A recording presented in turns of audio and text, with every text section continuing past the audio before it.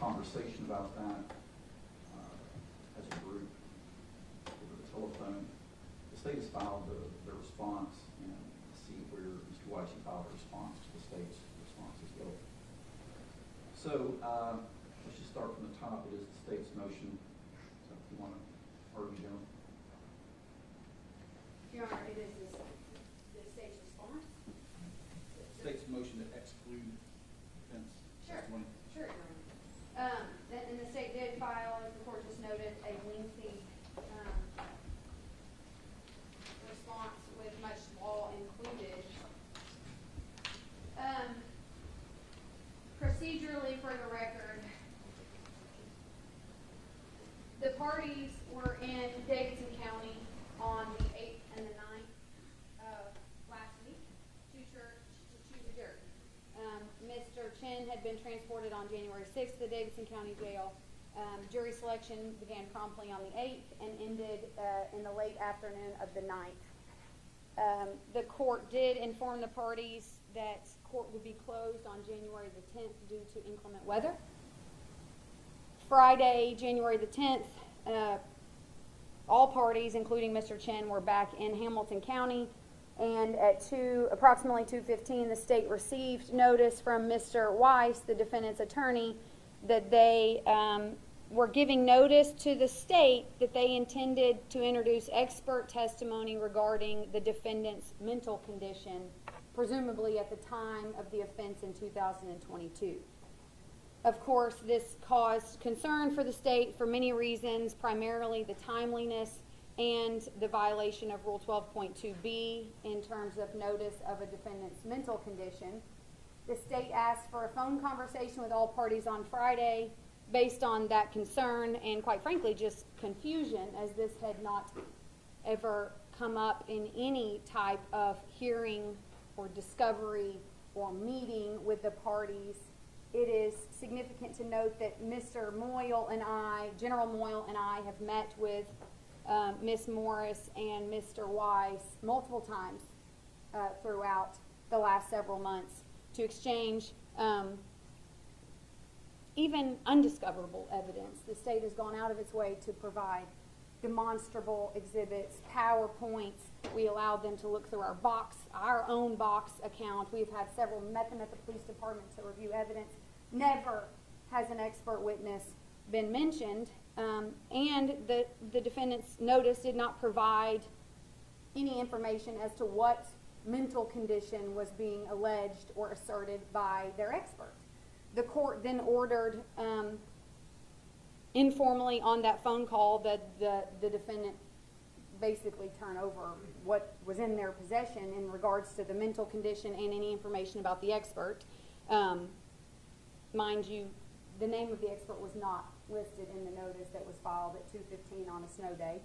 And on Friday, later in the day, Mr. Weiss did send a email to General Moyle and I with the expert's name and his curriculum vitae. And I believe in that email it was also notice. It was a letter that signified that while the expert was not licensed as a psychologist in the state of Tennessee, he had received temporary licensing for January the 7th, 2025. That letter was written by the state of Tennessee 2024. It was not until approximately 5:30 on Saturday that the state received what is entitled memorandum pertaining to expert testimony. In that memorandum, the psychologist kindly explains and articulates the law to this criminal court, of which 4 attorneys involved in this case and a criminal court judge are acutely aware. And there's one paragraph in that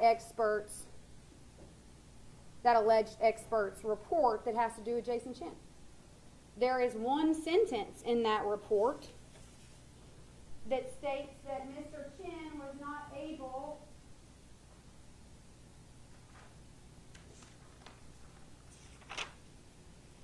that Mr. Chen was unlikely to have possessed the requisite premeditation for the act of criminal homicide. The memorandum never mentions a mental condition. As it stands right this second, the day of trial, the state has no idea what mental condition the defendant is alleging he had on November 23rd, 2022. We don't know if it's an intellectual disability based on the tests that were apparently administered to the defendant, which are attached to the expert's memorandum. Based on those, it would indicate it was some type of intellectual disability, as those are psychological examinations that go to reasoning and critical thinking. We have no idea if it's a mental health disorder such as schizophrenia or bipolar.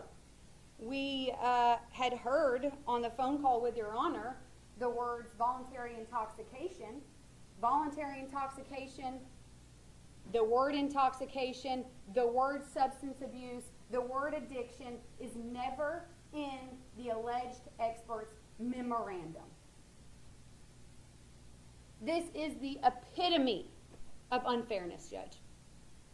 The state has the right to present rebuttal proof. It's one of the reasons why Rule 12.2 has a timing subsection to it.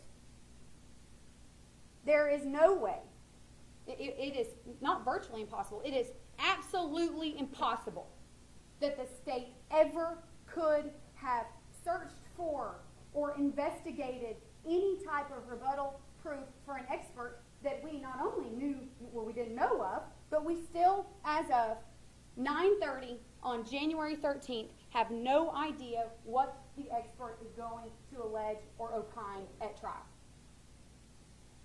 We were not able to voir dire jurors on whatever mental condition this expert is going to allege existed on November 23rd, 2022. In fact, if the jury was sitting in the box right now for voir dire, we would have no idea what to voir dire the jury on. We have the right to a fair voir dire. We would have, in fact, asked questions that pertained to some mental disorder, mental condition, mental health issue. I have no idea. Intellectual disability. No clue. We would have, in fact, voir dired on that issue. It would have changed the process of voir dire for us. It would have changed the preparation for trial for the state of Tennessee. Had we known that there was any type of expert witness that has to do with psychology or the defendant's mental condition, we would have an expert witness sitting in the audience right now to hear what this expert has to say if the court allows the expert to testify this morning in any type of deposition or hearing. We would have them here. We weren't able to do that for obvious reasons. We learned the expert's name at the end of the day on Friday the 10th. Saturday and Sunday are not working business days. While the state of Tennessee worked all weekend, a psychologist or psychiatrist in Chattanooga, we couldn't get a hold of them. And while no party in this courthouse should ever underestimate the capabilities of the state of Tennessee, we are not magicians. We can't just come up with a rebuttal expert witness on a mental condition that we are unaware of at 9:30 on January the 13th. This notice was untimely. This notice never would have been able to happen in any other case in Your Honor's court except for a sequestered case done in the manner in which it was done in this case. Your Honor knows, typically, in all of the trials that the court has not only had as a criminal court trial judge, but also as a prosecutor and defense attorney, normally we move straight from jury selection into the state's case in chief. Typically, this would never have even been able to happen, much less allowed. It is in a rare circumstance that Mr. Weiss could have planned to know of an expert in early December We know that they knew of him on December 7th because based on an email that they sent to us, it states that he confirmed his availability to meet with the defendant on December 7th. 1 month before he met with the defendant in the Davidson County Jail.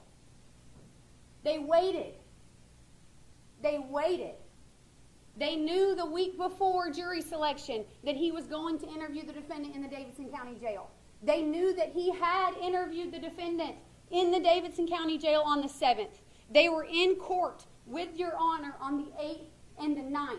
The court repeatedly asked the parties, is there anything that needs to be taken up? Repeatedly.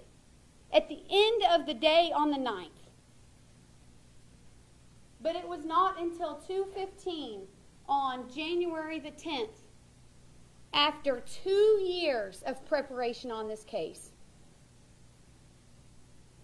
that the defense came up with a mental condition defense. And the defense has argued that it was only after the state provided a demonstrable exhibit to them that they realized that they needed an expert witness that had to do with the defendant's mental condition that affected his ability to form premeditation. Think about this, Judge.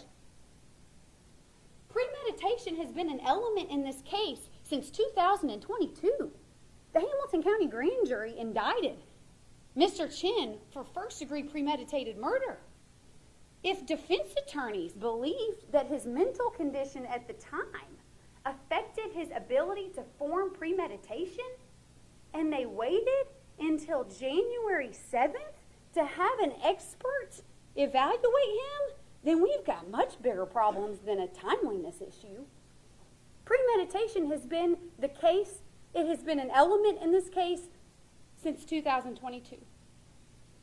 And notably, Mr. Weiss represented Mr. Chen in 2022. There has been no counsel substituted.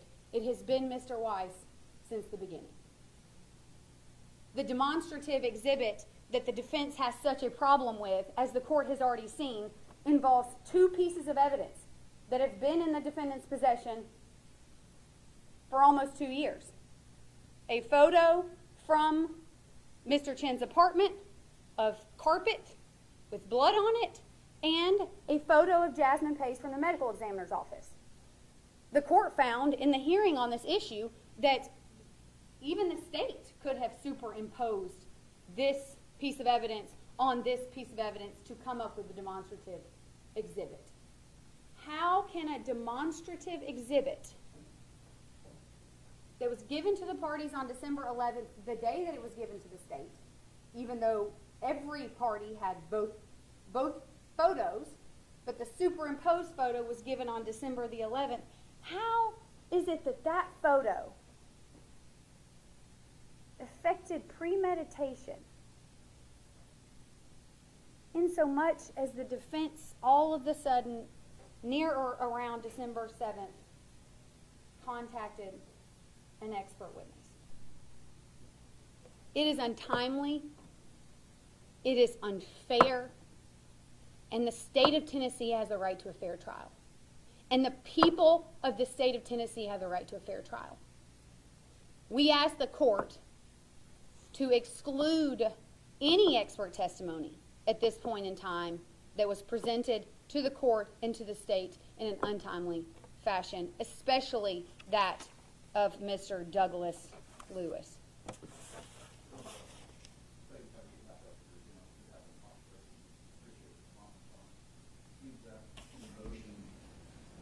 Mr. Weiss's pleadings, he mentioned that the demonstrative exhibit seems to indicate that the victim might have been handcuffed in Mr. Chen's apartment. And that's one thing I think he mentioned is the problem with the demonstrative exhibit. Could you respond to that? Sure. Your Honor, the medical examiner issued an autopsy report. The date of examination is 12/1/2022. The autopsy report was given to the parties just within a month or two. Of course, it takes the medical examiner a month or two to finalize an autopsy report. And in that autopsy report, there's a sentence that says, the injury locations are consistent with the decedent's fetal body positioning as found.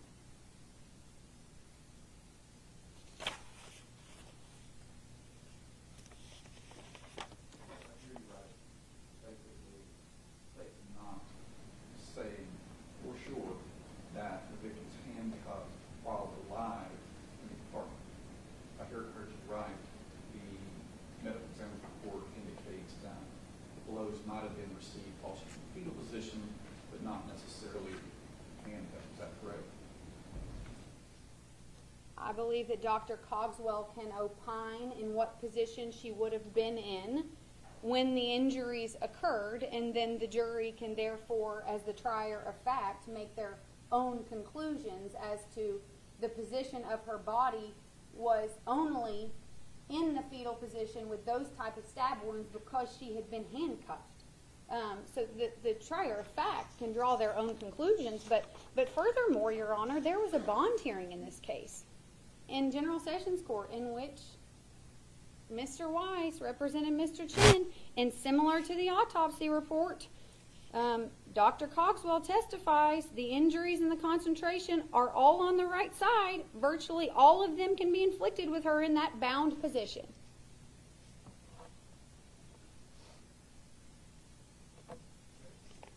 So I believe that there is evidence in the record that would allow Dr. Cogswell to testify that she was in the fetal position.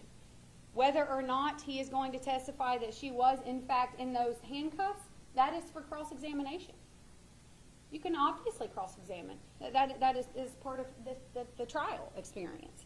So the defense did have information and evidence in discovery for years that would have indicated that she was in the fetal position. She was in that fetal position because she'd been handcuffed, and the jury, as a trier of fact, can find that.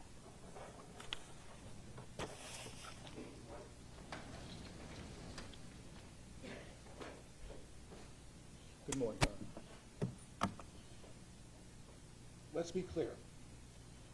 Rule 12.2b2 says timing.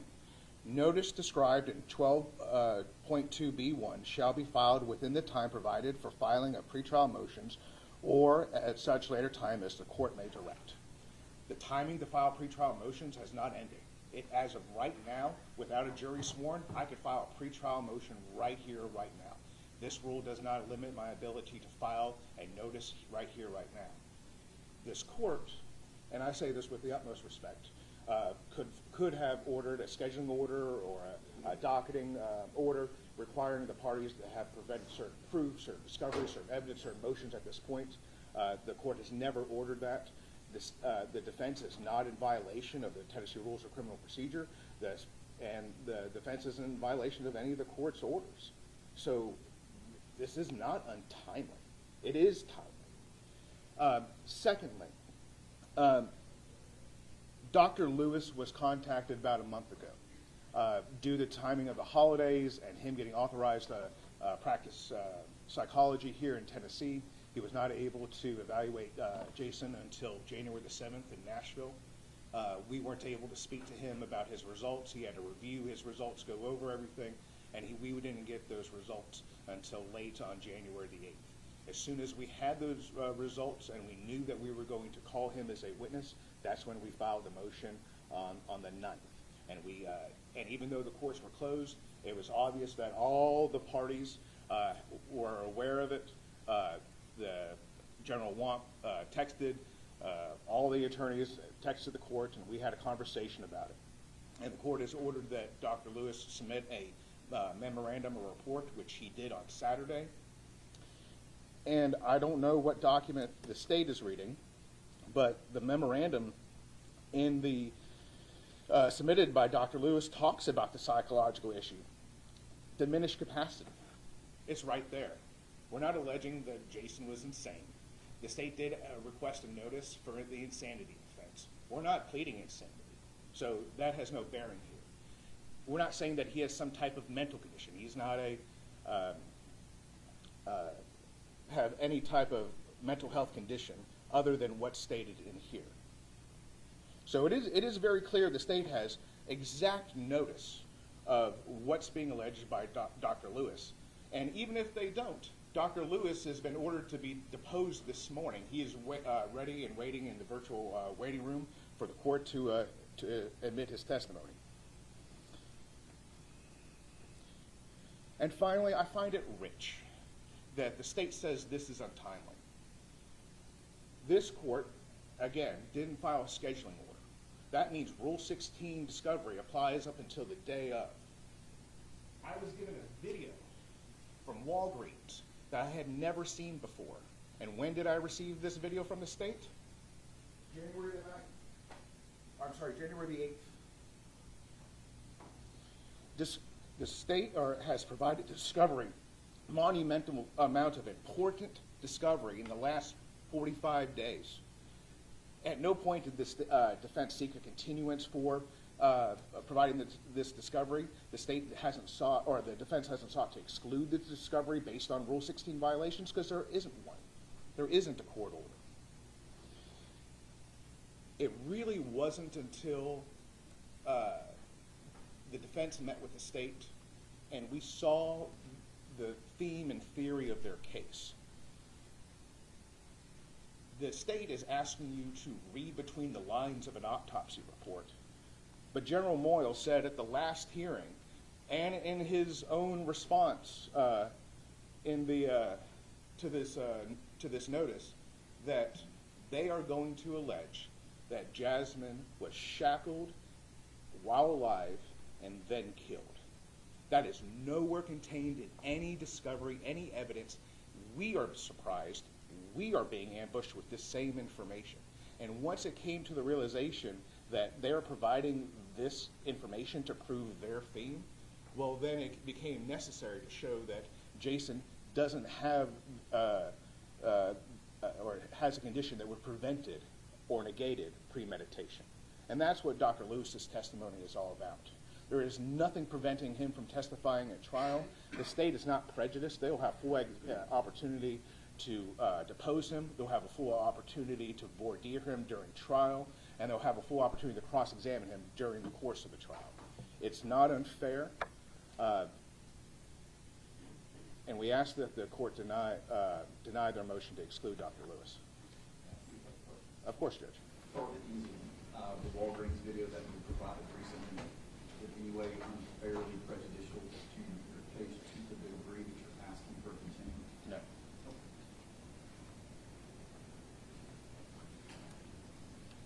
While, and I don't like filing scheduling orders, I know when I was practicing that a lot of work does get done as it builds up trials, and so therefore a lot of things have to happen. As long as everyone communicates, I've never had it be a problem.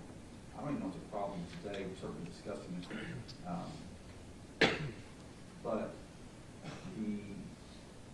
while 12.2, as everyone knows, doesn't necessarily put a specific timeline on it except before trial.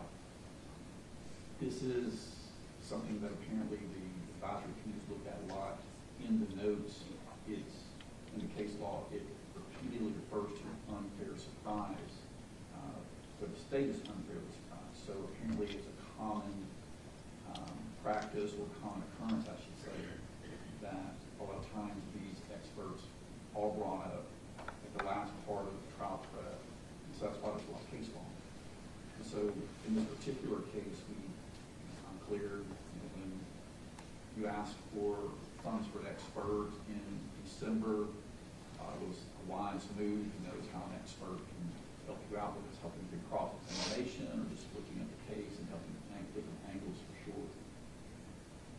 It seems like it got rushed at some point when it's almost like when the state allowed or was allowed to use the demonstrative exhibit, that solidified or caused you to need the service that this expert has provided you so far. There's thinking your own motion, how it encapsulates it.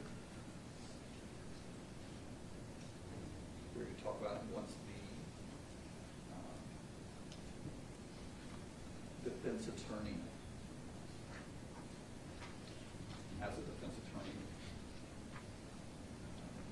promptly secured an expert to issue court. The length for that is the state discloses last minute evidence for limitation less than a month before, despite the case being for 2 years. Upon receiving this late disclosure, the defendant promptly secured an expert to issue court. So that's how I'm interpreting that. Is the acceleration came from the hearings in December where we talked about the exhibits and the one that was deemed to be admissible. Is that a fair assessment? Yes, sir. Okay. Thank you. Your Honor, may I briefly respond to some of that timeline? The defense states that it was only once they learned the theme and theory of the state's theme and theory that they realized that the state was going to allege that she was shackled at the time the injuries occurred.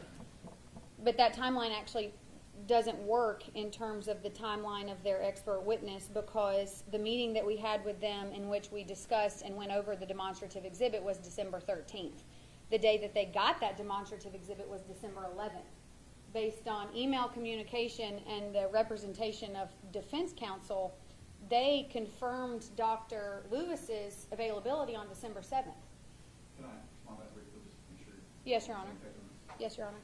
There are many reasons to retain an expert. When Mr. Wise approached me on it, I wasn't sure exactly how this expert could be used. It might be just for consultation. It might be for sitting in court for cross-examination. And so I don't really hold that against Mr. Wise as far as retaining an expert. It seems that the purpose for which this expert is being offered now seems to be being accelerated with the demonstrative exhibit issue. That's not my interpretation, but if you want to respond to that. Well, that goes against what the defense just represented on the record, though, Your Honor. They're saying that this expert became significant after they saw the demonstrative exhibit and also realized the theme and theory of the state, which, by the way, they are not entitled to, which shows how transparent the state has been. The defense is not entitled to our theme or theory until opening statement, of course. But in Mr. Weiss's motion, he states this assertion necessitated the defense's consultation with an expert witness to address and analyze the state's claims concerning the photographs purportedly depicted. That's not true. The expert confirmed his availability to meet with the defendant on December 7th. The timeline doesn't make sense. Another note, Your Honor, the court was on the phone on Friday. The court asked Mr. Weiss if he could describe the mental condition just so that the parties could know. He says voluntary intoxication. This morning it's diminished capacity, which is not a mental condition. It's a legal conclusion. So he actually put us on notice of voluntary intoxication, which is not the mental condition. Again, unfairness. The state is now more confused. Diminished capacity because he was intoxicated, well, that's voluntary intoxication, which is not mentioned in the expert's memorandum. Again, more confusion. And let me add, Your Honor, it's not just that the state will need to, over the next 2 weeks, while General Moyle and I are proving Mr. Chen guilty to a jury of 12, it's not just that we need to secure a rebuttal expert, but we also have to subpoena records. We would be interested in all types of records of the defendant if he's claiming diminished capacity on November 23rd, 2022. We're going to be interested in new witnesses. Witnesses that maybe he was communicating with. Witnesses that may know about his capacity on or around November 23rd. This requires the state to do more. And General Moyle and I don't have time. That's the point of Rule 12.2 and every other rule that requires timely notice, Judge. That is the point. Any questions, Judge? One thing that comes to mind I meant to ask about earlier, on the expert report itself,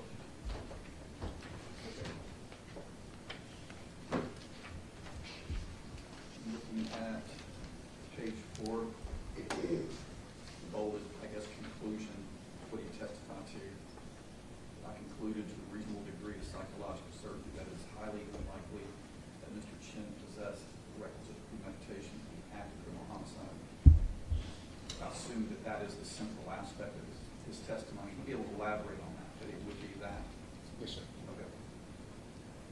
So,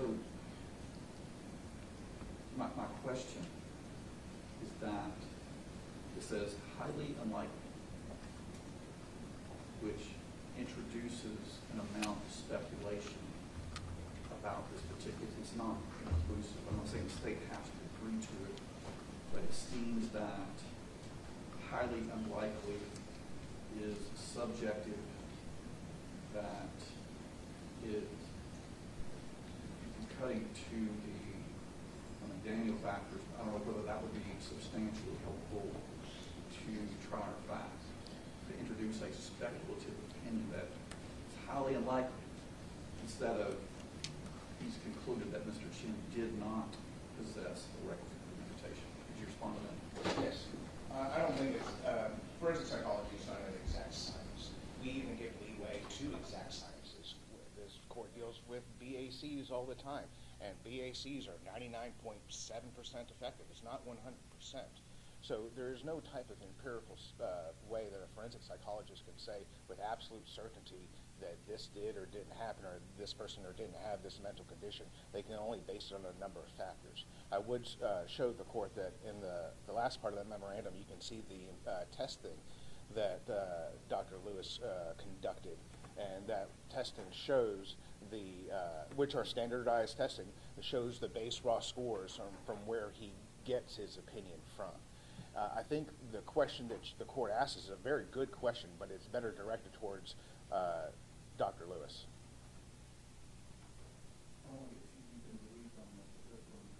Looking at this, if I understand, and looking at page 6, it says a single standard score, generally the index is produced by a measure having a mean of 100. If I'm understanding this correctly, Mr. Chen scored a 94. Seems pretty close to the mean. I don't know how much that would impact his decision. Maybe it's just a test that gives everyone. The other scores, so you go to test the trauma symptom inventory, looks like based upon self-report, where the person taking the test is asked how often each symptom happened in the past 6 months when Mr. Chen was incarcerated. So I'm not sure how helpful to a jury would be to have these scores. Someone who's obviously been incarcerated for a long time. I asked Dr. Lewis, that's a very interesting set of questions. And I asked Dr. Lewis about that. I said, well, wouldn't the evaluation been more, better, effective, more closer to the event than now? And he actually said, no, that's not the case. It gives, after time and reflection, and gives them the ability to answer, I guess, more honestly. But again, that's a better question directed towards Dr. Lewis. Thanks, sir. Thank you. Anything else from the state? No, Your Honor. For the court on this particular motion by the state, the expert as the record reflects, there was an effort by Mr. Weiss to secure an expert to follow Weiss. And everyone agrees that this particular expert's testimony in this report was generated from the court's ruling about allowing a demonstrative piece of evidence. And so, looking at it in that lens, we did pick a jury, and I'll start by saying this. While we're picking a jury, none of this was mentioned, but I don't see this as unethical. I don't see it as something that Mr. Weiss waited until the last minute and orchestrated this from day one. It does feel very rushed. Again, this evaluation happened on Tuesday, less than a week ago. The state points out that they did not get the voir dire on a mental condition because they didn't know. Our Friday phone conversation involved diminished capacity. Put on record, we talked about whether it's sanity or not. And Mr. White said it wasn't insanity, so that leaves only a few things. Diminished capacity was something that was mentioned, as well as voluntary intoxication. The report doesn't mention voluntary intoxication, and again, the highly likely seems speculative to me. So I interpret all this in using a greater overall analysis as it just seems very hurried, and which makes sense. It is something that the state, once they got the demonstrative evidence in, that's when we see this uptick in activity. And so I can conclude, I think fairly, that the expert's testimony was based on the defense's stated need to respond to it with this particular expert's testimony. Neither side's asking for a continuance. If this case were to be continued, it would be a huge waste of resources. But the record should reflect that I would do that. If it came down to something that truly would cause either side to not have a fair trial, I would grant a continuance in this case. I don't think that's necessary in this particular event. Again, my interpretation is that Mr. Weiss secured an expert, could be for numerous reasons. In December, when the demonstrative evidence was deemed admissible, that's when things started to coalesce around this particular direction. And so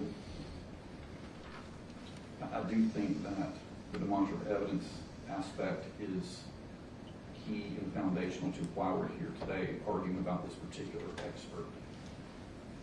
So the ruling from the court is that, as talked about, as discussed by defense counsel, concedes that the expert's testimony would be that it would be highly unlikely that Mr. Chen possessed directly premeditation to the act of criminal homicide. I don't see that as actually rising to the level of anything that's going to be helpful to this jury. I don't think it introduces speculation.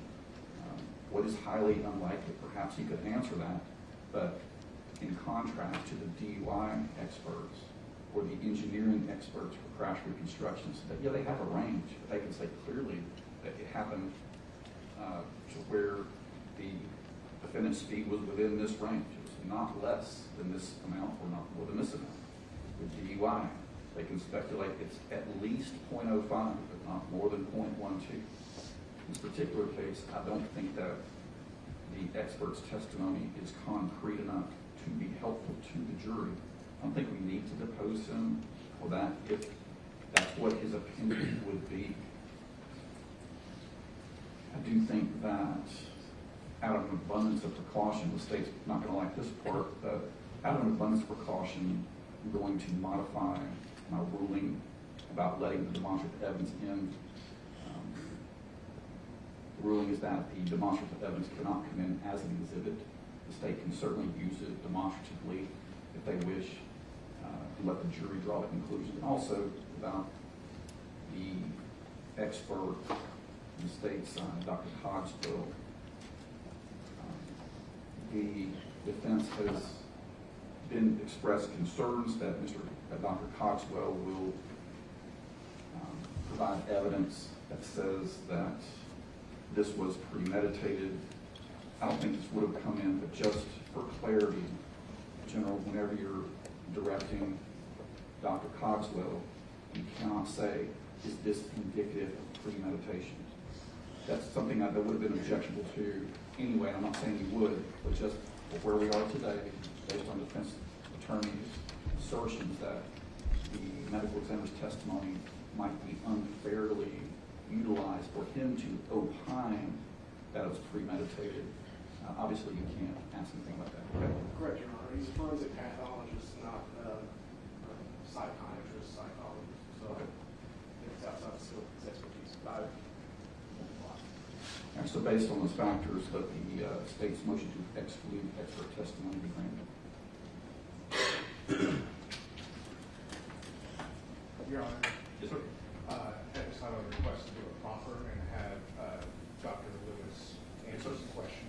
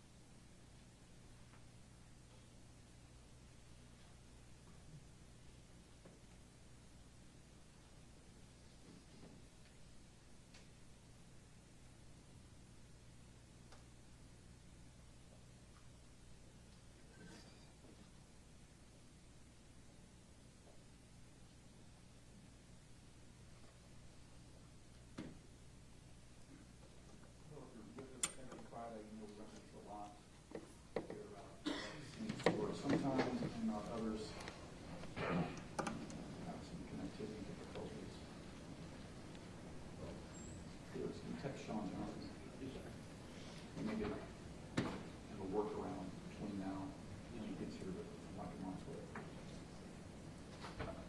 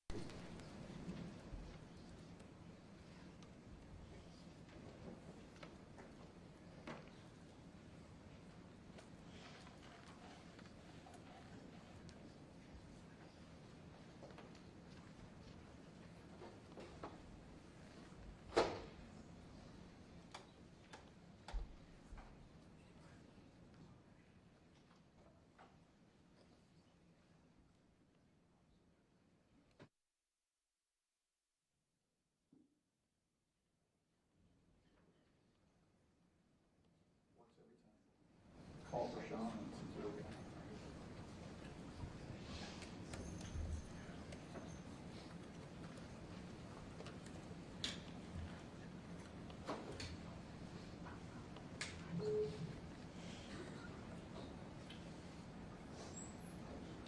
Good morning, Dr. Lewis. Can you hear us okay?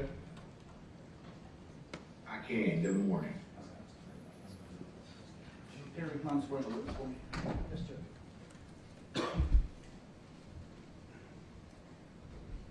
Raise your right hand, sir. Do you swear or affirm to tell the truth, nothing but the truth, so help you God? I do.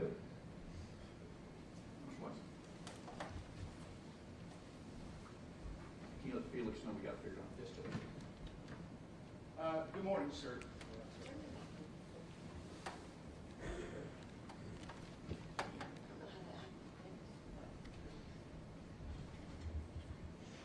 Good morning, sir. Can you hear me? Yes, I can. Okay. Can you please state your name? I am Dr. Douglas E. Lewis Jr. And Dr. Lewis, what do you do for a living? I am a forensic psychologist.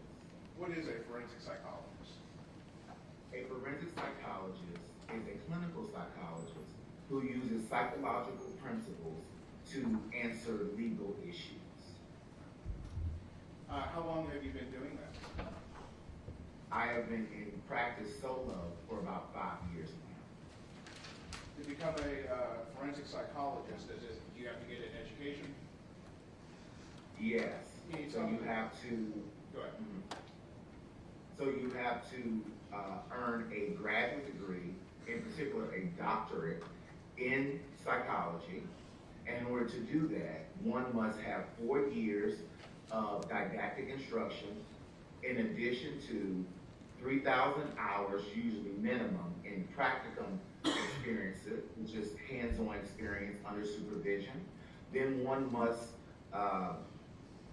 go through a match process in order to get a pre-doctoral internship, which is a year-long internship, and then you earn the doctorate. Once you earn the doctorate, you must participate in a postdoctoral experience, and that is for at least 1 year, and then you become licensed as a psychologist. So what schooling did you receive? So initially, I earned my bachelor's degree from the University of Virginia in mathematics, finance concentration in 2009. And then later, I earned a terminal master's degree of education in clinical mental health counseling from Lynchburg College, which is now referred to as University of Lynchburg, in 2013. And then in 2019, I graduated with a Doctor of Psychology in Clinical Psychology from the Chicago School of Professional Psychology in Washington, D.C. And then later, I completed a postdoctoral fellowship at Emory School of Medicine in the Department of Psychiatry and Law Service in 2020. And when did you graduate with your doctorate? I graduated in 2019 with my doctorate. And you've been in practice now for the last 5 years? Yes, And what does your practice, approximately. what does your practice entail? My practice entails both civil and criminal justice cases. So I conduct competency to stand trial evaluations, criminal responsibility or mental status at the time of the offense evaluations, violence risk assessments, psychosexual evaluations, independent medical evaluations, workers' comp evaluations, personal injury evaluations, and that's for both juveniles and adults. Have you ever worked in the prison system before? Yes, so I began supervised work in the prisons in 2015, and then I became someone of the de facto clinical director within a prison in 2021. Not only did I work with housing placements in terms of their psychological status, I also provided treatment in what is considered here in Georgia high max. So those are individuals who have not only committed murder or other heinous crimes outside of the prison, but also those of which who have done the same thing within the carceral environment. Have you ever testified in a court before? I have. How many times? I would say approximately 10 times. I've testified in court. Is it just criminal cases, or do you do both criminal and civil? It has been criminal and civil. In the criminal cases that you have participated in, have you always represented a defendant? No, I have not. I have been on the prosecution side before. I think the last time I was on the prosecution side was probably in 2022 or 2023.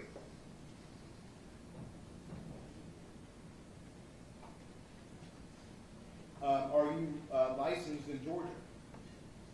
I am. Are you licensed in Tennessee? I am not licensed in Tennessee. What I got was a temporary authorization to practice psychology through the board in Tennessee. Thank you, Dr. Lewis. I want to talk a little bit specifically more about this case involving Jason Chen. Do you remember when my Witness recognized as an expert. Would you like the witness recognized as an expert? Oh, yes, sir. At this time, the defense moves to proffer Dr. Douglas E. Lewis as an expert in forensic psychology. State one of audience witness. Your Honor, this is, as a proffer, the state doesn't have a right to cross-examination. So if this is just simply a proffer, I'm proceeding if you want to even have him qualified as an expert on this problem. sure. The state would like to lawyer the witness.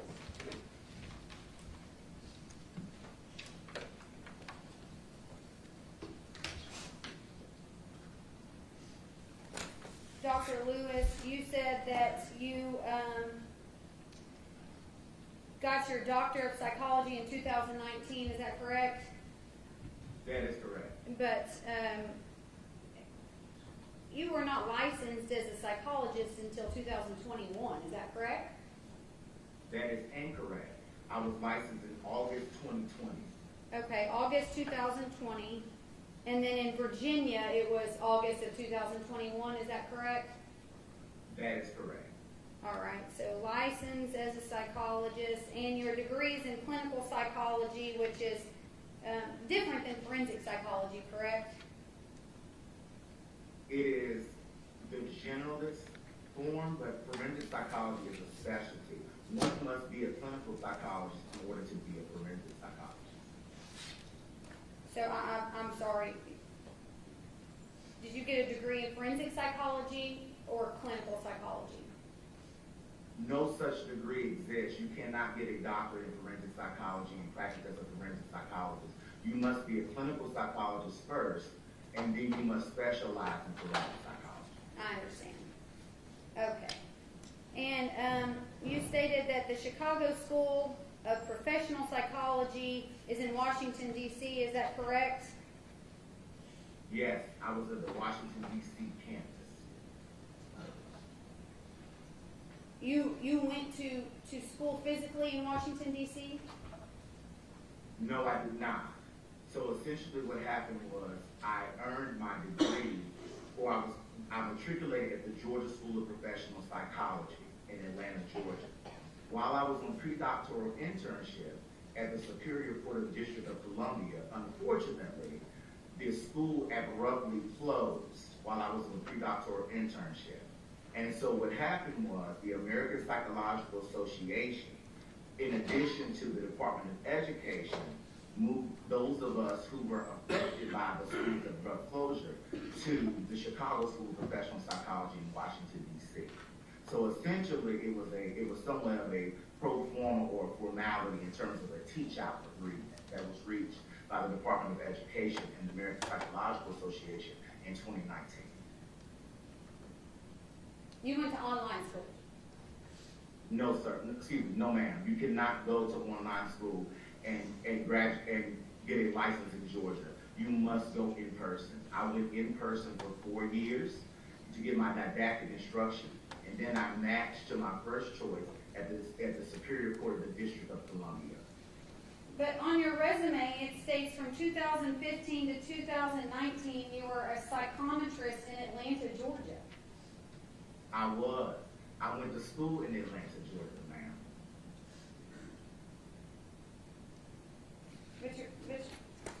But your resume says that you went to the Chicago School of Professional Psychology in Washington, D.C. Okay, so let me explain again. I'm sorry, I'm confused. Yeah, I'm very confused. I know, I'm going to help you if you allow me to, ma'am. So I matriculated at the Georgia School of Professional Psychology, which was located in Atlanta, Georgia. While going to school in person, because I come from humble beginnings, I also had to work. So I worked as a psychometrist alongside with getting my doctorate from the Georgia School of Professional Psychology. Part of the training in psychology is this. You must go to school for 4 years and receive didactic instruction and practical experiences. Then you must match at an APA or American Psychological Association accredited internship. I matched at my first choice, which was the Superior Court of the District of Columbia. While I was on pre-doctoral internship, which is a year-long working supervised experience, my school, the Georgia School of Professional Psychology, abruptly closed around March the 8th of 2019.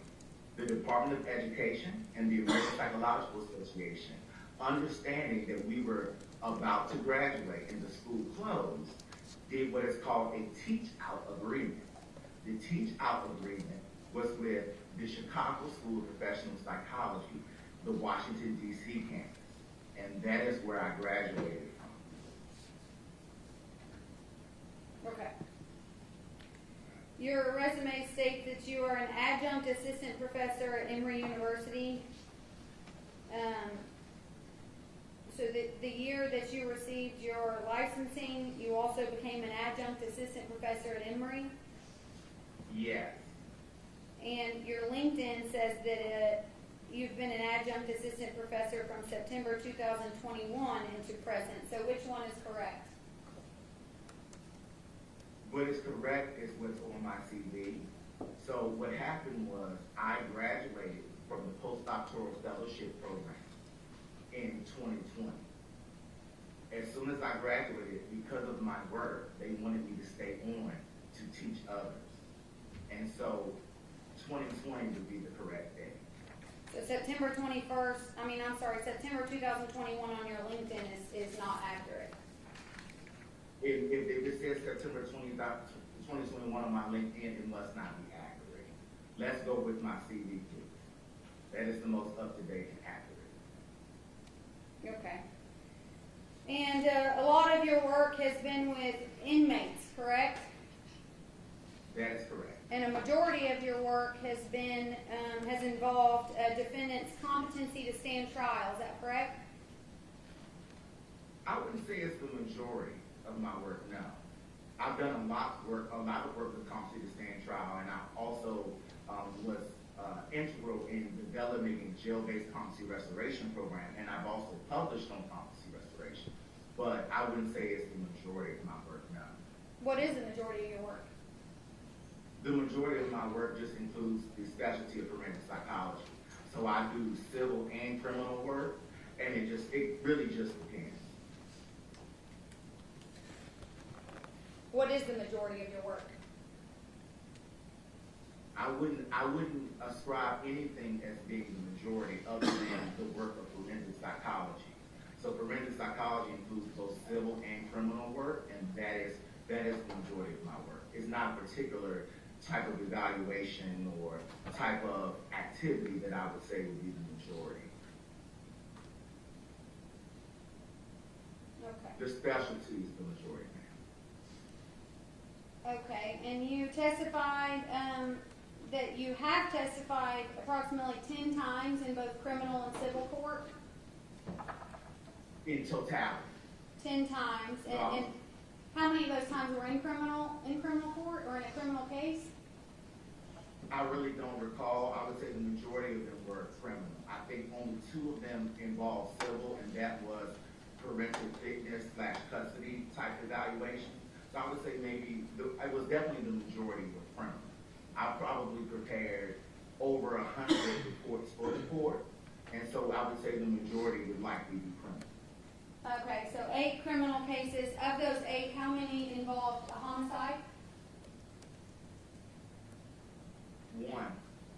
Okay, and what did your testimony involve in that case?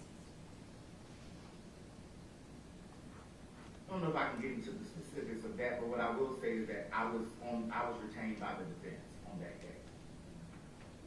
Was your testimony regarding the defendant's competency to stand trial? Oh, no. My testimony was regarding mitigation for sentencing. So you testified at a sentencing hearing? Yes. And you understand that there's a difference between testifying and being tendered as an expert witness and qualified by a court as an expert witness, correct? In the state of Virginia, where I testified for this particular case, I was voir dire. How many times have you been qualified by a court as an expert witness? I would say approximately 10 times. Where, Each time that I testified, I had to be voir dire by both sides. I'm not asking about voir dire, I'm asking about tendered and qualified as an expert witness in a case. Qualified as an expert witness. If I'm understanding it correctly, approximately 10 times.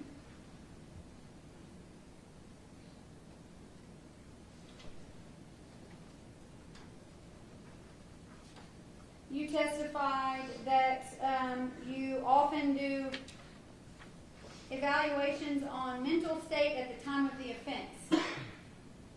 Yes. So it's called different things based on the state. So in Georgia, it would be called criminal responsibility. In Virginia, it would be called an insanity evaluation. So I just generally said, but both of them are the same in that it is assessing or evaluating one's mental status at their time of the offense.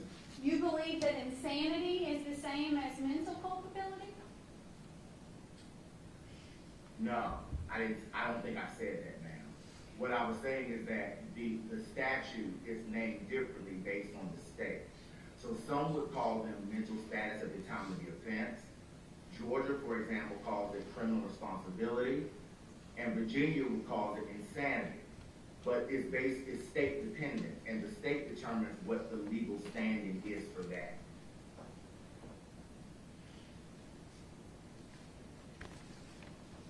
Okay.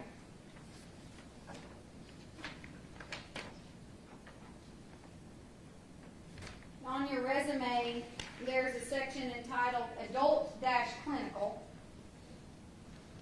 and it states that in 2011 and 2012 you were, it doesn't say what the what your position was. It just says adult psychiatry / co-occurring disorders inpatient at Virginia Baptist Hospital. That is correct. But in 2011 and 2012, the only degree that you had was in mathematics.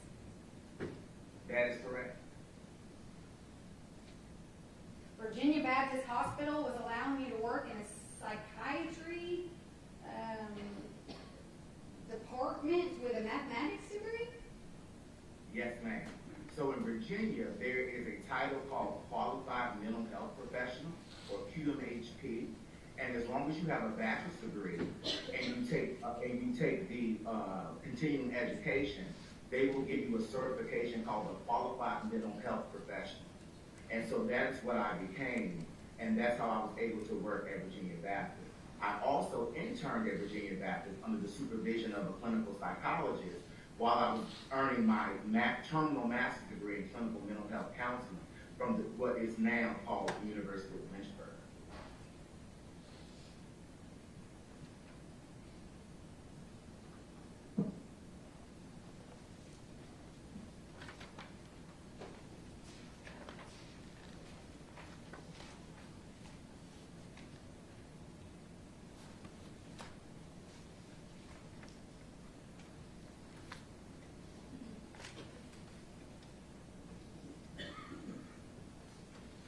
One moment, Your Honor.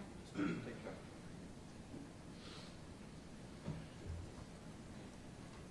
What is a psychometrist? A psychometrist is essentially an individual who has at least a master's degree, who has been trained to conduct psychological assessments, or which involves administration, interpreting, and scoring, and that individual must be supervised by a psychologist.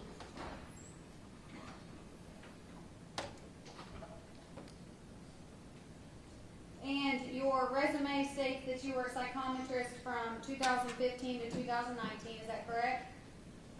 Yes. And this is while And you in were, that role, what? in that role from 2018 to 2019, I took on I was a reviewing psychometrist, which is a little bit different from actually administering the scores or administering the measures. So from 2015 to 2018, I was in person actually administering the psychological test, it's scoring and interpreting and writing reports. From 2018 to 2019 as a psychometrist, they had me review other psychometrist reports for their accuracy and then send them to the psychologist. Okay. And let's turn to your teaching experience. From 2016 to 2018, you have two separate places in your teaching experience. It says that you were a teaching assistant with the Georgia School of Professional Psychology. What are the differences between those two? Why is that listed twice on your resume? Because I was a teaching assistant for multiple professors at my graduate program. And you were also a psychometrist at that time. Yes, ma'am. You were also working in Beaufort, Georgia in that time. That was as an intern, but yes, ma'am. And you were also in College Park. Yes, ma'am.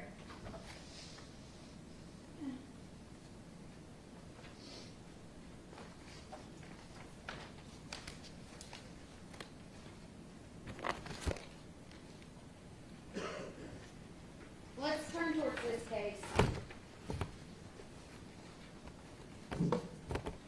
What were you asked to do in the case of State versus Jason Chen?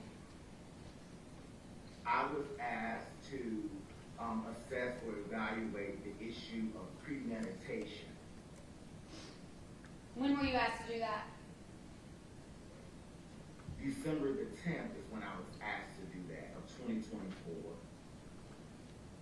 When was your first communication with defense counsel in this case? It was late evening, December 7th of 2024.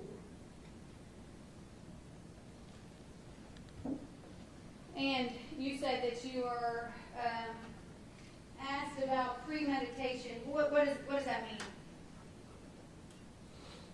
Premeditation as defined by the state of Tennessee.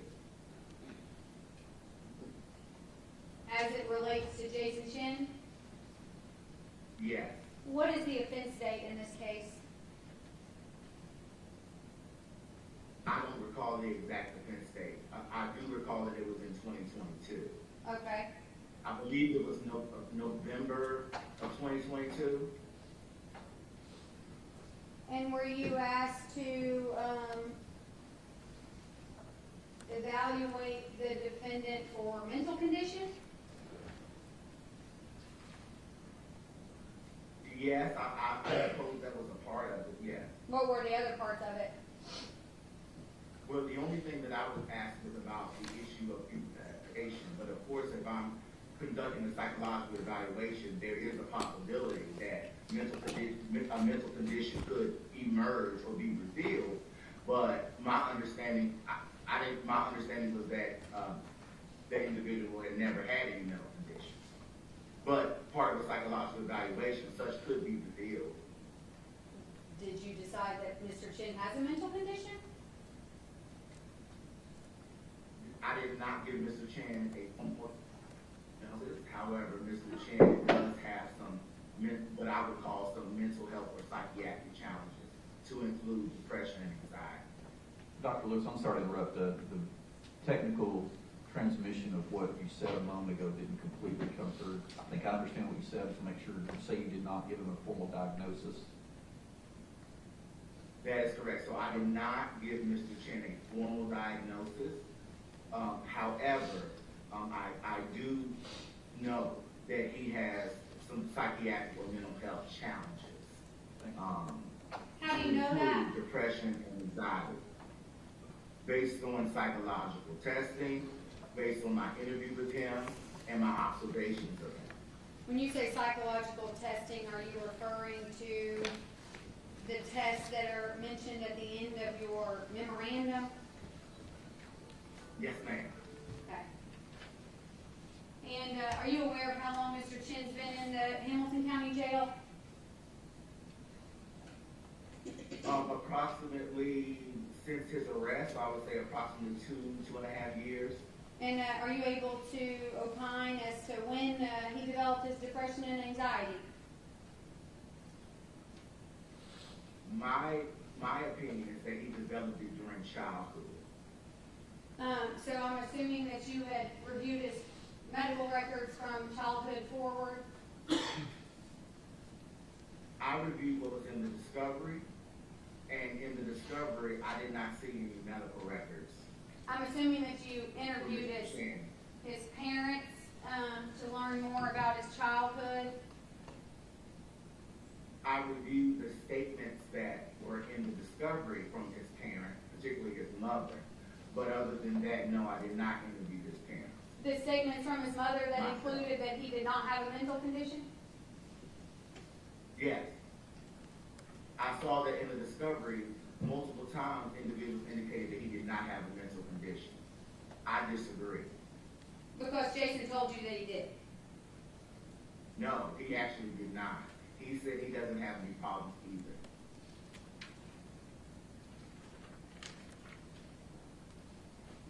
So what did you rely on? You had no medical records. You did not interview his mother and father when it comes to childhood issues. The defendant denies having any kind of mental condition. What did you rely on? I relied on my years of experience since 2010 of working in the mental health field across jurisdictions. I also relied upon my review of the discovery, all the documentation that was in there. I relied upon my interview with Mr. Chen, which involved many questions, to include questions that are diagnostic, questions that deal with violence risk, questions that are about his sexual history. I also relied upon objective, tested, psychological testing that is peer reviewed, and all the other things that were in discovery. And that is what I relied upon, which is best practices in terms of the field of forensic psychology. It was a multi-method approach. You've only spent 3.5 hours with Mr. Chen. Approximately 3.75 hours, Oh, yes. I apologize. You've only spent 3.75 hours with Mr. Chen in Mr. Chen's entire life. That is correct. And that was last week. January the 2nd. And you administered 3 tests during that 3.75 hours? Yes, and that took him about 50 minutes or so to do, the 3 tests. 50 minutes. He did 3 tests in 50 minutes? Yes, one of them you have to finish within 16 minutes for it because it cuts off on you. So one of them was time. So, and then the rest of the 3 hours, you just simply asked him questions about his mental condition that he doesn't have? No. I asked him questions basically about his life from birth to present. So those questions are across the board. Some of which of the questions you don't really know, or the individual or the examinee really doesn't know why I'm asking the questions that I'm asking. They're not face valid. So the questioning is not just about a mental condition.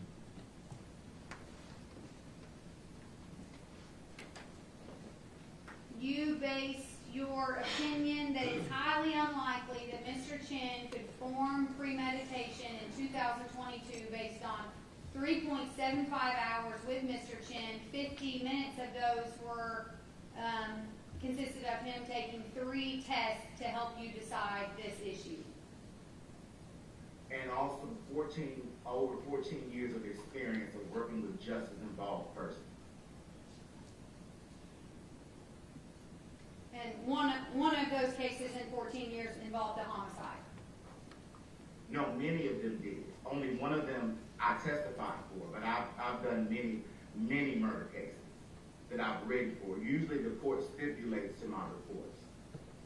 So I don't testify a lot. Well, but your reports don't have to do with premeditation at the time of the offense.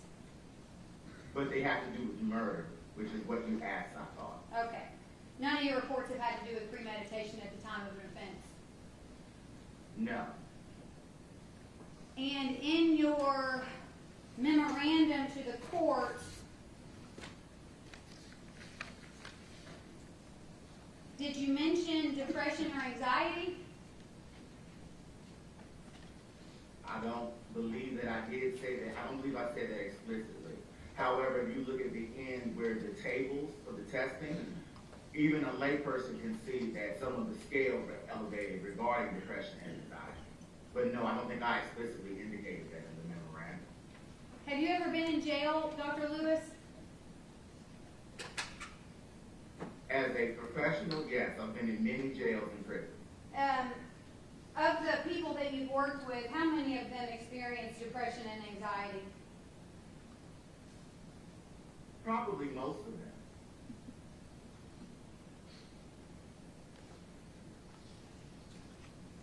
You stated in your memorandum that you relied on a handful of articles or websites, in one case a book, to form your conclusion in the case of Jason Chen. Is that correct?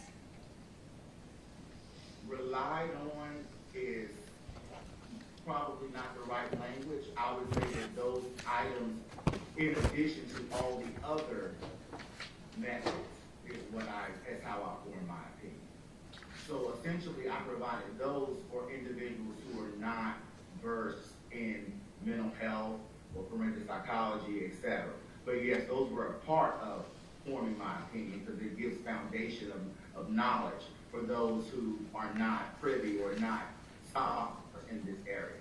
Sure. Your report says, and a review of pertinent research, and then it cites to footnotes 5 through 15. Is that correct?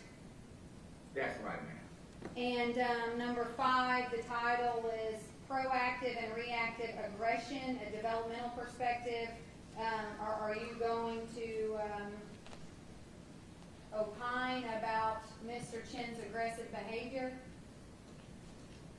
I intend to educate the court about some people call it in literature proactive and reactive aggression, and then in some literature it's called affective and predatory aggression or violence. And so what I want to do is educate the court about the difference between affective or reactive aggression versus predatory or proactive aggression. And what does that have to do with Mr. Chen's mental state on November 23rd, 2022? Well, what that has to do with it is that in terms of premeditation, typically one shows that they have predatory or proactive violence or aggression. And there are certain items that must be there, or factors or traits that must be there for such. And when in issues that are raised about premeditation where someone's arguing that an individual doesn't have premeditation, then one would look at affective or reactive aggression, because those have certain elements or traits. And so what I would like to do is, what I intend to do is to educate the court on the differences of the two. You understand in this case you would not be testifying to the court, right? We're not testifying to the court. I'm saying educating the court about the difference, because the differences of those two items goes into my opinion about the issue of premeditation. How do those issues relate to diminished capacity? They don't relate to diminished capacity. But that's what your finding is from Mr. Chen. I didn't say anything about diminished capacity. I didn't use those terms. My understanding is that that is not a term that's in Tennessee, but that it is recognized in Tennessee, but I'm not using those terms. What I'm saying about Mr. Chen has to do with affective or reactive aggression, as well as the impact of substance use. However, I'm not explicitly using those terms, or that term. So, what is your finding as to Jason Chen's mental condition on November 23rd, 2022? My finding is that Jason Chen likely displayed affective aggression while also under the influence of substances.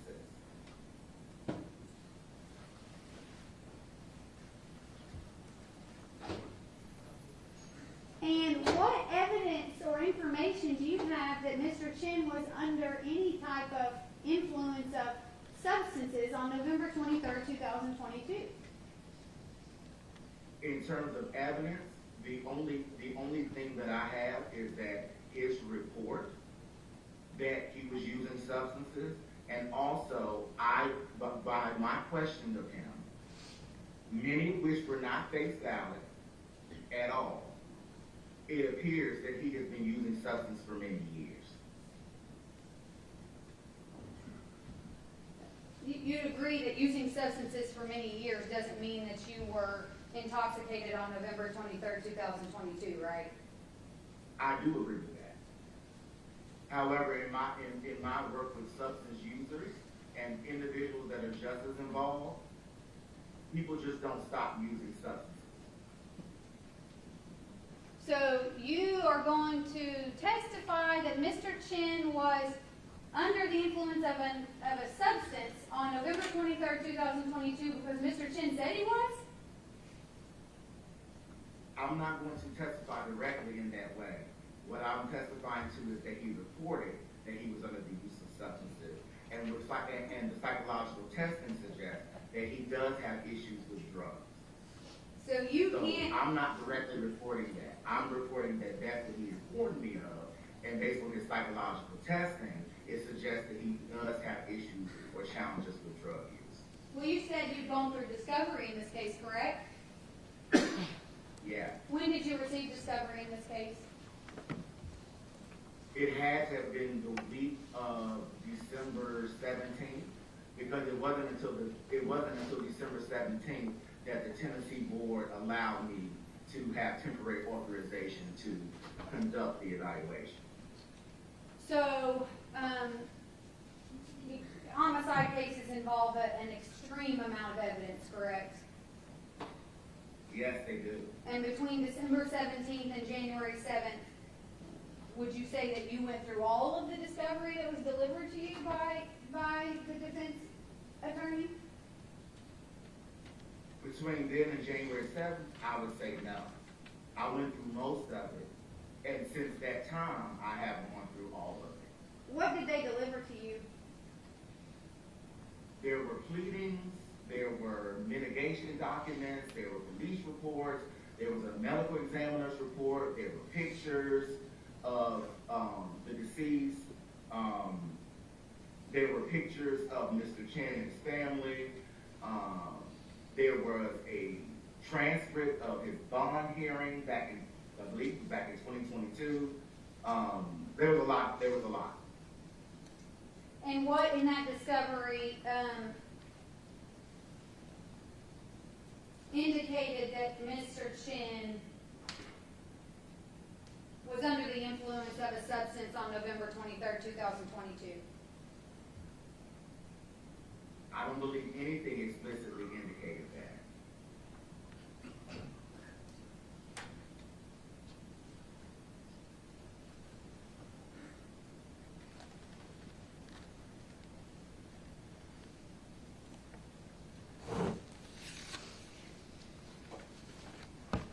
And what was that substance? He reported that he and the deceased drank an entire bottle of wine, and after they drank an entire bottle of wine, they smoked joints or marijuana, and then they also had wax, which is concentrated THC.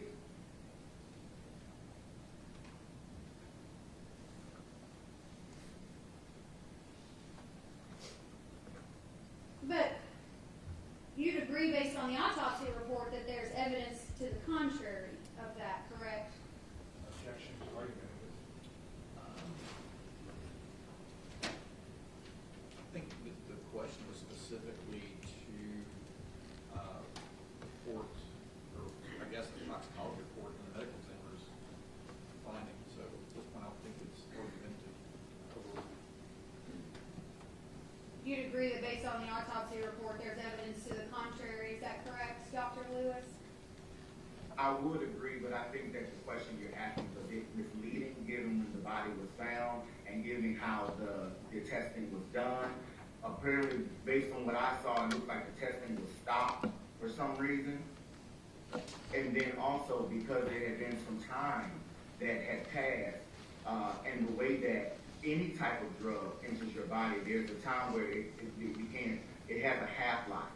So it starts to diminish or denature. So I don't think that that is I don't think that that is a clear question.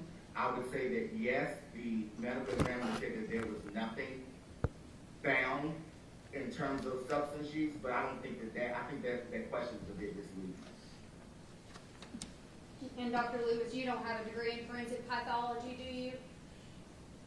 I don't, but I know what I've read. And you don't have a degree in pharmacology, do you? I don't. However, when you are trying to be a clinical officer, you do have to take psychopharmacology. So I had to learn about pharmacokinetics in terms of medication.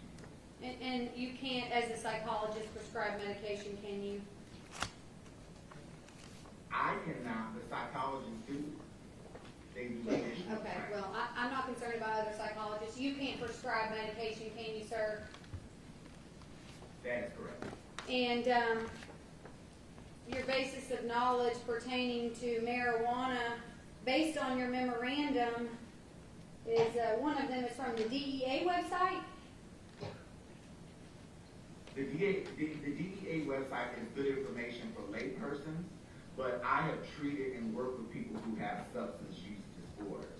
So again, what was on the memorandum was for people like you and others who are not trained in working with substance use disorders or psychopathology, and that was for a reference that would be easy for you all to understand. However, I am not solely basing my opinion on the 15 citations that I gave. I'm basing my opinion on years of working with individuals in different jurisdictions who have substance use disorders and also have mental disorders.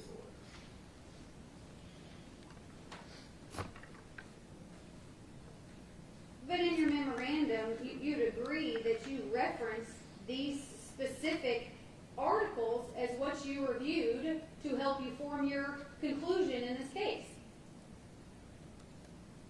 I said that those articles were useful in forming an opinion. However, they are not the only things that I use. Part of being an expert is that it's the years of working with individuals who have similar or the same types of challenges. So I would not hinge my opinion on just repeating citations. It's more so to allow the reader to understand what it is that I'm talking about. So I don't want to be misleading and have you think that only 15 citations, one of which was a DEA website, is how I came up with my opinion. It's actually my years of training and in practice with individuals. And which of these articles have to do with a defendant's mental state at the time of an offense? None of them.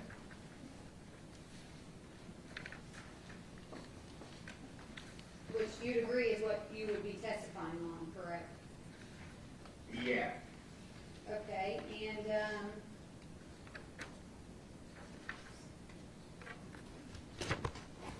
your resume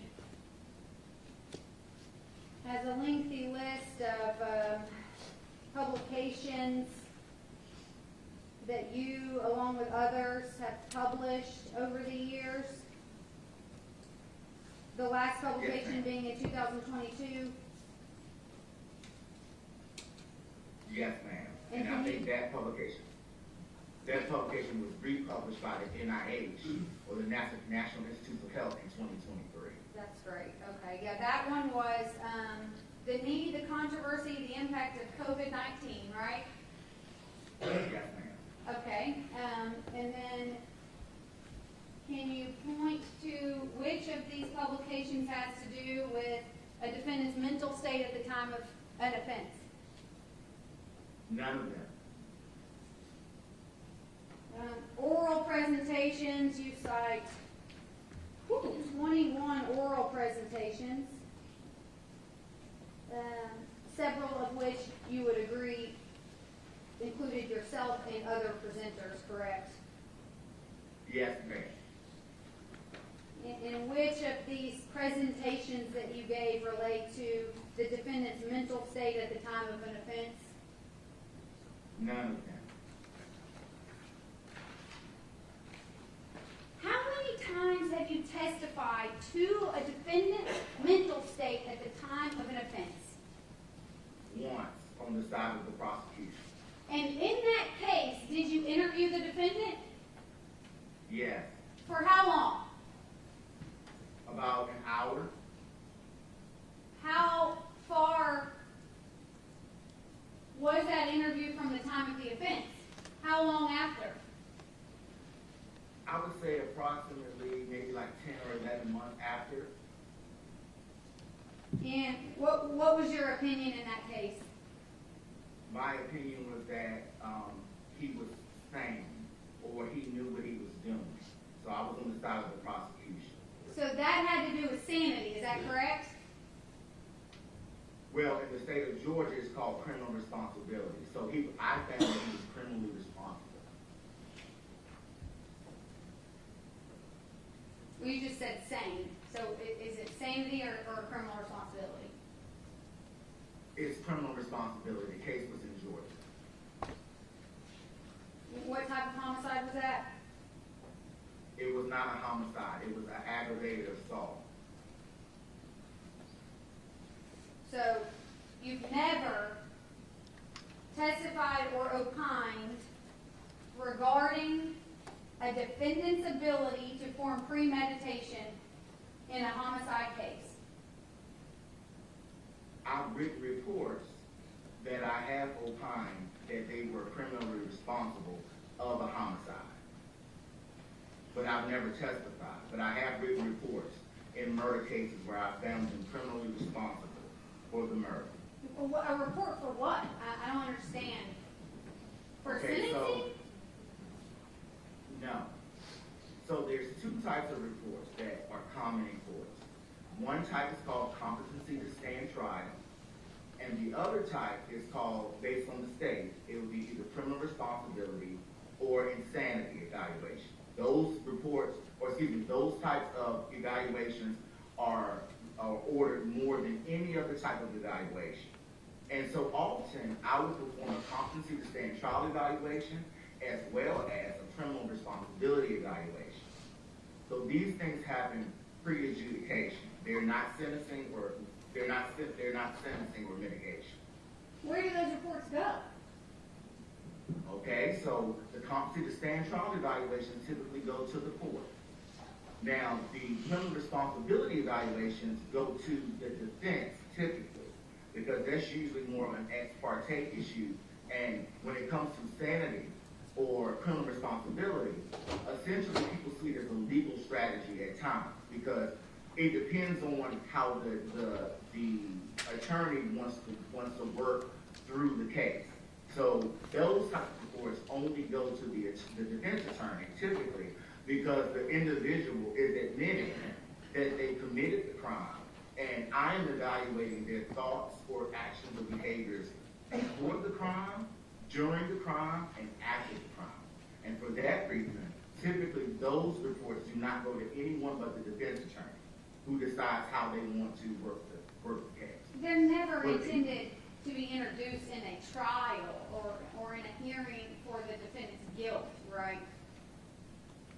I can't say that because I'm not an attorney. I'm not sure how they use it afterwards. Well, where is that report in this case? Pardon me? Where is that report in this case? Those type of reports are ordered by the actual judge. So if it's not ordered by the judge, then there is no report.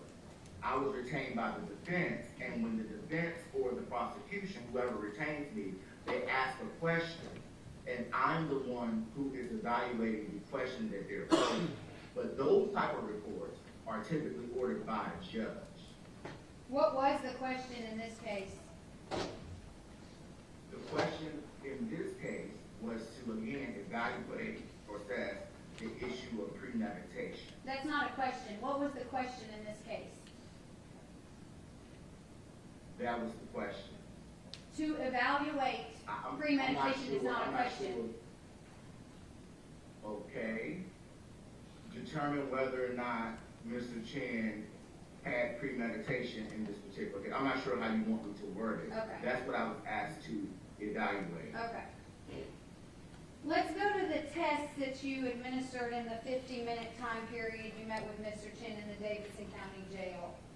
TOGRA is intended to measure reasoning and critical thinking. Is that correct? Yes, ma'am. And Mr. Chen, with a 94, was within the standard deviation, correct? Yes, ma'am. And you'd agree that school records probably also could indicate someone's level of reasoning and critical thinking. Is that right? They could. However, there can be a little bit of politics when it comes to school records, like individual education programs or 504 plans. Sometimes individuals can be labeled or mislabeled depending on their behaviors in school. And so I would not use school records as the only standard in making an opinion. So did you Particularly review? when I work. Did you review Mr. Chen's college transcripts? No, I did not. Are you aware that he had a scholarship to the University of Tennessee at Chattanooga? Yes, and I actually asked how did that happen, given some of the information that I learned about his, some of his own reports about his behavior in school. I was curious about that he did earn a scholarship, but different scholarships have different requirements. So I know that scholarships that I'm aware of he likely wouldn't have been necessarily a person that would have gotten some of the scholarships I know about. However, yes, he did report that he had gotten scholarships. What does reasoning and critical thinking have to do with affective aggression? Well, I don't think the two are directly related. However, one must have a certain level of reasoning and critical thinking ability to be responsible, knowing, or intelligent. One must have those attributes. So part of the reason why I did that testing was to get an idea of how he's functioning cognitively. And he's functioning in the average range in terms of when compared to other adults. So that's why I gave that test. Okay, and did this test measure how he was functioning cognitively on November 23rd, 2022? No, ma'am. However, I will say that intelligence cognitive functioning tends to be stable unless something happens like a traumatic brain injury or some type of other injury. Typically, intelligence or functioning is stable, particularly at a certain age group in the lifespan. I understand. So if he was functioning cognitively in January of 2025, he most likely was functioning cognitively in November of 2022 based on what you just said. Yes, in the absence of substances, absolutely. And personality assessment inventory.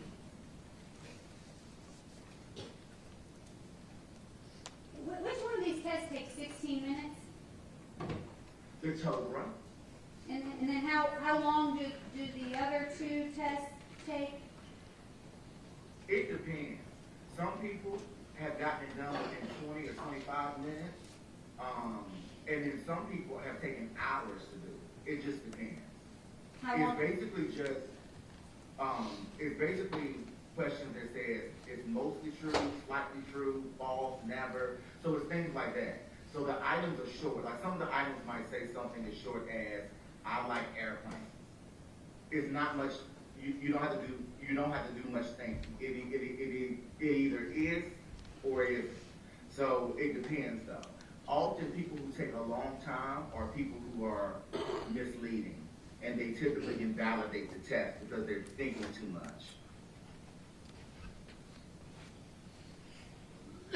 So in 50 minutes, you're comfortable with a criminal defendant charged with first-degree premeditated murder taking a test of general reasoning ability called TOGRA, a traumatic symptom inventory, and a personality assessment inventory?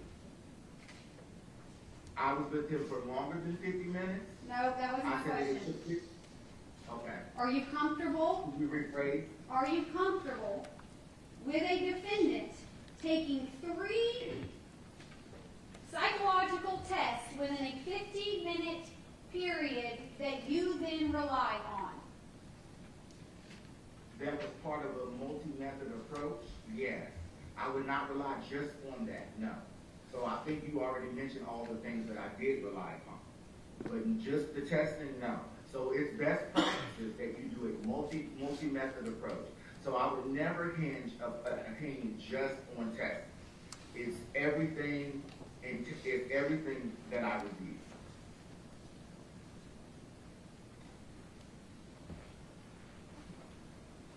For the trauma symptom inventory, TSI-2, it says that the clinical scales reflect 4 broad categories of distress: self-disturbance, post-traumatic stress, externalization, and somatization. Somatization, yes. Can you explain which of those has to do with the defendant's mental state at the time of an offense? So that particular testing doesn't mark directly to a mental status at the time of the offense. What it does is it gives me a profile of how this person is social emotional function. So does this person lash out at others? Do they have anxiety? Do they have depression? Have they experienced trauma in their lives? Are they likely to become easily angered or agitated? So what that does is it's one component of gives me an idea of his personality profile, but it does not. There is not a test that loads directly onto a legal issue. That's not how testing is designed. Okay. And so the same thing for the personality assessment inventory. That test has nothing to do with the defendant's mental state at the time of the criminal offense, does it? Not directly, no.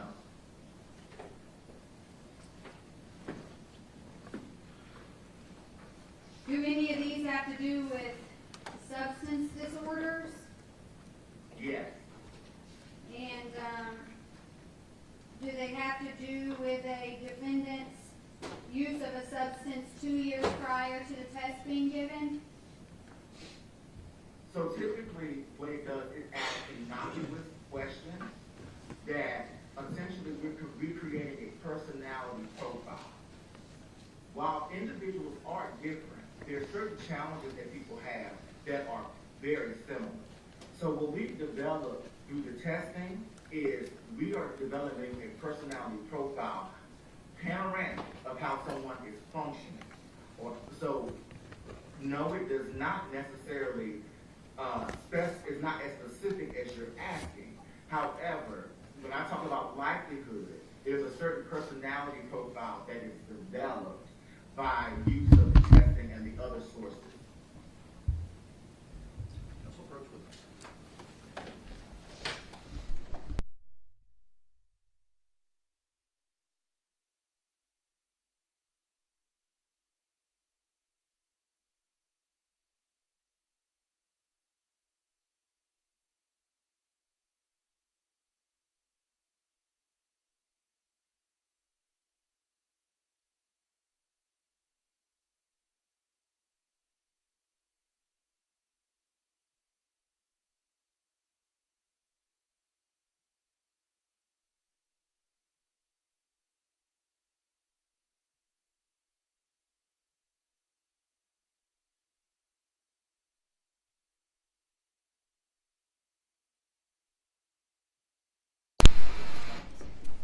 Thank you, gentlemen.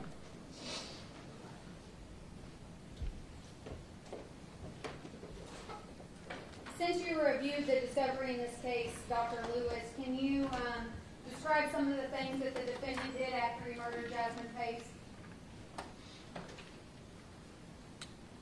He visited a convenience store or Objection. I don't know the relevancy regarding his qualifications. I don't know how that question answers. This is what here. It seems like it could apply to both, I guess, in the sense that's clearly relevant to his opinion. It may be relevant to his qualifications. He gives great weight to it, not much weight to it. So at this point, feel free to renew your objection otherwise at any time. It gets raised too far. Okay. Yes. Okay, continue, Dr. Lewis. He went to go purchase cleaning products. And what else? He also moved the victim's vehicle. He used the cleaning products to clean up his apartment. And what else? He left the apartment, I believe, to stay with his parents. And what else? I'm not sure what else you're asking me.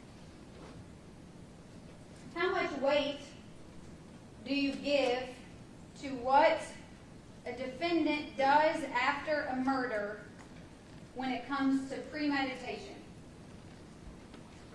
When it comes to premeditation, I give it great weight. I find those details, quite frankly, to be aggravating.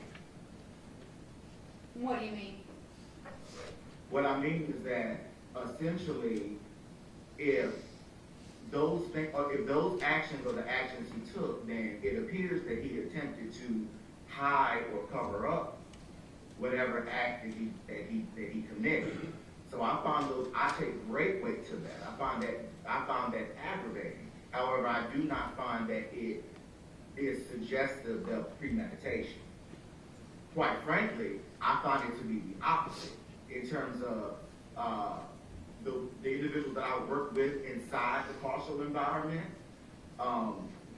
If they engage in forethought or planning, they typically would not do the actions in the way that it was reported that Mr. Chen did. It doesn't fit the profile of someone who engaged in forethought and planning. But in Tennessee, premeditation doesn't require planning, right, Dr. Lewis? And based on what I read in terms of premeditation, it means that you have to have some type of forethought before the action is done. You'd agree that somebody who is under the influence of a substance would have, how would you say it? Well, a difficulty completing tasks that a sober person may be able to complete, correct? They probably wouldn't be able to do it in the exact same way. But someone who's been doing substances for quite some time, they may be able to function a little bit better than someone who perhaps is just starting a substance. So if Mr. Chen was a regular marijuana user, he probably could have functioned a lot better if he was under the influence of that substance? He may have been able to. However, he also said that he used wax, which wax is a much greater concentration of marijuana or THC. Do you take into consideration when forming your opinion that criminal defendants will most likely say whatever they need to say instead of going to prison for the rest of their life? Absolutely. How is that factored into your decision here? I didn't give great weight to it. It is part of the decision, but I didn't give great weight to the use of the substance. I gave more weight to the personality profile type that he fits into, more so than the use of a substance. He did report that he used a substance. The testing shows that he's likely a substance abuser. However, that is not something that I gave great weight to. You did not give great weight to the use of a substance.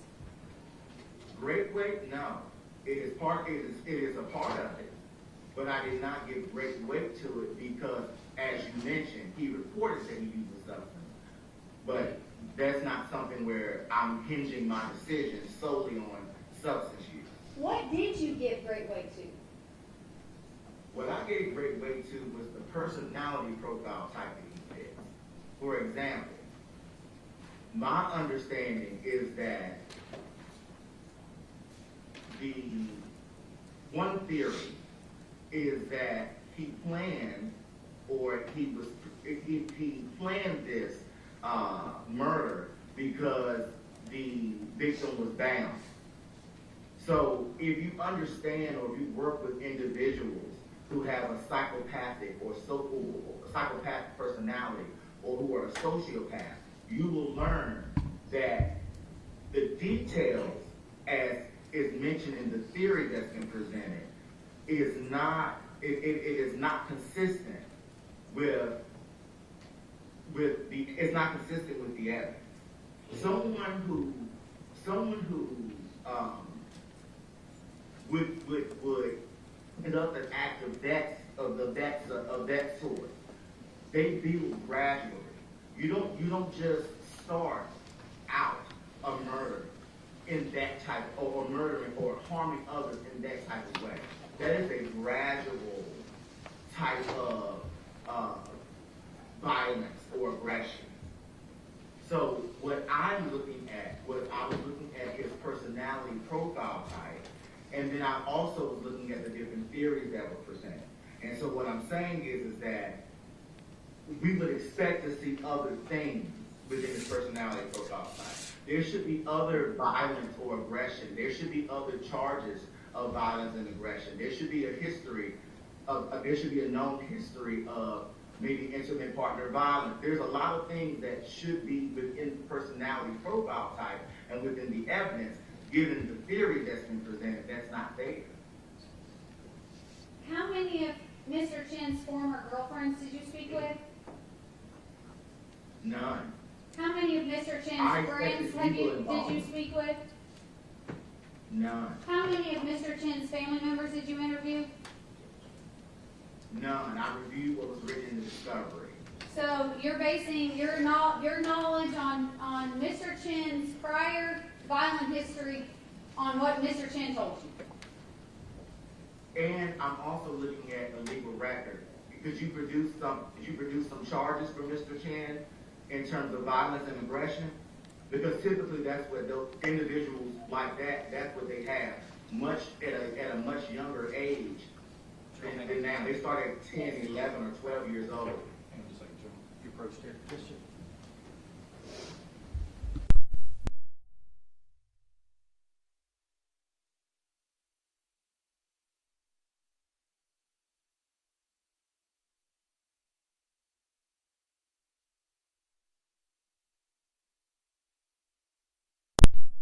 We're letting the jurors go downstairs to stretch their legs, and I don't want them to walk by and hear anything. We need just a minute to do that. Yes, Your Honor. We can proceed. Yes, Your Honor. Dr. Lewis, you can just hang out for just a moment. We've got to take a pause, and then we'll resume as soon as we can.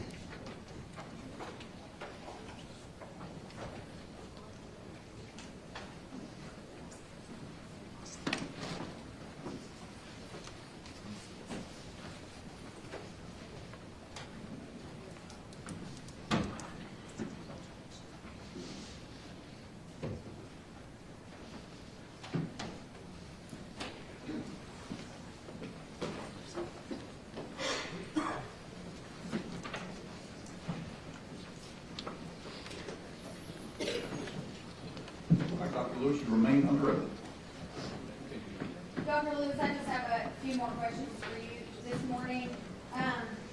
You had just testified that you based a majority of your opinion on Mr. Chen on his personality profile. Is that correct? Yes, his personality profile, as well as just like any other mental status at the time of the offense type of evaluation, there's certain types of questioning that you ask the individual as they walk through various acts or allegations. So this is what I conducted is no different. The hundreds of mental status at the time of the offense evaluation that I've done in the past. So I think that from the question that you're asking, it appears that you may not have knowledge of how mental status evaluations are conducted, which would be appropriate. So yes, I look at the personality profile, but there's also a specific type of questioning that you ask the individual. In 3 hours. Yes. Okay. And you review the evidence that's been collected, which is the discovery. So I looked at the things in discovery as well. So testing, interviewing, and also the discovery. It is very, very typical in terms of best practices in forensic psychology. You testified that you did not issue any formal diagnosis for Mr. Chen, is that correct? That is correct. But you just mentioned psychopathy and sociopathy. Right, those are not necessarily diagnoses. Those could be personality profile types. So that's what I'm looking for. That's what I'm looking at in terms of your characterological function. So those are not diagnoses. So a diagnosis for something like that would be antisocial personality disorder. But psychopathy and sociopathy aren't a diagnosis. They are labels they are labels that tell us something about how the person's personality profile is, but not necessarily a full diagnosis. For example, you won't find that in the DSM-5. Oh, the DSM-5. What is the DSM-5? It is the book that we use that basically lists every mental disorder and their characterization of each one. So, for example, you will see something like major depressive disorder will be in the book. And there it says that this person has this, and that. And you use that manual in order to give someone a formal diagnosis. Why did you not cite to the DSM-5 in your memorandum? I don't believe it was necessary. Is I'm not sure how Mr. that would be necessary. Based on your opinion, is Mr. Chen a psychopath? No, he is not. Based on your opinion, is Mr. Chen a sociopath? No, he is not. What personality profile does Mr. Chen have that caused you to come to the conclusion that it is highly unlikely that on November 23rd, 2022, he was unable to form the requisite mental state of this offense? Just like any type of other mental status type of evaluation, I reviewed what his psychological or emotional functioning is, and what I found was there was a potential history of childhood trauma, there was depression, anxiety. Dr. Lewis, and you mentioned before. I'm sorry to cut you off, Dr. Lewis. Hang on just a second, okay? Jurors are walking by, make sure they don't hear anything we're talking about.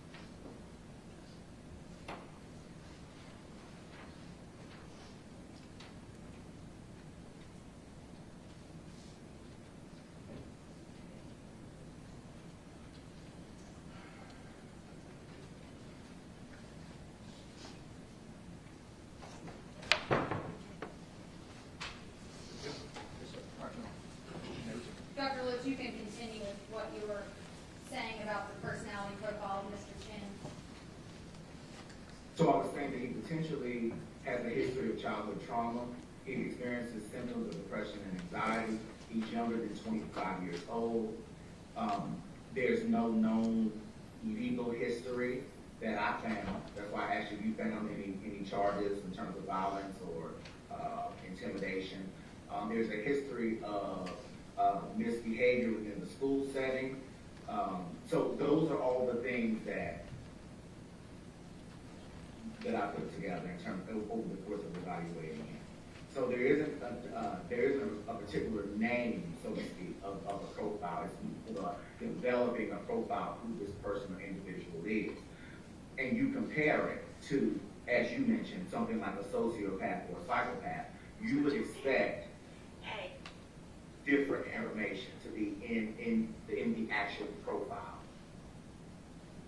What does potential childhood trauma mean?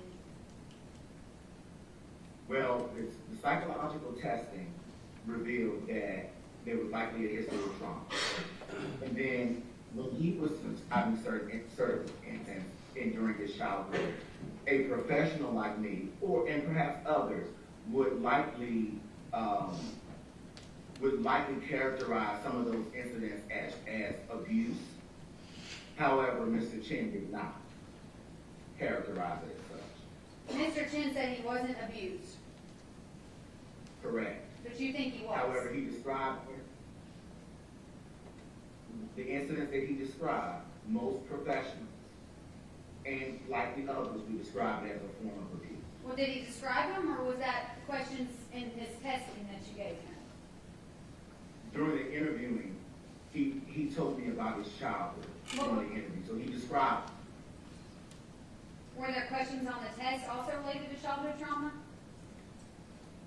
Specifically childhood trauma, no. The testing was asking about, basically what the testing does, it's not face value.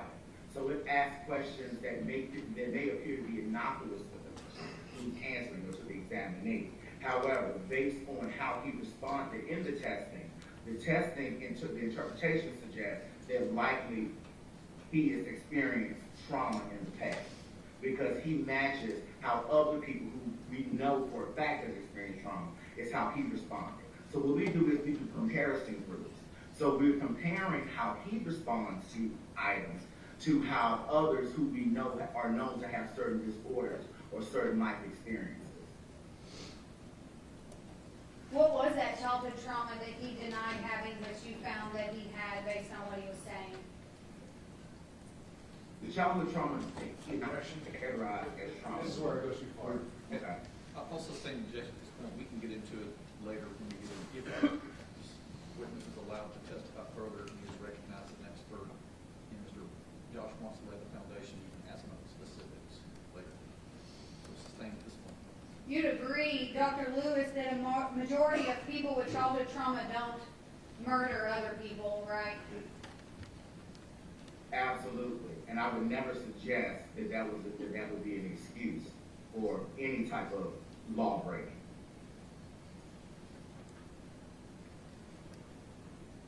Would your opinion change if you would have spoken with former friends of Mr. Chen that would tell you that they were scared of him? That would be speculation. I don't know if it would change or not. It would depend on the veracity of the information or the details of the events that his friends would say.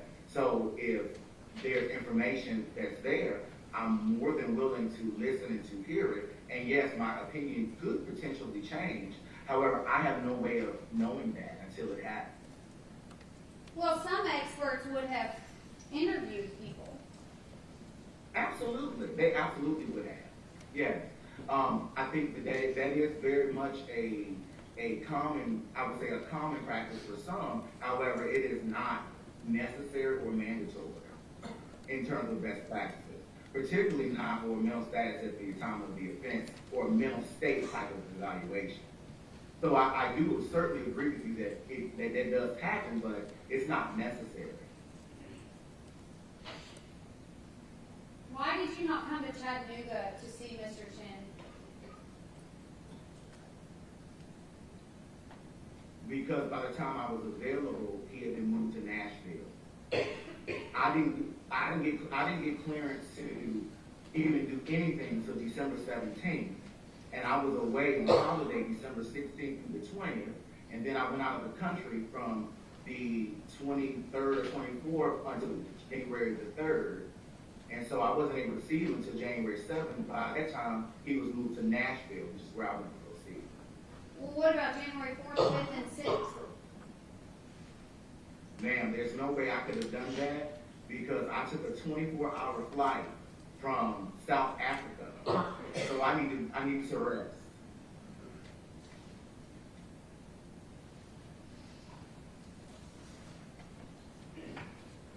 All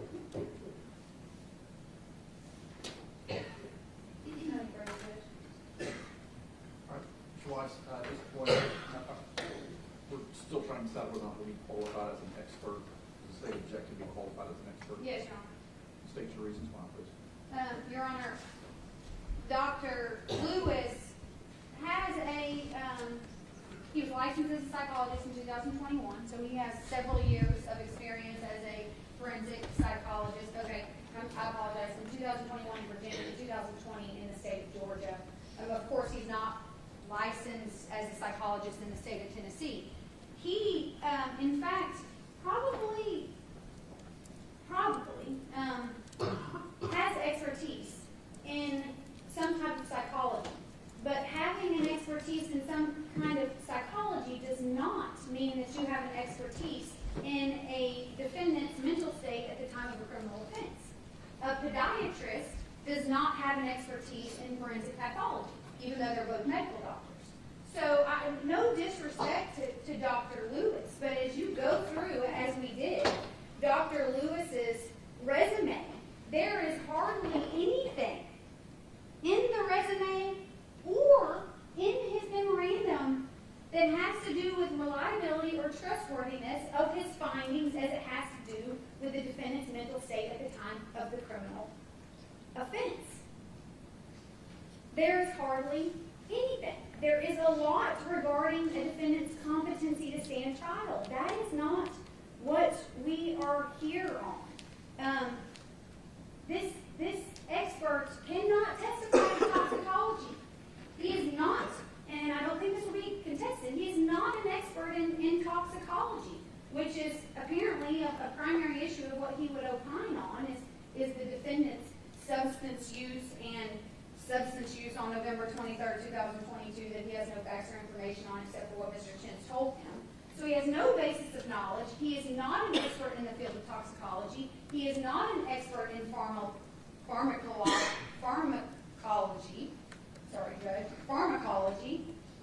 He is not a medical doctor. He has not presented enough facts and evidence of which he based his opinion on the defendant's mental state at the time of the offense. And in fact, Your Honor, the state is more confused after hearing his testimony because the defense alleged that the argument was diminished capacity, to which the expert adamantly denied that he was arguing diminished capacity. We now have a personality profile, childhood trauma. There's been nothing on the record that would establish that this expert should be qualified as a forensic psychologist as it relates to a defendant's mental state at the time of the offense. Moreover, he has not had enough time to speak with the defendant. He has not done his due diligence in checking the defendant's records, speaking with the defendant's family members or friends, and due to the fact that he's had the discovery since December 17th, it was on, quote, holiday, and in South Africa for a majority of the time thereafter, he has not even had enough time to adequately go through discovery and make any type of finding such as this in this case. So we do object to this witness being qualified as an expert. I do think the bar, there's some standard, obviously, for letting an expert testify. I think that it's whether or not some specialized knowledge might be helpful to the finder of fact in this particular case.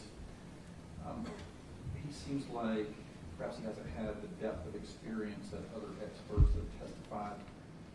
What whether, I don't think he has that yet. I don't think there's anything that's disqualifying.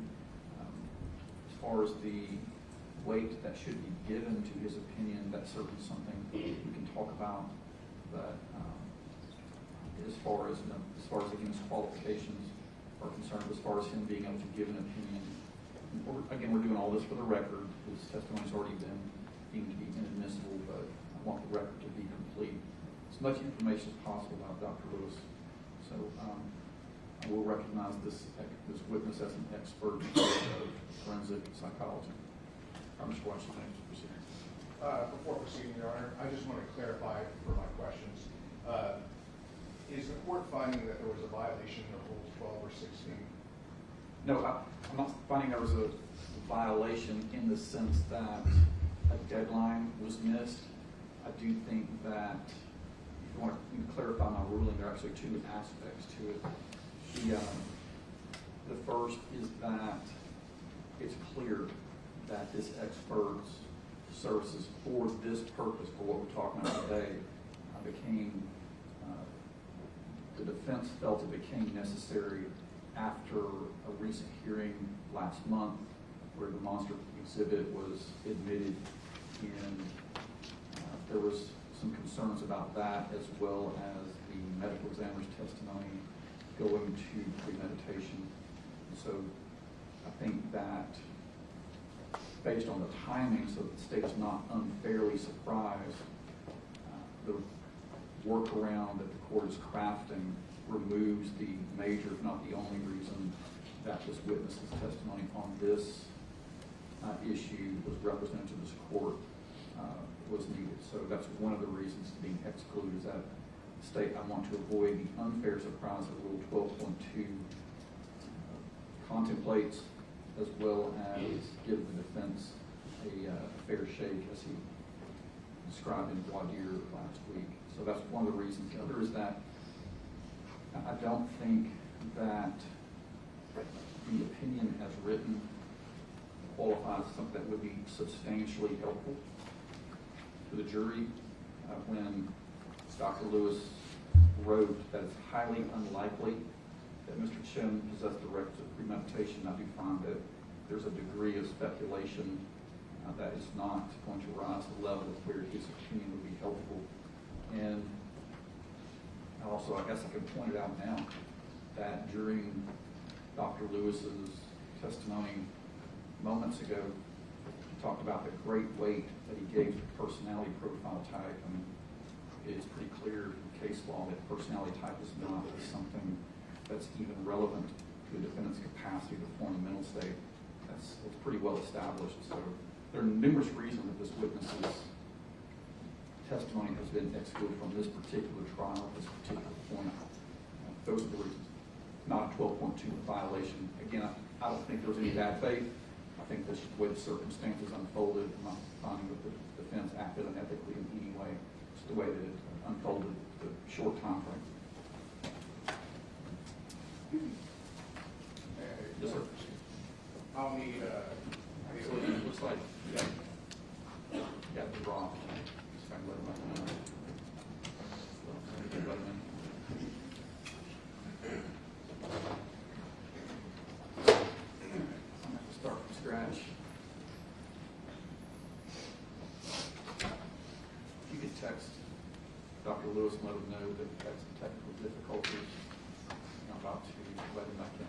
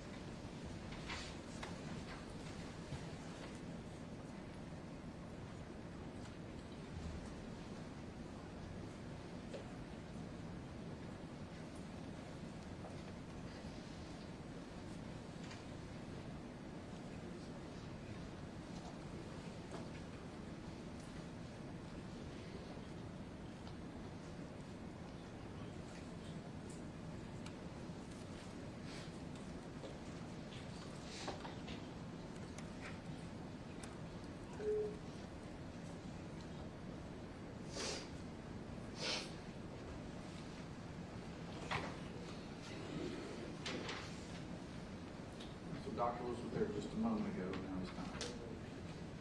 There we go.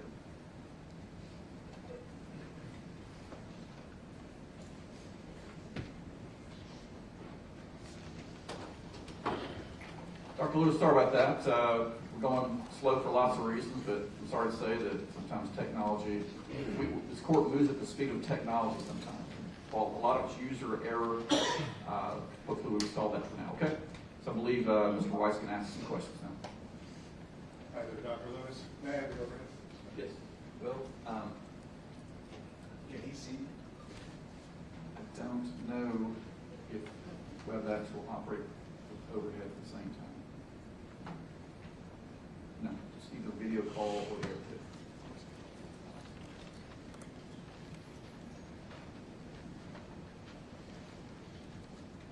Can I try work around Judge? Yes, sir. Unless the state's going to object, I guess it doesn't matter. Dr. Lewis, I'm holding what you sent to my office as a curriculum vitae. It says Douglas E. Lewis, Junior, PSYD at the top, and in the top right corner it says REB period 9.24. Is this your CV? Yes. For the purposes of this hearing, the defense moves to enter the CV of Dr. Lewis into evidence as Exhibit 1. Yeah, for this hearing, not to go back to the jury. Exhibit 1. May I approach you? Sir, feel free to move on the court. This is the first CV you sent us or the second CV? Second one.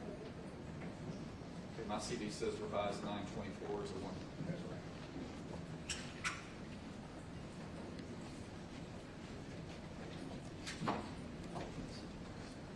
Dr. Lewis, I have a letter here from Regina Lewis at the board administrator at the Board of Examiner in Psychology. It's dated December 17th. Was this letter given to you authorizing you to practice law temporarily in Tennessee? Practice law, Judge? I'm sorry. Practice psychology. Practice forensic psychology. To practice psychology, yes. Defense moves to enter this as exhibit number 2. Exhibit 2.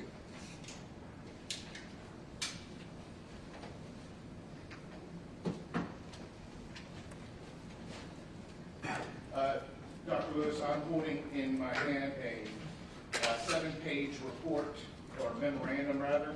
It says, the Honorable Boyd M. Patterson at the top, dated January 11, 2025. Is this your memorandum pertaining to expert testimony regarding Jason Chen? Based on what you described, yes. Defense moves to make this exhibit 3. Exhibit 3.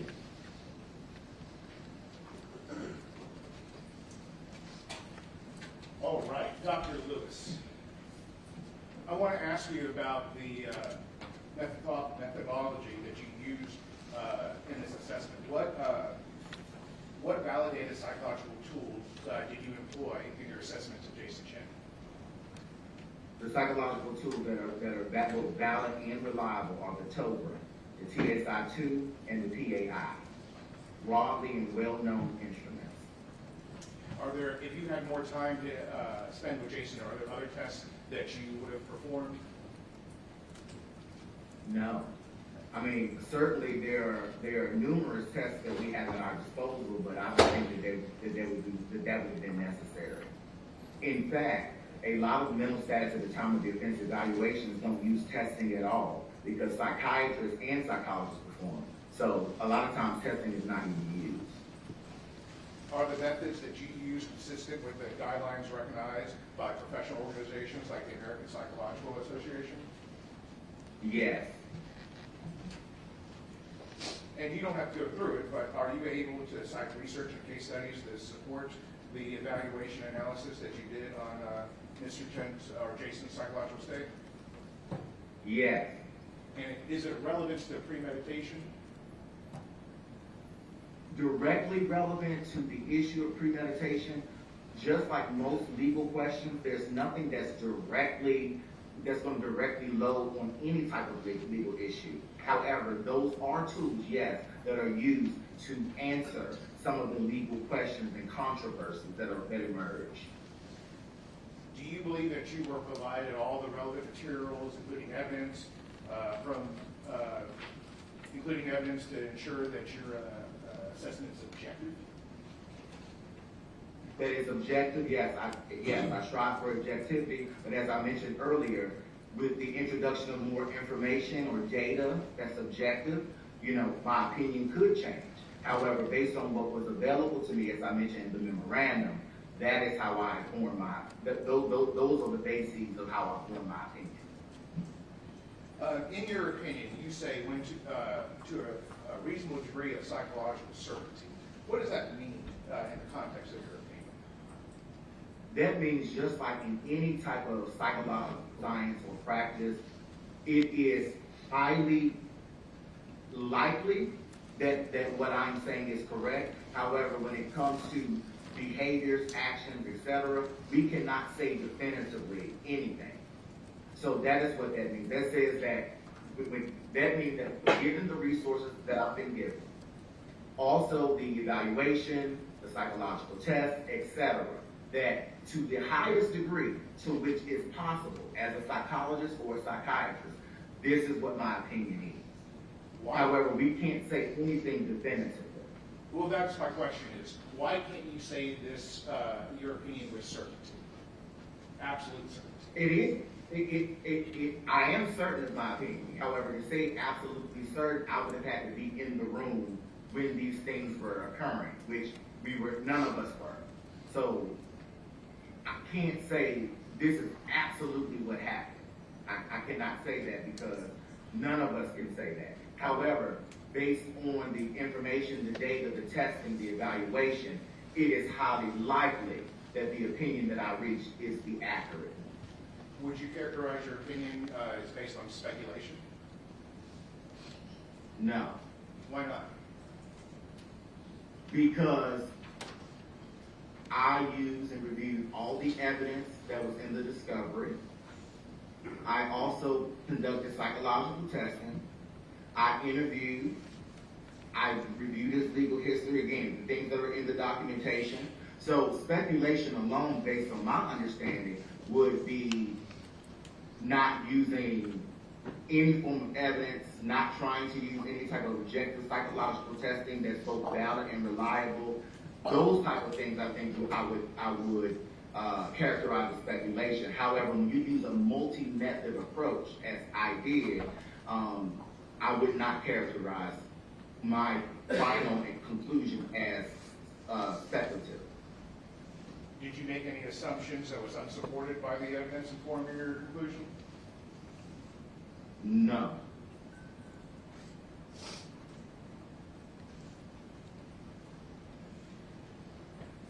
So can you explain to the court how your psychological insights from your evaluation into the mind of Jason Chen are relevant to the legal question of premeditation? Okay, so premeditation is arguably something about one's mental status or mental state during the commission of an act. So just like any other mental status related evaluation, I am assessing and evaluating not only what came before, during, and after the act, but also I'm also looking at the personality profile of the individual. So I'm using all those things in order to answer the legal question. Typically, again, when it comes to legal questions like competency to stand trial, like mental status at the time of the offense, violence risk, etc., there's no legal question that psychologists or psychiatrists can directly answer in the way that you all are trying to characterize it. What we do is we use all the information that we have available, data, interviewing, observations, testing, etc., to answer the legal question. But it's not like A plus B equals C. That is not how these things work. Like, for example, there's no real test of premeditation. There's no test of mental status at the time of the offense.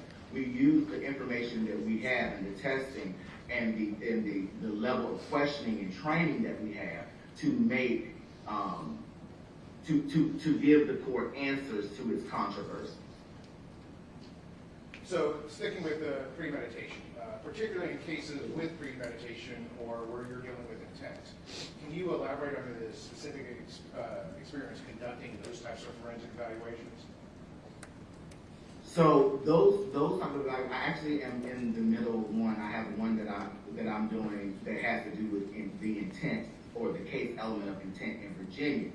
And in those type of cases, we're looking at one's functioning behaviorally, socially, and intellectually or cognitively in order to make determinations about one's intent. For example, it was posed earlier about his reasoning and critical thinking.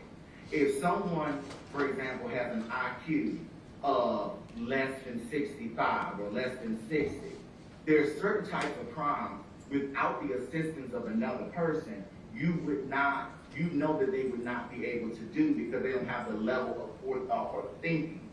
In terms, that's an easy way of kind of understanding it. IQ or functioning in terms of their cognitive functioning is something where we would be able to answer that type of question. So, can you explain your role as a forensic psychologist and how it's distinct from a psychiatrist or a general clinical psychologist in assessing premeditation or intent? A forensic psychologist is a clinical psychologist who has specialized or specialty training in forensic psychology, meaning we have gotten some type of legal training in that we understand we understand or know how to interpret certain statutes, and we also apply psychological principles to legal issues. For example, as I mentioned before, the idea of competency to stand trial, mental status at the time of the offense, these are legal issues. However, you need a psychologist or someone with that particular training in order to answer those questions. So we're different from, a forensic psychologist is different from a psychiatrist because a psychiatrist cannot issue testing. Usually their training in forensic is not as comprehensive as it is when you are studying to be a forensic psychologist. And we're definitely different from a general practitioner because general practitioners are there to treat and evaluate mental disorders only. They don't have the legal piece, the legal understanding. For example, I had 2 to 3 years of didactic instruction about cases that involve mental health or psychological issues. What methods did you employ in forming your conclusion about Jason Chen's mental state at the time of the offense? I reviewed the entire discovery that was made available to me. I interviewed Mr. Chen extensively, not just questions about his personal history, but also violence risk and also sexual violence risk. Again, those questions were not all face valid, meaning there were times where an examinee would not know why I was asking the questions that I was asking. I also administered 3 psychological tests that are both deemed valid and reliable within our field. So, in regards to the assessments that you did on Jason,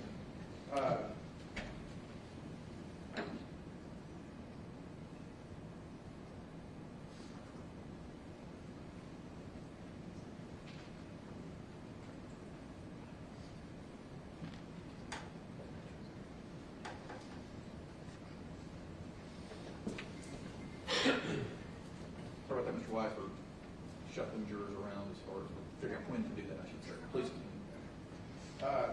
let me start over. The question is whether, right here, let me say this. Can you explain the psychological concepts of emotional regulation, impulsivity, and how they're relevant in this case? So emotional regulation and impulsivity are important to this case because often people who commit murder or other heinous acts of violence, it tends to be in a heightened state or what I call affective aggression or violence. So someone who has trouble regulating their emotions or someone who is quick to anger and also is impulsive, they are likely to engage in behavior without thinking. And a lot of times, our jails and our prisons are filled with people who have committed acts out of being anger, not thinking, impulsive. So emotional regulation and impulsivity are two, what in my opinion, major factors in most crimes when it comes to aggression and violence. So one of the tests you did was, is it called TOBRA? How do you pronounce it? It's called the TOBRA. TOBRA. And you conducted the TOBRA with Jason Chen? Yeah. How did his performance in this test inform your understanding of his cognitive capacity for planning the program? Well, the reason why I issued that test is because someone who is highly intelligent will create a different type or may slightly change the way that we characterize in terms of the profile. Because and so I needed to know where he fell in terms of the bell curve, in terms of intelligence. So it's not a test of intelligence, but one of reasoning and critical thinking. And so if he has scored really high on there, that may have informed me in a different kind of way about how he's functioning in terms of, his proclivities perhaps for manipulation, deception, lying, etc. And so I need to know where he failed. And so I know that he falls in the average range on the bell curve in terms of, reasoning and critical thinking. Is your opinion and conclusion based solely on that personality test? It is based, that is a test of reasoning and critical thinking, and no, it is not based solely on that. No opinion should be formed based on one thing. It needs to be a multi-method approach. In the TSI-2, you know that Jason had anxious arousal and intrusive experiences. How do these findings support your conclusion that Jason's actions were likely reactive and premeditated? In terms of supporting it basically builds a profile of how he's functioning. This is someone who likely has bad memories about something that has happened to them, experiences anxiety, which is worry or restlessness. Individuals like that may be quick to agitation. They may engage in behaviors to reduce tension, like using marijuana or alcohol. This is developing a profile of how this person is functioning daily.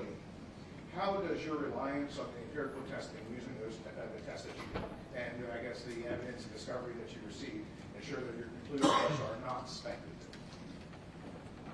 It strongly ensures it because best practices indicate by the specialty guidelines of forensic psychology, which were adopted by the American Psychological Association in 2013, indicate that you should engage in a multi-method approach when it comes to evaluation assessment.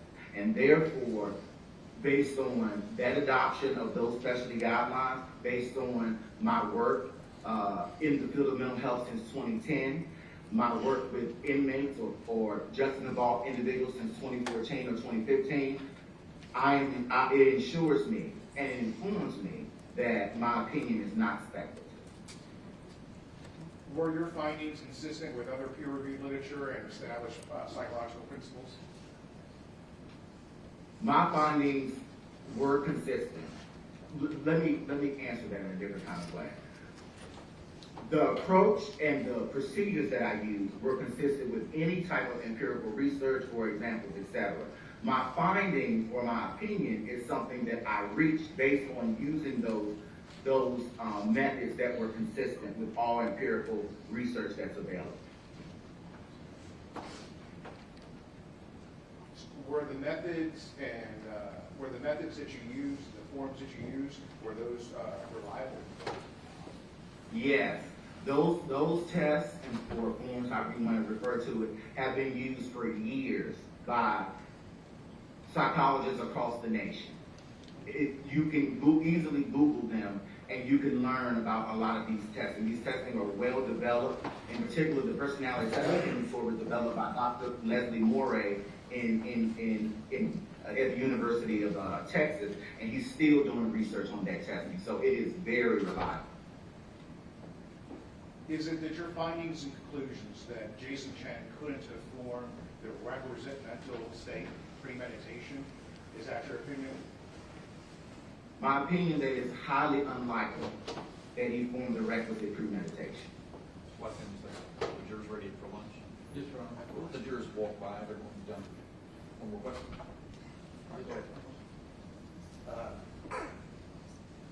Would any reputable forensic psychologist say with absolute certainty that a subject had the requisite premeditation or requisite intent, or is that something that goes too far beyond an opinion?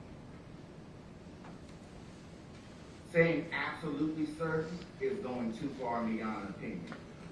No reputable forensic psychologist or forensic psychiatrist should say anything with absolutism. Thank you, Dr. Lewis. Come on, gentlemen, you can send the jurors to lunch. Yes, Judge.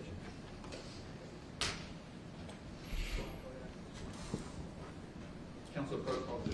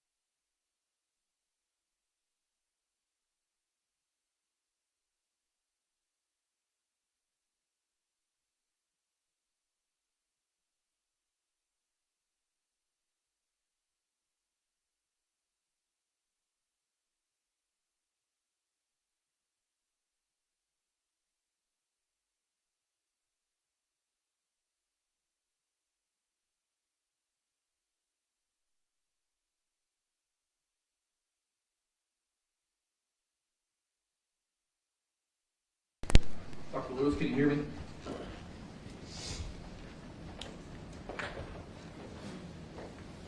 You mind step off too? Got you muted. Can you hear me now? Yes. Dr. Lewis, thank you so much. Mr. Watts will get in touch with you shortly to let you know how to proceed, how we're going to proceed in this case. I do thank you for your time this morning. Okay? Absolutely. Thank you. Yes, sir. It's a privilege.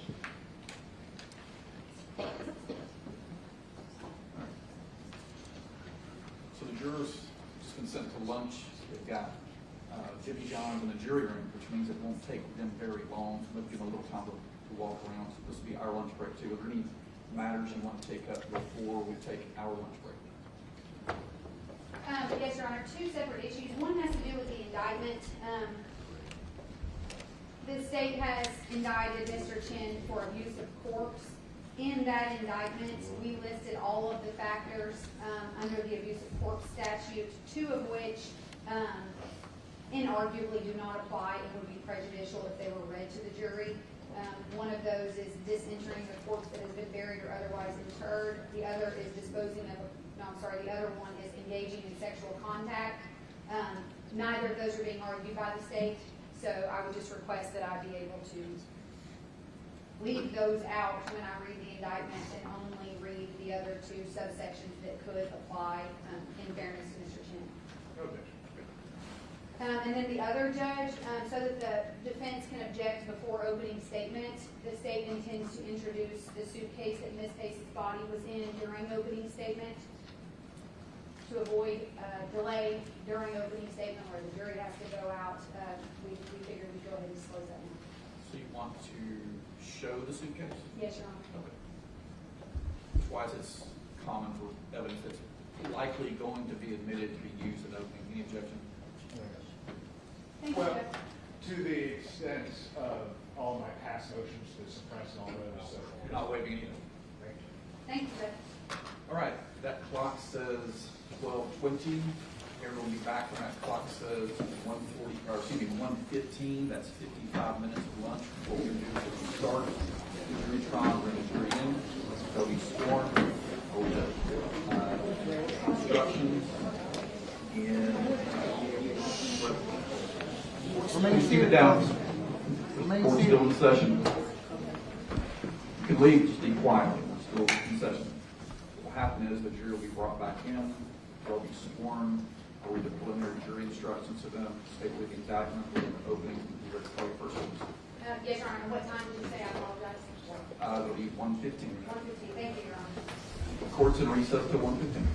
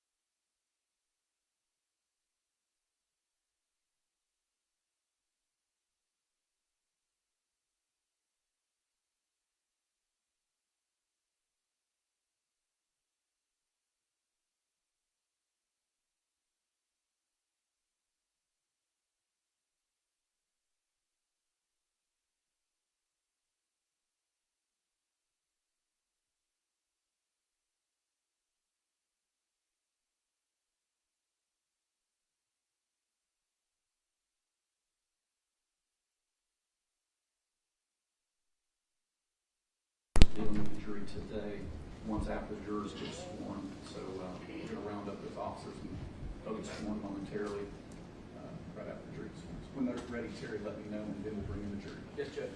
Are both sides ready to proceed? Yes, Your Honor. May we request, Your Honor? Yes.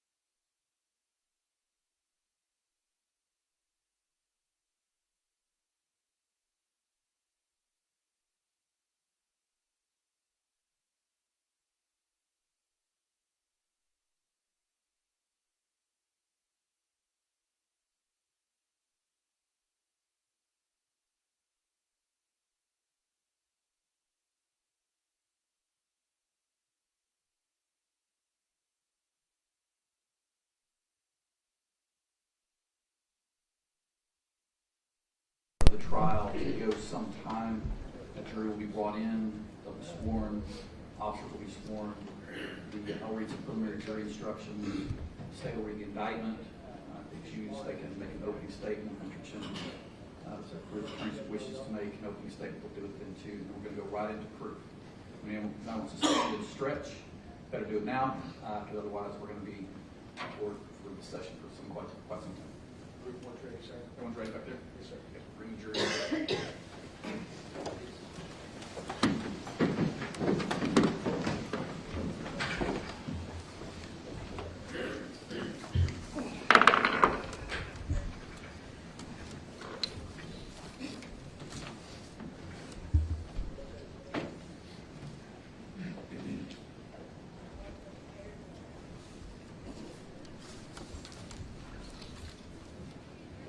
Feel free to sit wherever you want.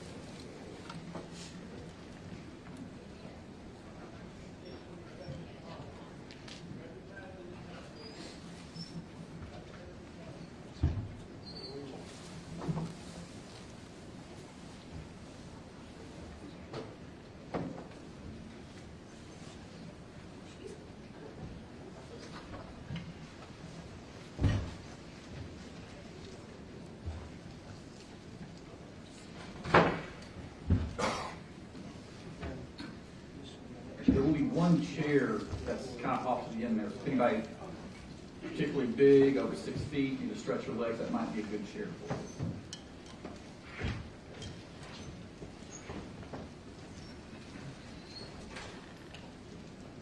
That'll be her chair.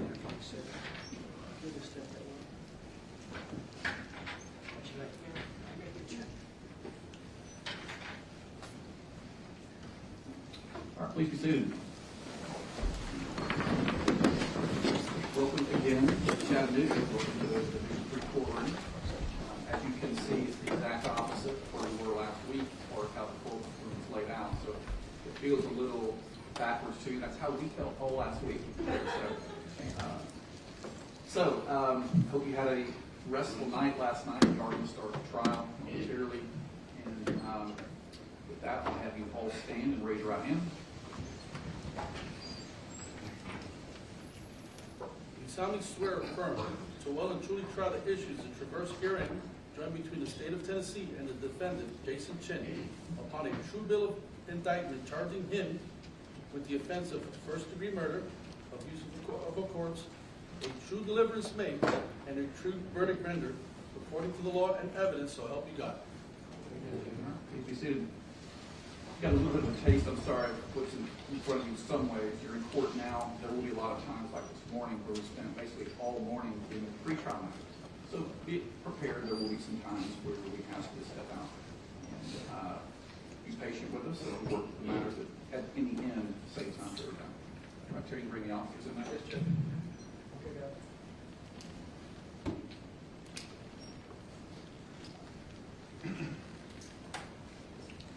Let's all stand in front of the jury.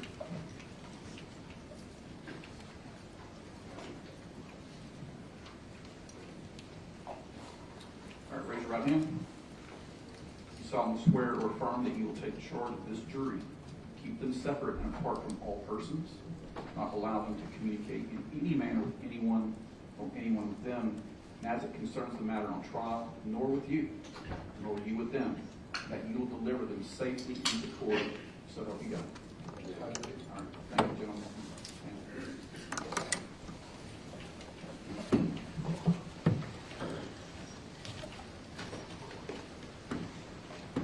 Ladies and gentlemen, the defendant has been charged by the state of Tennessee with violations of state law.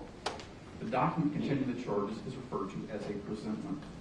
A presentment is a formal accusation charging a defendant with one or more criminal offenses. The presentment does not constitute evidence. Presentment 315228 charges the defendant with two offenses: first-degree premeditated murder and abuse of a corpse. These offenses and any lesser included offenses will be defined for you later in the trial. To presentment 315228, the defendant pleads not guilty. The defendant is presumed to be innocent of the charges against him. He may not be found guilty unless, after hearing all the evidence, arguments, and instructions of law, the 12 jurors seated in this case unanimously find the state has proven its case beyond a reasonable doubt. Reasonable doubt is determined as that doubt created by an investigation of all the proof in the case and an inability after such investigation to let the mind rest easily as to the certainty of guilt.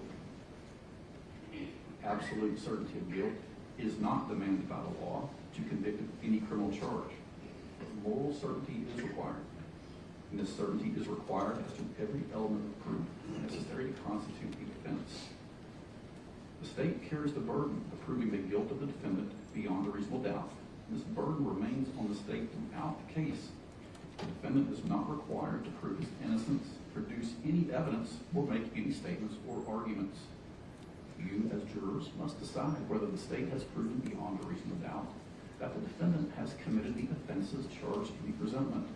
You must base that decision only on the evidence presented during this trial and the court's instructions about the applicable law to be applied. Next will be the parties' opening statements. The state will describe the evidence it intends to present so that you will have an idea of what the state's case is about. The opening statement itself is not evidence. It operates to help you understand the evidence that will be presented during the trial. After the state's opening statement, the defense may make an opening statement. Then comes the state's case in chief, during which the state will present its evidence. The evidence will most likely consist of physical exhibits, documents, and the testimony of witnesses. The witnesses will testify by answering questions asked by the lawyers for the parties. Jurors, you will be allowed to ask witnesses questions. Any juror who has a question for a witness should put your question or questions in writing. Let Felix or the court officers know. The questions will remain anonymous and should not include your name. The court will consult with the parties outside your hearing to decide how and whether the question should be asked. I may ask the juror's question in whole or in part, or may change the wording of the question. This is very important.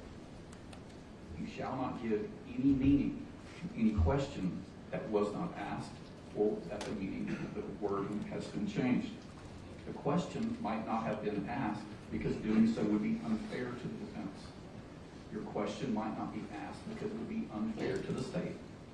The question might not be asked because both lawyers have decided not to ask the question. The question might be asked because another witness might be better suited to answer your question. But here's the takeaway. You cannot speculate as to why one of your questions was not asked or why it was asked in a different form. It could be for a number of very important reasons or not so important reasons. But one thing is for certain, speculating would definitely be unfair to someone. That's why you cannot speculate on why a question was not asked. After the state completes its case in chief, the defendant may present evidence. Again, the defendant is not required to put on any evidence or to testify. The burden always remains on the state to establish that the defendant's guilt beyond a reasonable doubt. After you've heard all the evidence, you will receive written instructions about the rules of law that you are to use. Finally, the parties will be offered an opportunity to present closing arguments. During closing arguments, the parties will summarize their cases and help you understand the evidence. As with opening statements, closing arguments are not evidence. At that point, the final 12 jurors will leave the courtroom together as a group. You'll then begin your deliberations in the jury room. It will be your job to determine what the facts are from the evidence. You must then apply the law as will be provided to you in the court's instructions to the facts. From that application, you will arrive at a verdict. Your deliberations will be in secret, and you will not be required to explain your verdicts to anyone. Your role as jurors includes making judgments about witness testimony. In making that decision of credibility of witnesses, you may ask yourself questions like, did the witness impress you as honest? Did the witness have any particular reason not to tell the truth? Did the witness have a personal interest in the outcome of the case? Did the witness have a good memory of the relevant events? Did the witness have the opportunity and ability to observe accurately the relevant events? Did the witness appear to understand the question clearly, answering directly? And did the witness's testimony differ from the testimony of other witnesses? Do not base your verdict on the fact that there were more witnesses on one side than the other. Your job is to consider the testimony of each witness you heard and decide the facts. Circumstantial evidence and direct evidence constitute the basic types of evidence. Direct evidence is direct proof of a fact, such as testimony of an eyewitness. Circumstantial evidence is proof of facts from which you may infer that other facts exist. Both types of evidence carry equal value under the law. You will not receive a transcript of the testimony at the end of the trial. I'm going to repeat that. You will not receive a transcript of the testimony at the end of the trial. That means that you must listen very carefully to the witnesses as they testify. You're not required to take notes. If you wish, you may take notes during the trial for your own use. You have been provided a pen and paper if you decide to take notes. Both the state and the defendant deserve a fair trial. Accordingly, you must make your decision based only upon the evidence presented in the courtroom. Any juror who engages in independent research about persons or matters relating to the case violates the fairness of the trial. This has been a sequestered jury, so you will not have access to any electronics. But it's important that you know that until you retire to deliberate, you must not discuss the case even with your fellow jurors. After you retire to deliberate, you may begin discussing the case with your fellow jurors only. You must not discuss the case with anyone other than your fellow jurors until you have returned the verdict and the case is at an end. One of the things that comes up every now and then over the days is sometimes jurors will feel like they have to talk to the case about someone, so they'll talk to a court officer about it. You can't do that either. You can't talk to the court officer about general procedure, defendants in general, so you can talk about anything other than this case and criminal procedure, the lawyers, parties, and this court as well.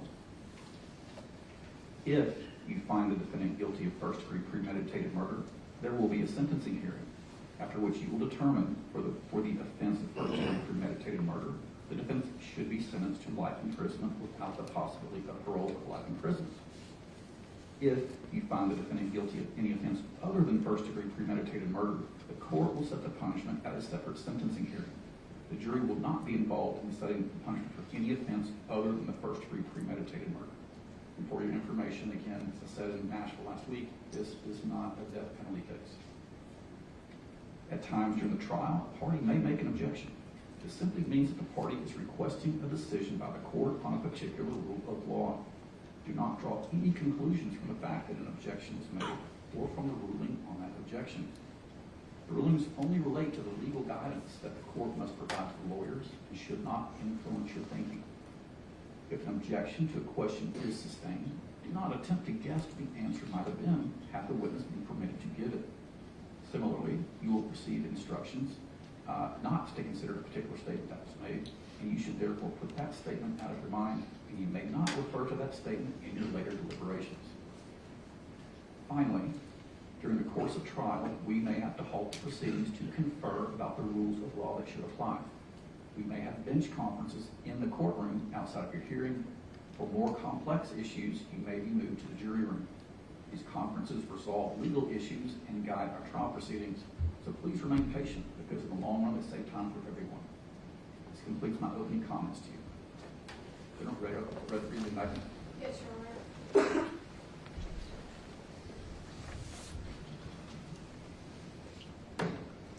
State of Tennessee, Criminal Court for Hamilton County, 2023.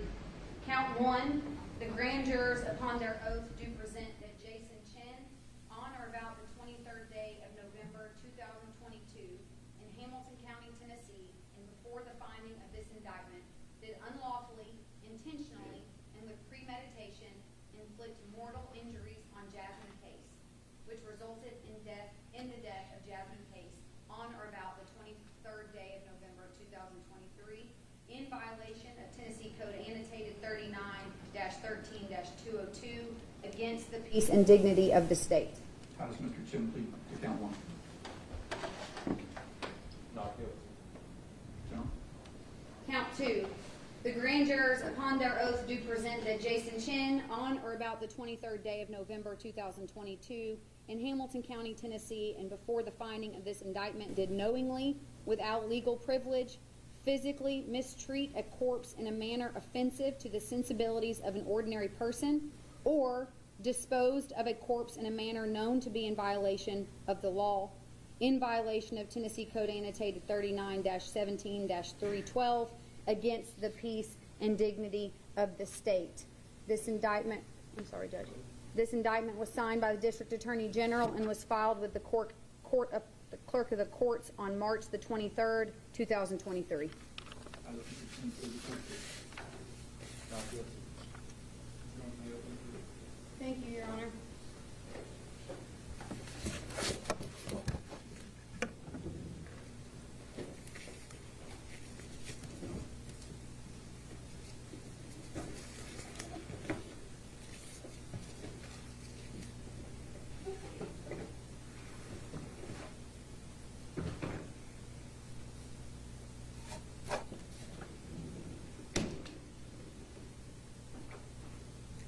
This is the suitcase in which Jason Chen stuffed the 98-pound body of Jasmine Pace.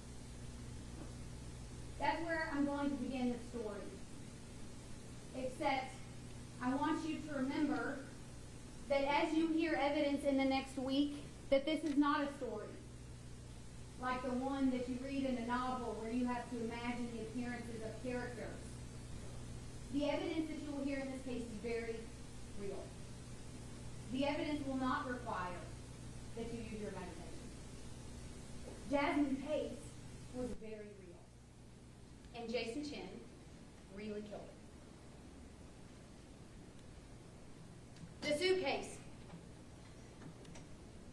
was located in a brushy area just yards from the bank of the Tennessee River and right off of Suck Creek Road. In it was the body of Jasmine Pace, who had been placed in a fetal position inside of 3 black trash bags. Her right ankle was handcuffed to her right wrist. Her left ankle had been shackled to her right arm.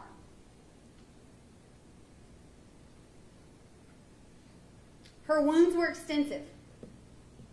You will hear from Dr. Cogswell, the medical examiner for Hamilton County, who will describe those wounds in great detail. He stabbed her over and over and over again, not 7 times, not 29 times, not 43 times, but 60 stab wounds. One wound, a through and through, from the right side of the neck all the way through the left. Another so deeply penetrated her rib cage that the tip of the knife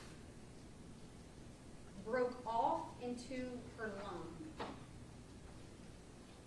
You will see the tip of that knife. The state of Tennessee is required to prove to you 3 elements for first-degree premeditated murder. The first is that Jasmine was intentionally killed.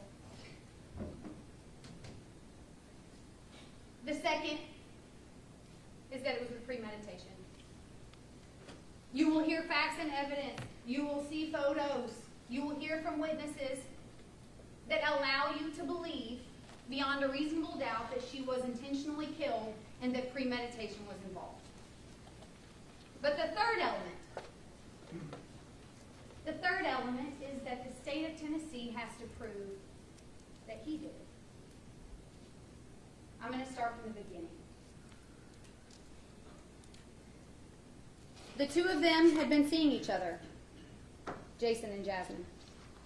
On Tuesday, November 22nd, 2022, the week of Thanksgiving,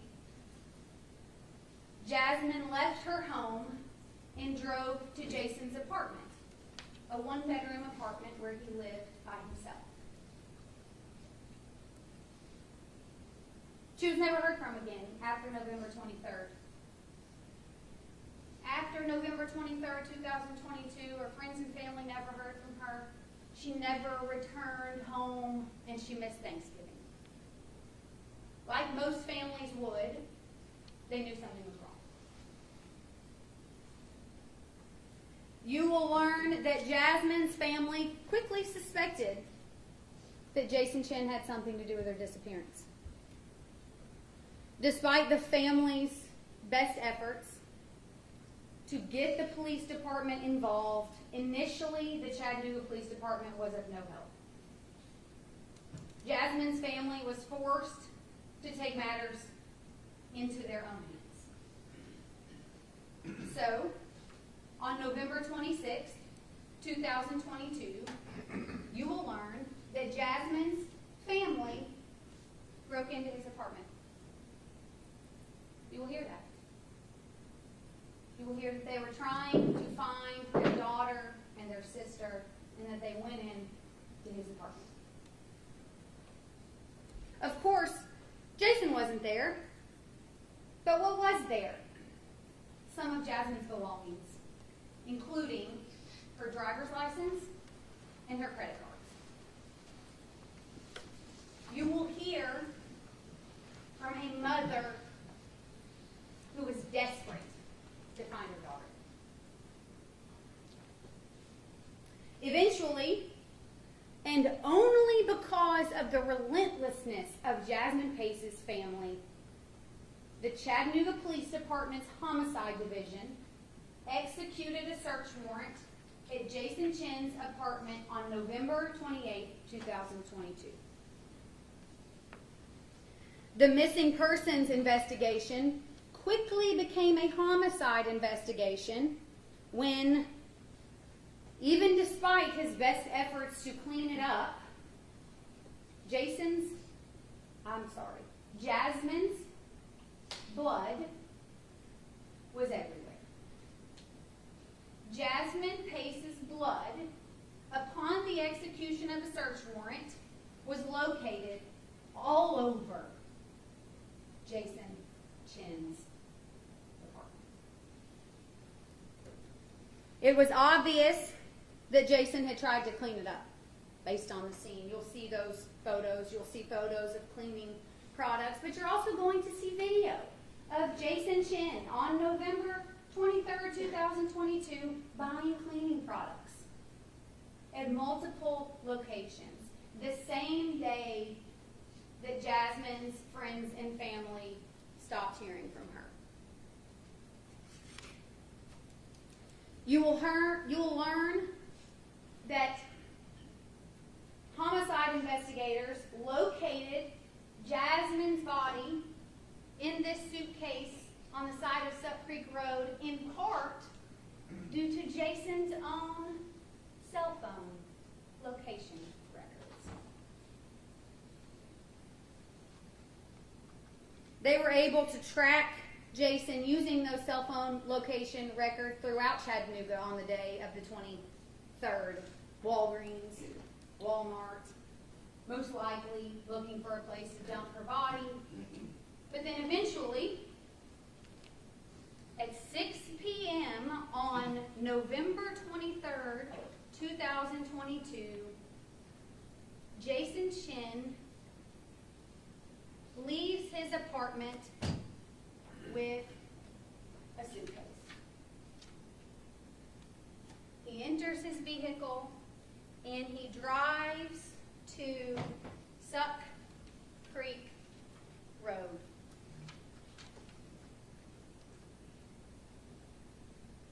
You will learn of other efforts that Jason took to try to cover his tracks. How he ditched her vehicle in a random apartment complex on Mountain Creek Road so that it was no longer at his apartment building. He sent text messages to Jasmine's phone to try to create an alibi when she was dead inside of his apartment and he was in possession of her phone. You will hear facts of cover-up. You will learn that police never found Jasmine Pace's phone. But they did find her SIM card.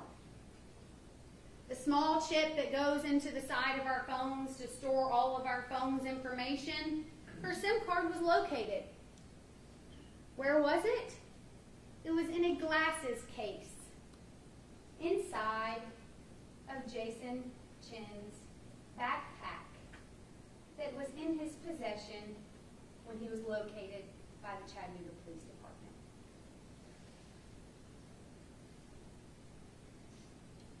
And when you think that you have seen enough evidence that Jason Chen killed Jasmine Pace, you will be convinced that he stuffed her body in this suitcase after placing it in trash bags, because you will hear from a fingerprint expert. The fingerprint expert will tell you that Jason Chen's fingerprints were found on the innermost trash bag that surrounded her body.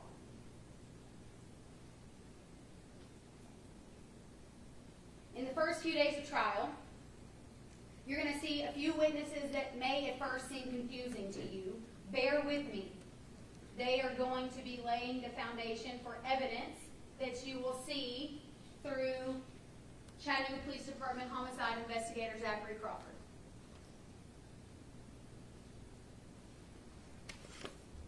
Over the course of the upcoming week, the state of Tennessee will prove to you beyond any reasonable doubt that Jason Chen handcuffed, sliced, stabbed, packaged, and discarded Jasmine Pace.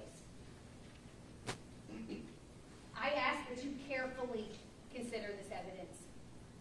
The state of Tennessee will give you the dots and we will help you connect them. At the end of trial, I'm going to humbly ask that you find Jason Chen guilty of murdering Jasmine Pace in the first degree and then of using her corpse. Thank you.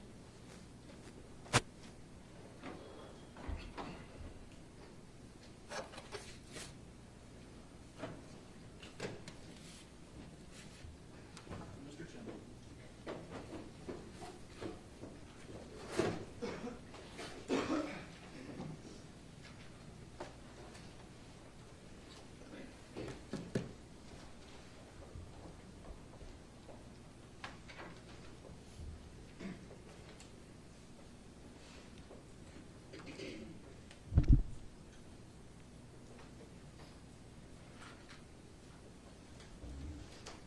I told you when we were in Nashville that I wouldn't waste your precious time. And I have no intention to waste it during the course of this trial. In the early morning hours of November 23rd, 2022, Jason Chen killed Jasmine Pace. He didn't do it with premeditation. This is a voluntary manslaughter case. Voluntary manslaughter is the intentional or knowing killing of another in a state of passion produced by adequate provocation, sufficient to lead a reasonable person to act in an unreasonable manner.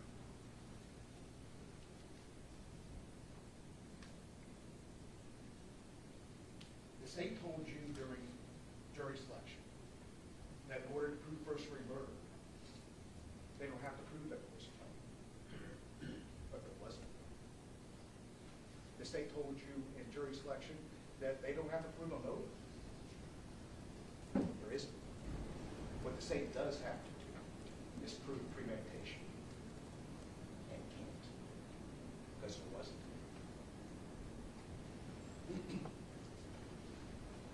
Jason Chen is a first-generation Chinese American. He grew up in Nolensville. His parents worked at a Chinese restaurant, worked very hard bringing him up. Jason graduated from high school and then went to college here at Chattanooga, University of Tennessee, at Chattanooga, UTC. In November of 2022, he was a senior with a major in computer science. The year before, he and Jasmine started communicating. They met on Tinder. And after exchanging messages back and forth, they started texting using iMessage. You're going to see the iMessages between Jason and Jasmine. You're going to see how their relationship progressed through these text messages.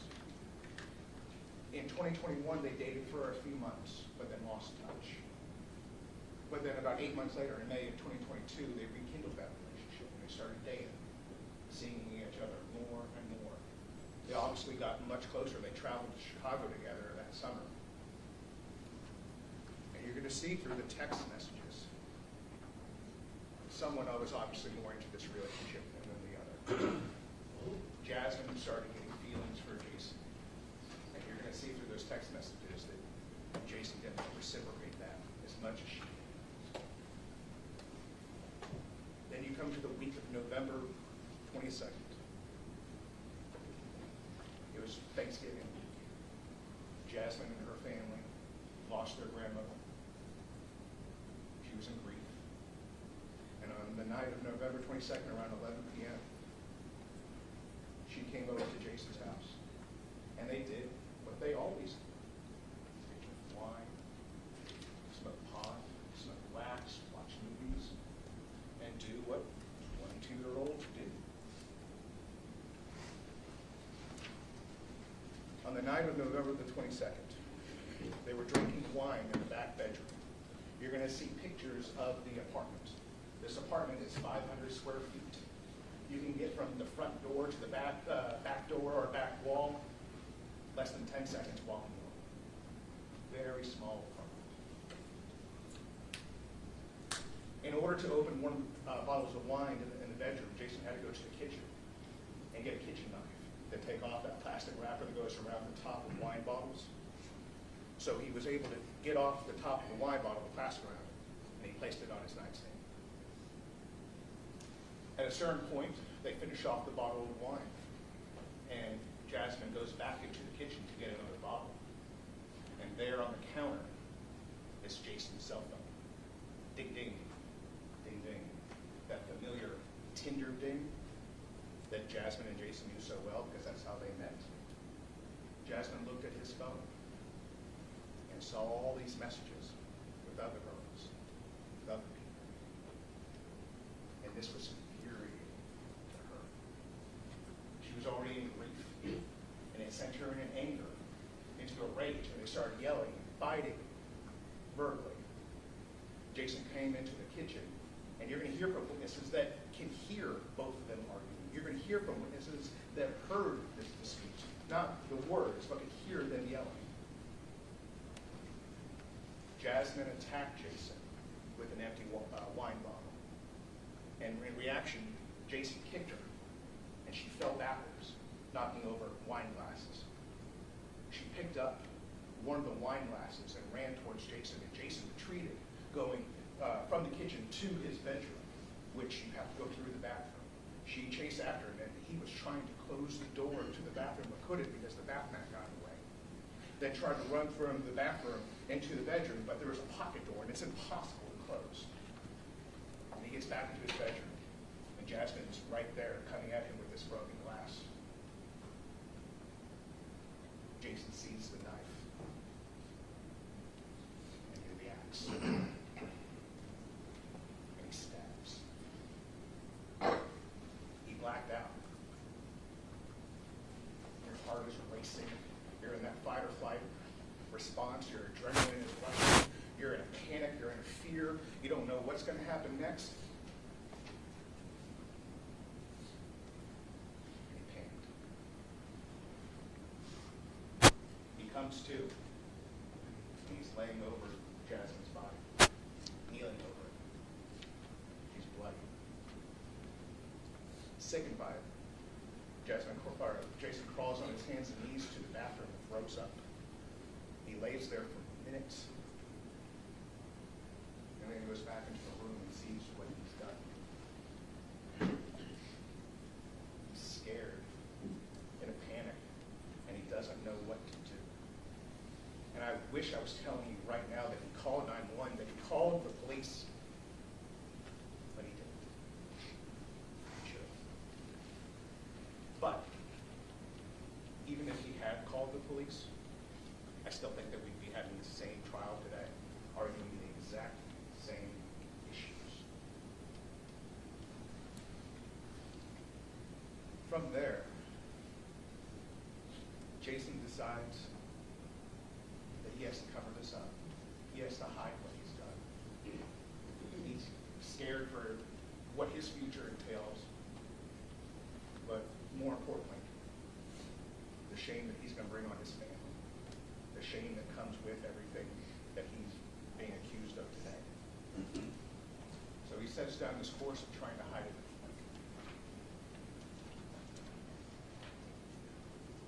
He places Jasmine in trash bags, puts the handcuffs on her after she is dead, so that way she can fit into the trash bags, and so that he can put her into that suitcase.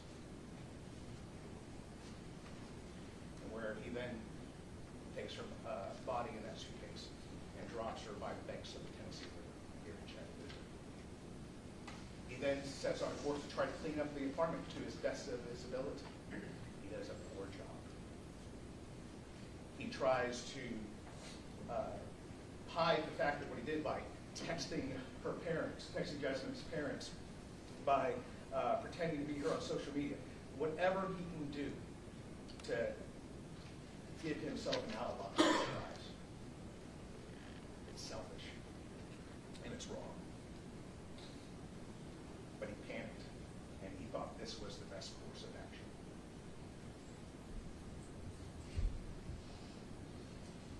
There's a couple other things that complicate this case.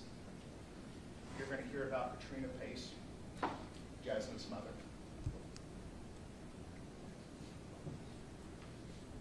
Any person who's child is missing, who would go to such lengths and have such courage, should be commended. She broke into Jason's apartment to search for her daughter. She also went in other times than that first time. She went in at least 3 or 4 other times, doing 2 things. One, contaminating the scene. She couldn't have known what had happened there. I don't think that she purposely contaminated it. But what that's going to show in the evidence is the state's going to show you what's called luminol, blue star agent. That reacts with blood, and it creates a blue image. The cleaning materials and the blood that Jason cleaned up was tracked by Katrina Pace and all of her family that went in and out of this apartment. It was tracked by law enforcement officers going in and out, tracking all through the apartment. Police, in this case, Chattanooga Police Department, and I'm embarrassed to say it, they were incompetent and impotent and unable to help Katrina Pace.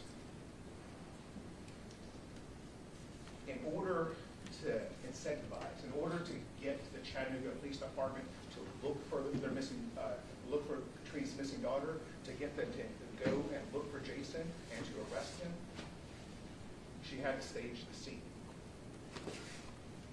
She, or perhaps others, I don't know, went into Jason's apartment after meeting with the Chattanooga Police Department to make the scene look more incriminating than it actually was.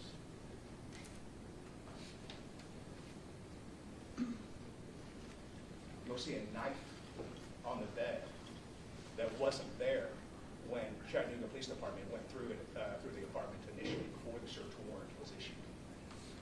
You're going to see the differences between what the apartment looked like beforehand and what it looked like after. The second issue is the incompetency and the ineffectiveness of the Chattanooga Police Department. You're going to hear Zach Crawford.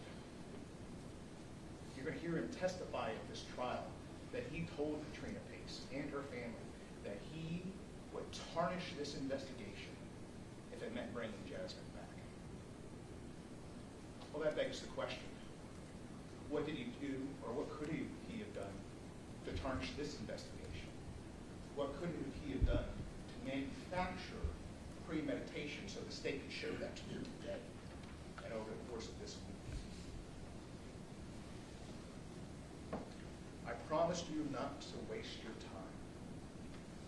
The state's talking about fingerprints on trash bags, DNA found at the scene. I don't intend to ask many questions about any of that. The only issue in this case is whether there's premeditation. If there is no premeditation, this is not first-degree murder. This killing didn't happen after calm and cool reflection as the law requires. This is Jason. After being sufficiently provoked, after having his girlfriend run at him with a bottle, with a broken glass, and him reacting in a panic, but acting irrationally. Jason Chen is guilty, but he's not guilty of the crime that he's charged with. Jason Chen should be found guilty of the crime he did, not the crime he did. Thank you. The rule has been requested. If anybody's going to testify in this case that's not the lead investigator for the case or member of the Pace family, you go and step out. John, call your first witness. Your Honor, I'd ask for a DVD on Your Honor's screen. The state's going to call to the stand Katrina Bean. So you can play it through your laptop. Yes, Your Honor.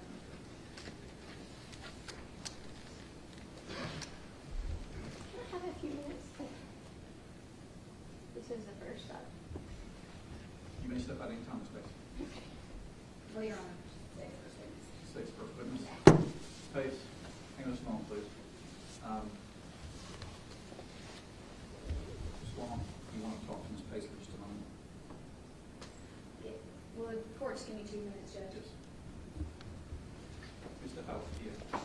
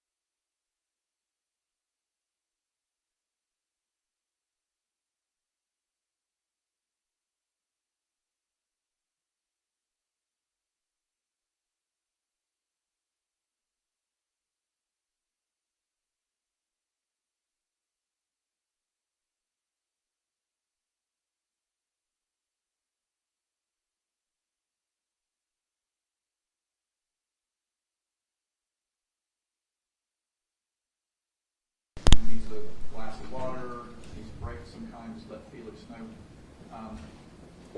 Go ahead and step out, please. Hang on a second, the rest of yours can stay. Sir, you can stay. It's just unless anyone else needs a restroom break. Yeah. Go ahead.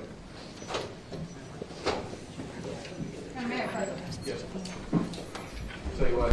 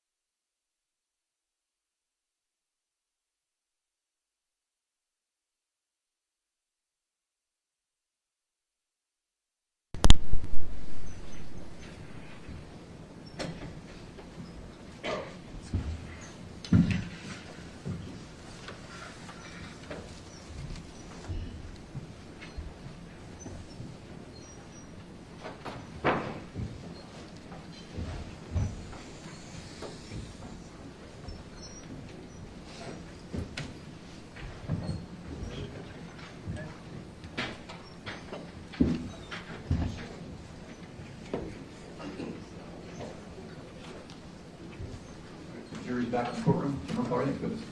The state would call Katrina Bean to the stand, Your Honor.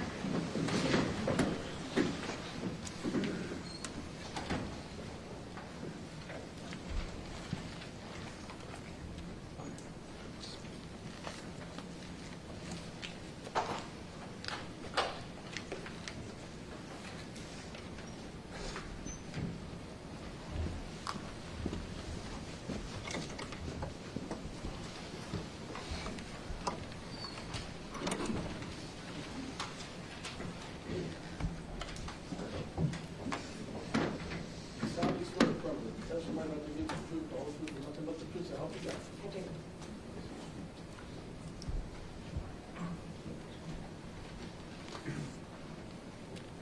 Katrina, can you please state your name for the court's record? Katrina Diane Bean. And, just gonna talk a little bit about yourself, your family, before we get started. If you need a break, let us know. Do you live in Chattanooga? Yes. Are you from Chattanooga? Yes. Are you married? Yes. What's your husband's name? Gregory Scott Bean. Do you have children? I do. How many? 4. And, is one of them Jasmine Pace? Yes. Who is Jasmine's biological father? Travis Pace.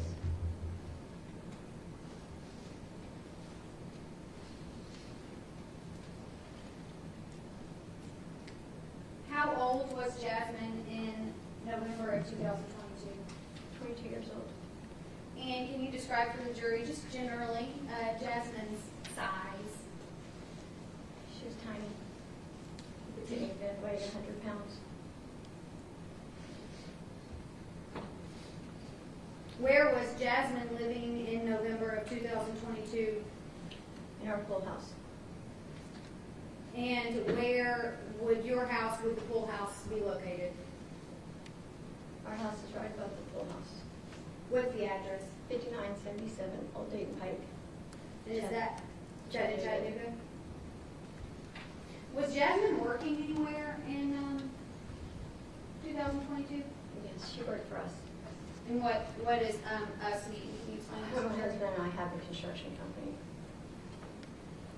She ran our office.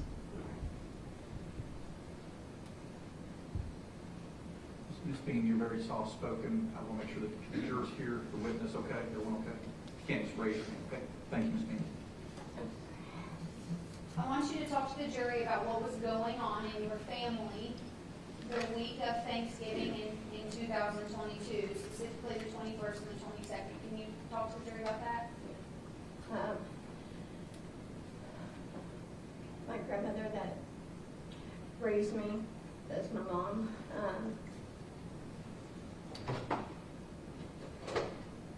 fighting cancer. Just got finished her treatments and thought it had she'd been in remission and she got sick and quickly, within a 24-hour period, we had to take her to the emergency room that morning of the 22nd.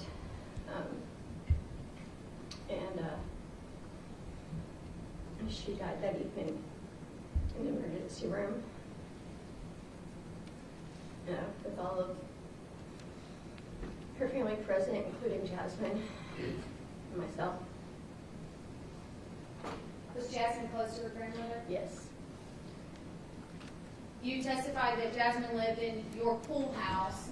How often were you seeing Jasmine in this period of time? I saw Jasmine every day, on and off, all day, every day. Because she lived there and she worked for you? And we were very close. At some point after her grandmother passed away, were you not able to get in touch with Jasmine? Correct. Very next day. Were you calling her? I was calling and she didn't answer. I sent messages. Was that abnormal? To not hear from Jasmine, yes. And for her not to be there for her family, yes. Did you know if she was seeing anyone in terms of a dating relationship? Yes. And who was that person? Jason Chen. And to your knowledge, what was their relationship at that point in time? They're getting to know each other. She wasn't ready for us to meet him. So you had never met him? No, She had never brought him to the house? no.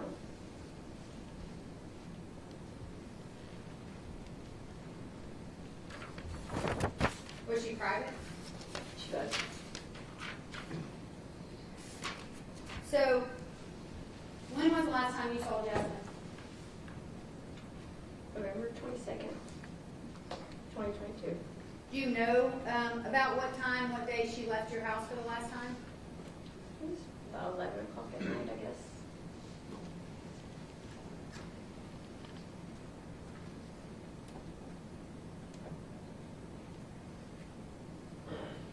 What caused you to finally take a step to go to Verizon to see if you could check her cell phone records? Objection. Lack of foundation. Lay the proper foundation.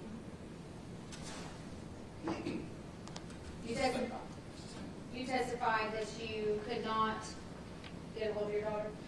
No, Did you try on the 24th? yes. Were other friends and family trying on the 24th? I'm not sure. I followed up with the friend that I had received a message from. Her phone line saying that she was going to be with, and couldn't get a hold of her, so I got a hold of her grandmother. Said that Jasmine had not been there for Thanksgiving. And a friend reached me and said that she hadn't heard from Jasmine, that she had not been up there, and I was immediately concerned, and I went to Verizon to see about her phone data, if I could locate her. I seen that there hadn't been any activity on her phone for several days, and so I bought a cheap phone in Verizon and had her phone line put on it so that I could get messages that sign into her car app. Okay, let's pause there, because we just testified to a lot. So you testified just now that you learned that Jasmine was not with her friend who you thought she could have been with. Who was that friend? Emma, And how did you know that? because her grandmother and her both said that she wasn't there with them. Why did you think that Jasmine would have been with Emma? Because I received a message from Jasmine's phone on the 23rd, which at the time I didn't pay attention to the wording, because I was so upset about my grandmother. But on the 26th, when I started getting really concerned, I went back and I read the text again, and the wording said, I'm going with my girlfriend, Emma, to spend Thanksgiving in South Carolina, which Jasmine wouldn't have texted me introducing Emma as her girlfriend, because I knew Emma. Emma had spent lots of time around me. So there would be no reason for Jazzy to introduce her that way. That was odd. And then also, I was almost certain that Emma's family was from Kentucky, not South Carolina. Did you reach out to Emma's family? I did, with her mother. And what did you learn? Jasmine had not been there with her. Was that really what sparked your significant concern that something could be wrong? Yes. And so then you testified that you went to Verizon, is that correct? Yes. Okay, now so let's slow down. You went to Verizon and explain to them what you asked for them to do and then what Bryson was able to do with Jasmine's phone. So I logged into our account because Jasmine's phone line is on our plan. And I looked at her activity on her phone line, see if calls made out, calls coming in, text message, if there was any data activity, anything. And there hadn't been for several days. Okay. No calls?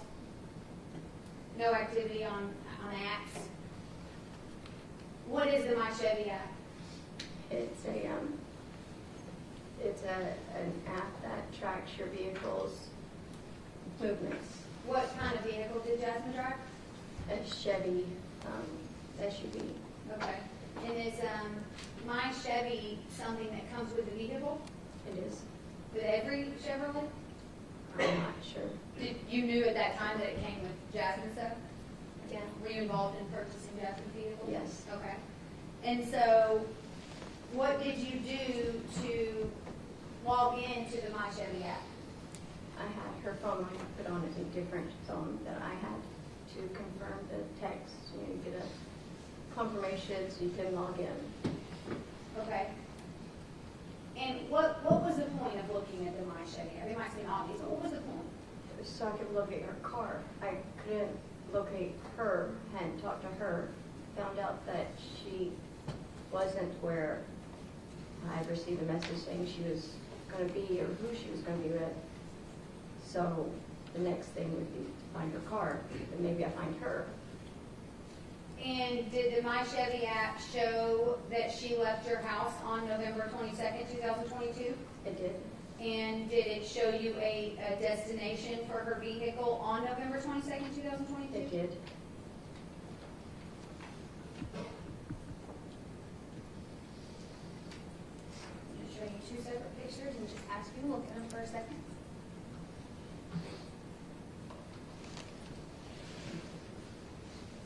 Do you recognize those two pictures? Yes. What is that? This is from the My Chevy app, a map and then a timeline of her car's movements on November 22nd at 11:27 p.m. Do these photos accurately represent what you saw when you pulled up her My Chevy app on November 26, 2022? Yes. Your Honor, I'd ask that this be State's Exhibit number 1. It's 2 pages. Any objection? There you go. Exhibit 1. Permission published. All right, so I know that this is strange where you're sitting, but this is going to be behind you, so you can sort of turn and also talk to the jury at the same time.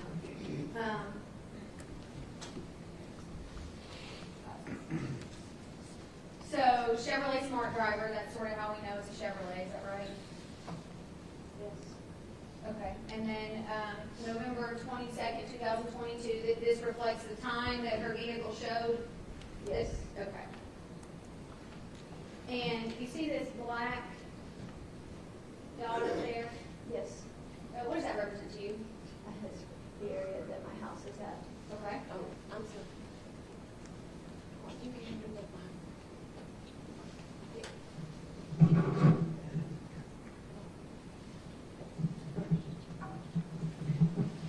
All right.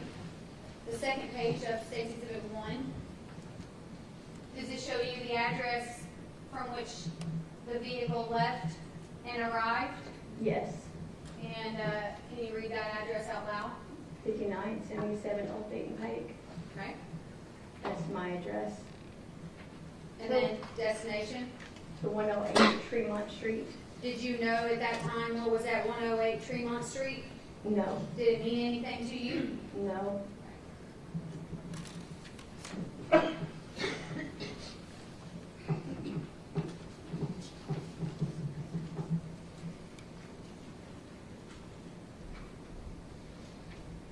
Do you recognize those two documents?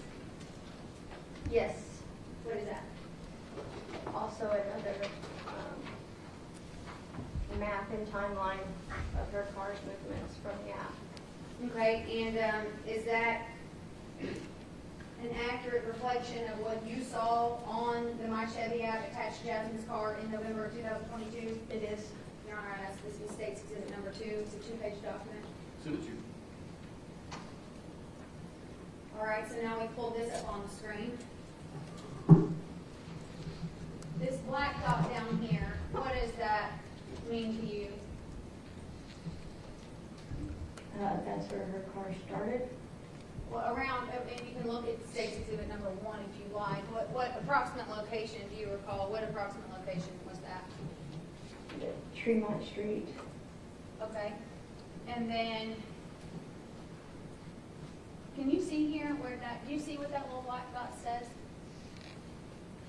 Can you read that? Would you agree that it says start? Here it is. Would you agree that it says start? Yes. Yes, it says start. Okay. And so this is November 23rd. This is the next day, right? Yes. And so what does that black dot say? That's where the vehicle stopped. Okay. Next page here. This will help you a little bit. So the My Chevy app showed that on November 23rd, 2022, a vehicle started at 108 Tremont Street. Yes. And then ended just a few minutes later, arrived rather at 900 Mount Creek Road. Is that correct? Yes. So, Ms. Bean, based on this, what did you and your family proceed to do? We went to 900 Mountain Creek Road Why? because that's where her car was last. And at this point in time, who was with you? My husband and I believe my Jasmine's sister, Gabby, had met us there. No, I don't remember when she arrived. My oldest son. Okay. Is that it? I think so. What was located at 900 Mount Creek Road? My daughter's car. What area was that It's apartment buildings. It was in the back corner of the apartment buildings. When you say it, you mean her vehicle was? Yes. So, explain to the jury what you did when you arrived at 900 Mount Creek Road. What did you and your family proceed to do? We told the police. After you found her vehicle? Yeah. Did you fairly quickly find her vehicle? Yes, it took us right to it. The My Chevy app took you right to it? The address on the My Chevy app. Took you right to her vehicle? Yeah. Was anybody in her vehicle? No. Were the doors locked? Yes. And then you stated that you called the police. Yes. Did a police officer come to 900 Mountain Creek Road? Yes.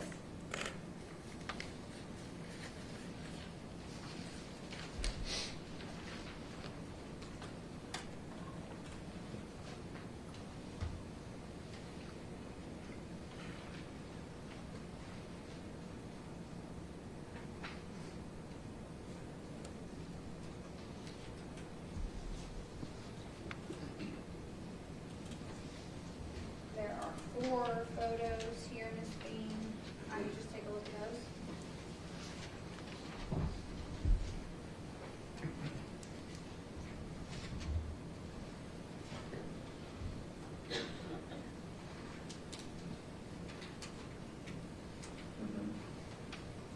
You recognize those photos? Yes. What's depicted in those photos? My daughter's car is in 2 of the photos, and my husband and I are in a photo. And on another photo, you can see Jasmine's sister, myself, talking on the phone to Jason Chen, and my husband also in the corner talking to the officer. And do you know if these photos are from a body camera from November 23rd, 2022? I'm assuming. Okay. Was that, are they taken from the point of view of the officer to your knowledge? Yes. Okay. And does it accurately reflect what that apartment building and that parking lot looked like on November 23rd, 2022? Yes. I've asked that these 4 photos be State's Exhibit 3, Jack. Are these separate photos? Therefore, Okay, can we mark them separately? I think it's easier to pull for you. yes, Your Honor. So it's three, unless that will mess up your presentation. No. Okay. Exhibits 3, 4, 5, and 6. One mark them. Go ahead. Sure. Does the matter want to order? No.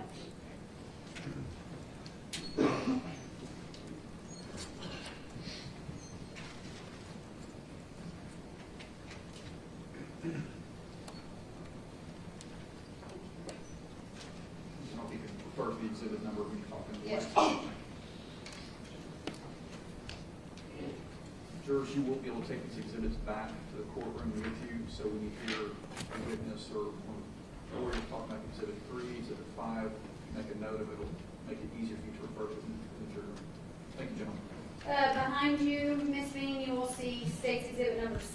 Is that yourself in the white t-shirt? Yes, Who is that next to you? my husband. And I'm going to have you with this pointer here. You can see that red is a button. If you can point out Jasmine's vehicle. Right there. Okay, and that is the white Chevrolet. Okay. Then, Also, right there, Jasmine's vehicle. okay, State's Exhibit number 5 is what the witness is looking at, and that, again, the closest vehicle to us, correct, is Jasmine's vehicle. Correct. All right. This would be State's Exhibit number 3. Describe who we see in that photo. That is Jasmine's sister, Gabby Pace. That's myself. That's my husband. Okay. One more photo, and then I'm going to go back to this one. I'm sorry. I think we have 2 of the same exhibit, Judge. You call exhibit 4 a duplicate, then Yes, Judge. exhibit 4 is Exhibit duplicate. 4 is a duplicate, Judge. Okay.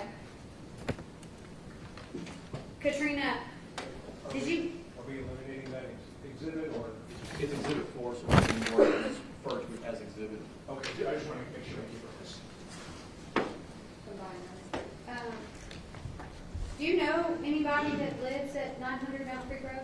No, Did you ever know Jasmine to visit 900 Mount Creek Road? no. Did you knock on any doors that night? We knocked on so many doors. The apartment complex is large, but I can't tell you how many doors we knocked on. Did you learn anything significant? No.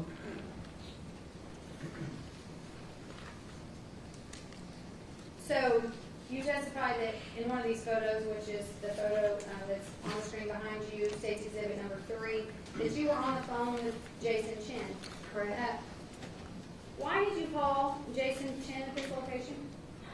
I actually didn't even realize it was him at first. I had her call log.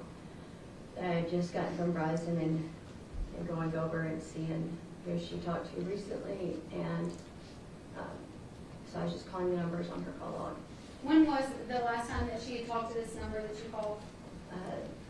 The night before the 22nd. And do you recall, based on her phone records, for how long that conversation lasted? Yes, it was 71 minutes.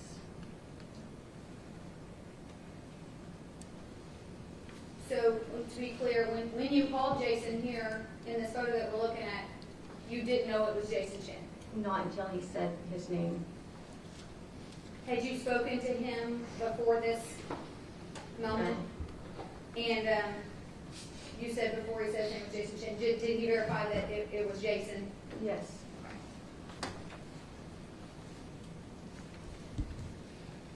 Did you ask him when the last time was he saw Jasmine? I did. I started off with letting him know that she's missing.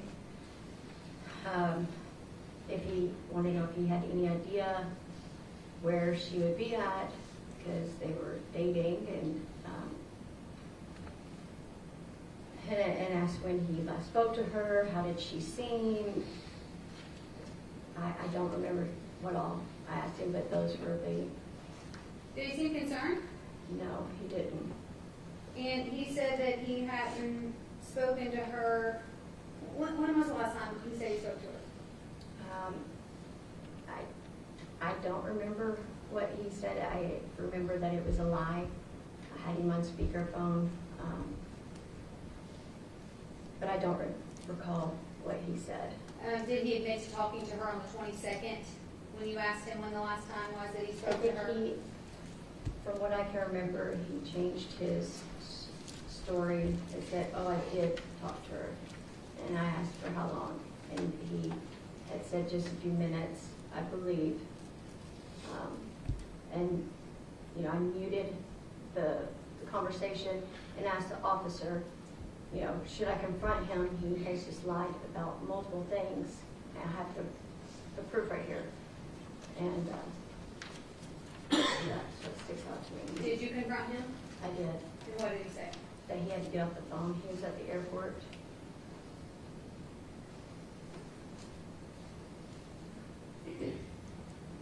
Did you ask him where he lived? I did ask him where he lived. And what did he say? 500 Tremont Street.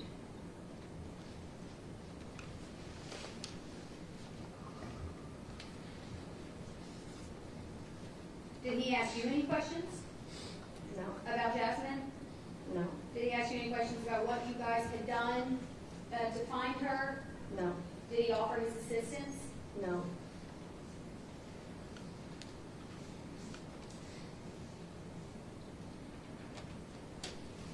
So, do you recall the name of the officer that came to Mountain Creek Road? Pierre, I believe. Okay, and describe to the jury how helpful, in your opinion, Officer Pierre was able to be. He took a report, gave me a card, said that he would pass the information along to a detective that would be assigned. You know, I would probably hear from them in 24 to 48 hours.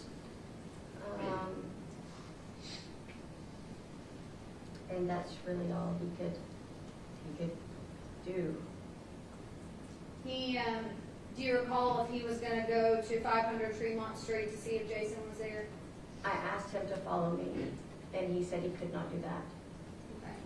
Do you recall if at any point in time while he was there, he tried to contact another, potentially an investigator with the Chattanooga Police Department?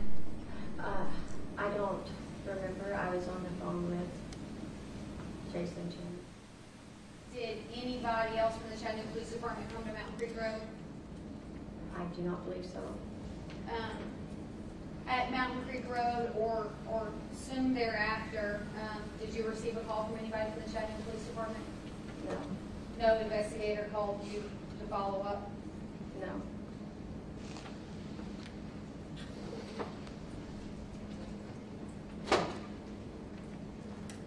So did Officer Pierre leave Mountain Creek Road? Yes, When he left, were you still there? yes. And what did you proceed to do? We called a tow for our daughter's vehicle to get towed to our house. We continued knocking on doors, showing pictures of my daughter, asking if anyone had seen her. We talked to the security officer at the apartments to see if he could help us with footage, since we knew the timing when her vehicle entered there, so we could see if Jasmine was driving the vehicle. So we'd know where to start looking. We started calling friends and family, asking for help to look for her. Let me pause right there. Did you speak with the security officer at Mountain Creek Road? I did. Do you recall his name? I do not. That's okay. Did Officer Pierre assist you in contacting that security officer? Do you recall? I'm not sure. Okay. But you did speak to the security officer on this night? I did, and then he actually called me back, and we went back there to look at security footage after he was able to get it. And did you view that security footage? I did. Did it show your daughter's vehicle arriving at Mountain Creek Road? It did. Did you see he was inside? No, he couldn't tell. Okay. All right. So back to what you all did after that. You stayed at Mountain Creek Road. You talked to the security officer. At what point did you leave Mountain Creek Road? Shortly after that, we went to 500 Tremont Street. Why? Jason Chen said that's where he lived. What was at 500 Tremont Street? It was a abandoned house that was under construction. We spoke to some neighbors, asking, showing Jasmine's picture and asking if they had seen her. Did you go other locations as well after you left Mountain Creek Road? I did. By this time, there is multiple people sending in messages to Jasmine's best friend Bailey, and about where he possibly lived, people that had worked with him. You say him, you mean Jason Chen? I do. Okay. I remember we went to a Mr. Burrito downtown because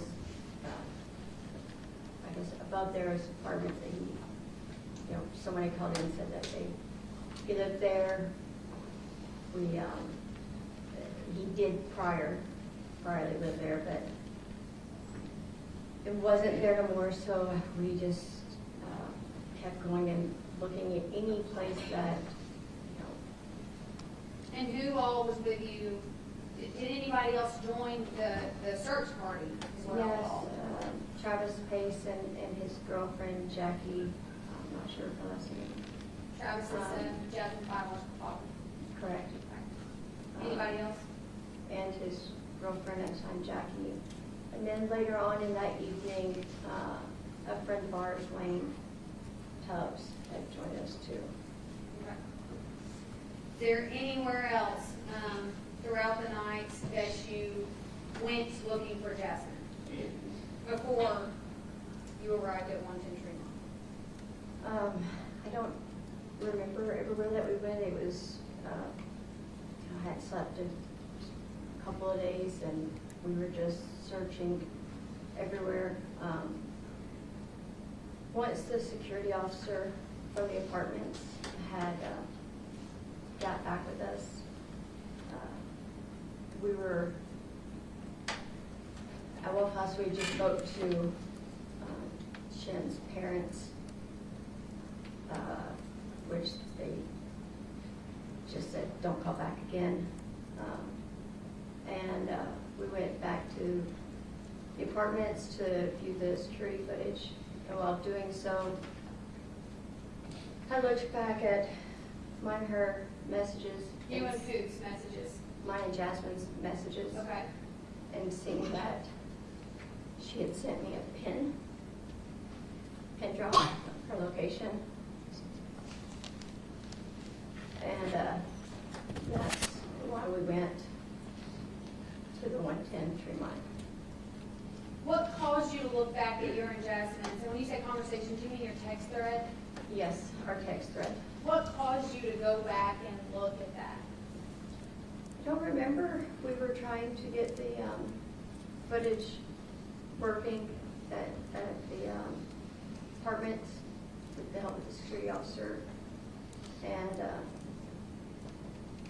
I went on our thread and I seen it, and I didn't notice it before because I had sent her a pin drop on the 22nd because we normally had been taking my grandmother to the hospital downtown, and we didn't that day.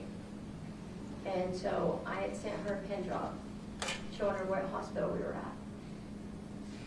So, and I didn't notice that she had sent me a pin drop because I thought it was a pin drop I had sent to her. Objection.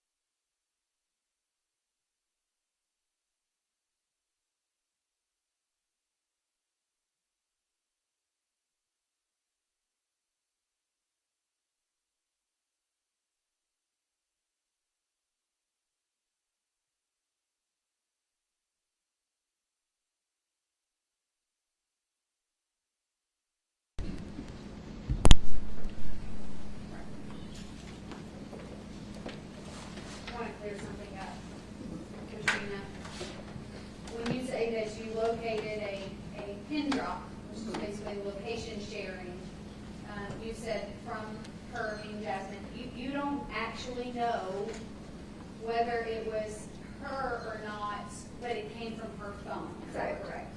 So you can't testify whether or not she actually sent the pin drop. No, But did you have her number saved in your phone? I do. And did it come from what Her was phone line, her yes. phone line? Okay. And do you recall approximately the day and time that that location was shared from that phone with you? It's November 23rd at 2:18 in the morning.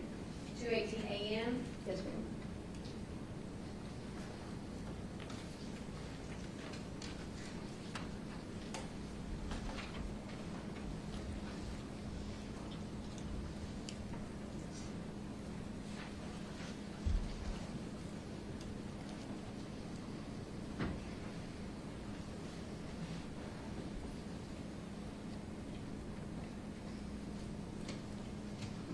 Do you recognize that? Yes. What is it? It's a pin drop, coordinates from the message. Does that accurately reflect what your phone showed when you clicked on that location that was shared with you? Yes. And was this photo taken by the Chattanooga Police Department? I'm not sure. Is that a picture of your phone? It is. Okay. Your Honor, I'm asking this is state's exhibit number 7. Any objection? It could be 1. I would say this could be 1, Judge, they go together. So 7. Good, so, All right, so just while you look at the screen again. Is this what was shared with you from your daughter's phone? Yes. Okay. And is that another photo, when you click on that location, is this another photo that comes up? Yes. What is, where this red is, what is this building? Apartment complex, Jason Chen lives. So, when you saw this location that had been shared with you, what did you do? We leave if we go to that location. Same people with you at this time? At the moment, it was just Gabby, Travis, Jackie, and myself.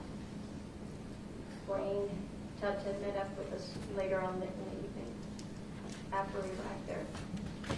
What was your reaction when you saw this location drop? I was scared because that was not normal. Jasmine had never sent me a pin drop location in the middle of the night. At the time that you saw the location drop, did you know of anybody that lived or No, frequented this building? no. So you traveled to this location, do you recall what the address was? I believe it's 110 Tremont Street. Okay. And it's an apartment building, is that correct? Yes.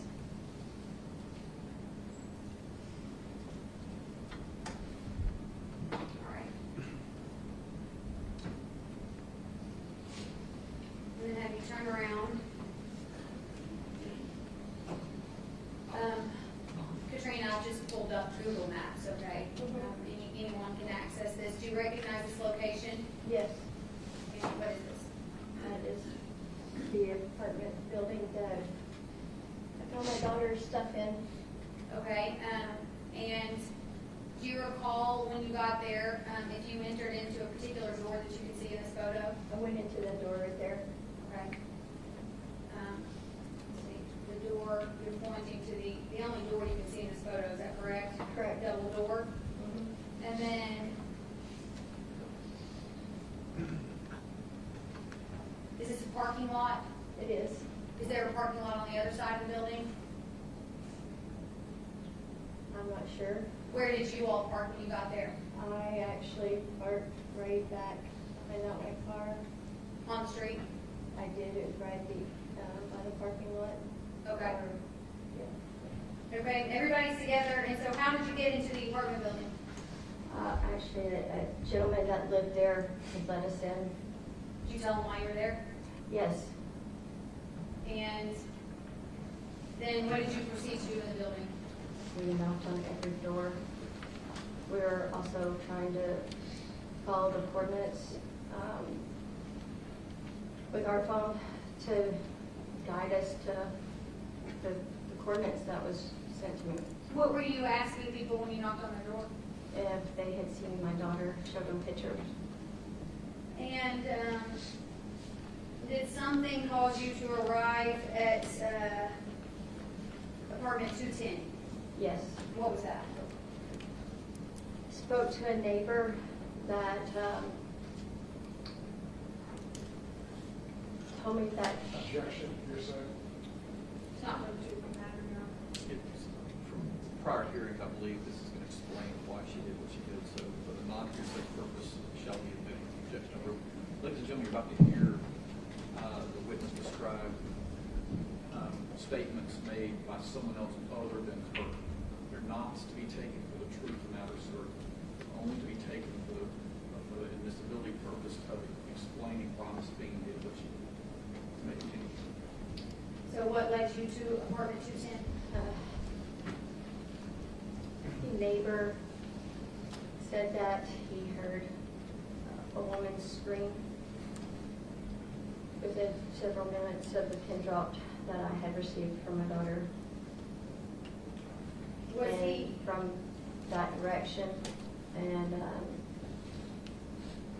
Jason's apartment door was the only one that someone didn't answer. so the person told you that the scream had come from a certain apartment. Was that apartment 210? It was. And did you and your family knock on that door? We did. No one answered it. Okay. Explain to the jury what you and your family members then proceeded to do. I got a credit card from my wallet out of my car, and we broke into the apartment.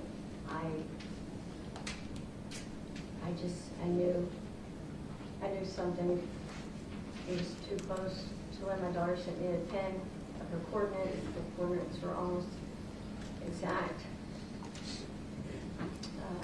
Was anybody there? No. What did you start doing when you got into the apartment? We opened up the door and seen cleaning supplies and a notebook. I opened the notebook, seeing that it was Jason Chen's apartment.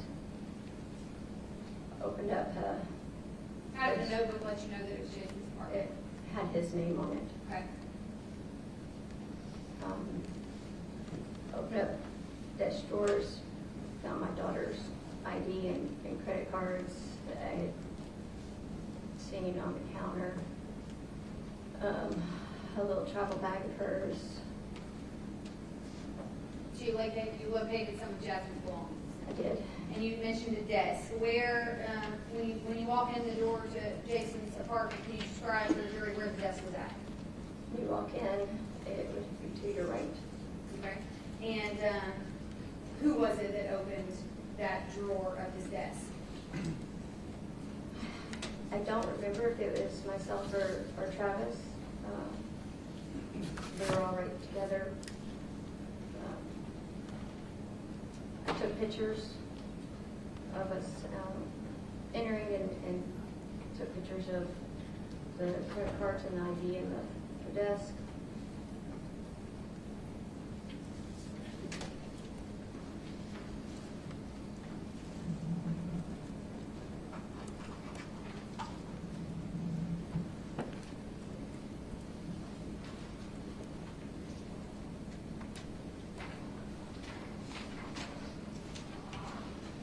Do you recognize this photo? Yes. What are they? Jason Chen's apartment door, and right when you first walk into his apartment. Does that photo depict the desk that you were just testifying to? Yes. Is that what you recall looking like on November 23rd, 2022? Yes. Your Honor, that's being stakes next to exhibit. Exhibit A. sorry, you said 2 exhibits? There are 2 photos too. Let's make them 8 and 9.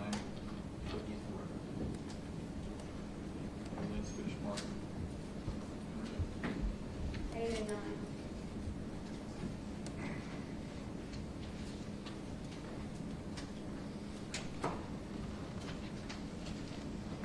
I'm showing the jury what's been marked now as State's Exhibit 9.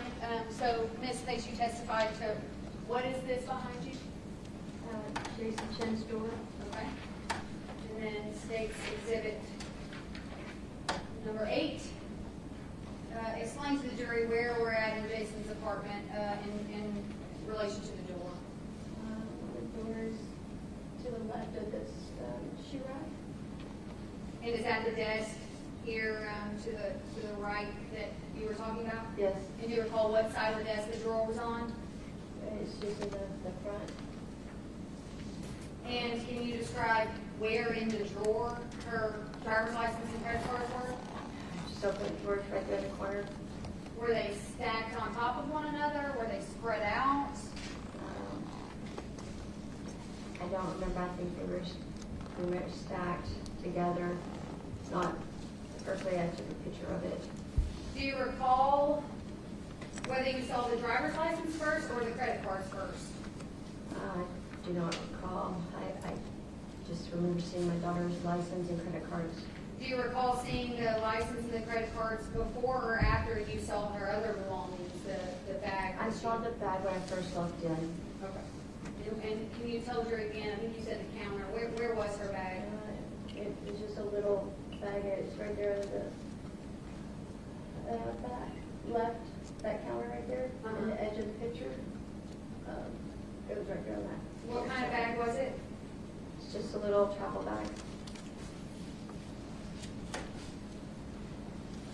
And did you contact law enforcement at 110 Tremont Street? We did.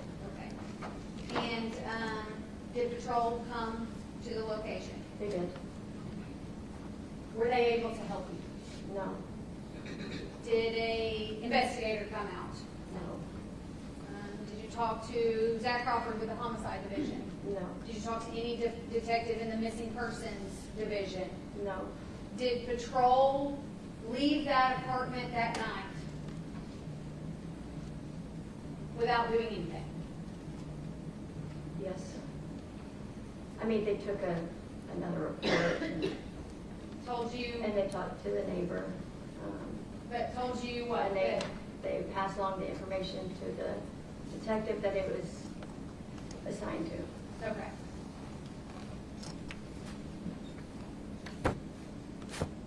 When patrol left the apartment building that night, did you and your family members also leave? We went down to our vehicles and we waited until police left. And then what'd you do? I went back in For to what? his apartment For what? to get whatever, anything that I thought I could use to help find my daughter. Were you frustrated? I was scared. Did you take items? I did. What'd you take? I took electronics, phones and tablets and How many phones? Do you recall how many phones you found in Mr. Chen's there was apartment? multiple. Okay. And what else? Notebooks. I don't remember what all. There was a, How many times do you think you went back into Jason's apartment? like 2 or 3 times after that. And I took whatever I thought I would have to hire a private investigator for. I don't know, I was panicking. I didn't know what I needed to be able to find her. So I took whatever that I thought possibly I could go through and help find clues about where my daughter would be. How many times, I'll ask it this way, what period of time was it that you were entering and exiting the apartment? that morning after the police had left. Would that have been the morning of November 27th? Would have been, yes. Okay. So was it that day? My timeline kind of, I hadn't slept still. Do you know what day it was the last time you went into Jason's apartment? I did not go into Jason Chen's apartment again after we met with Officer Crawford and Okay. was getting some help. Okay. You're going to be asked questions, as we now know, about staging crime scene. Katrina, did you have any idea what had happened to your daughter? No, Did you have any desire to pin it on to Jason Chen at that point? I was still looking for my daughter. Did you ever bring anything into the apartment and leave it there? No, Did you take massive quantities of Jasmine's blood and pour it in the floor? I didn't see any of Jasmine's blood. You didn't take anything into the apartment, did you? No, Did you move things around so that police would see items in certain places? no, Were you concerned at that point about the police investigation? I wasn't thinking about a police investigation. I was just trying to find her. I was insanely scared. That sounds bad.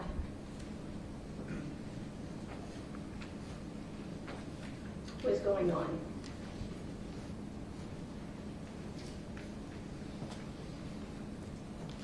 At some point, finally,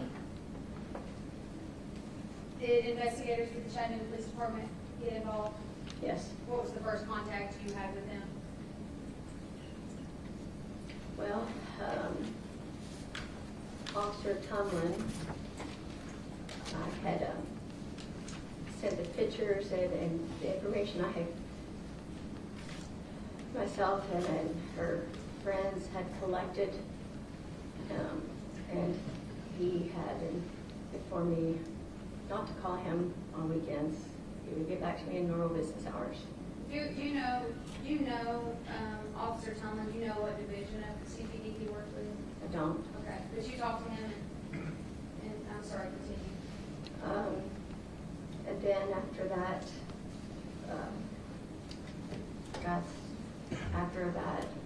Officer Crawford and Emory got involved. At some point, did investigators with the Chattanooga Police Department come to your home to take photos of some of the items you had taken from Jason's apartment? Yes, And to be clear, did you take Jasmine's driver's license and her credit cards from Jason's apartment yes, to your house? yes.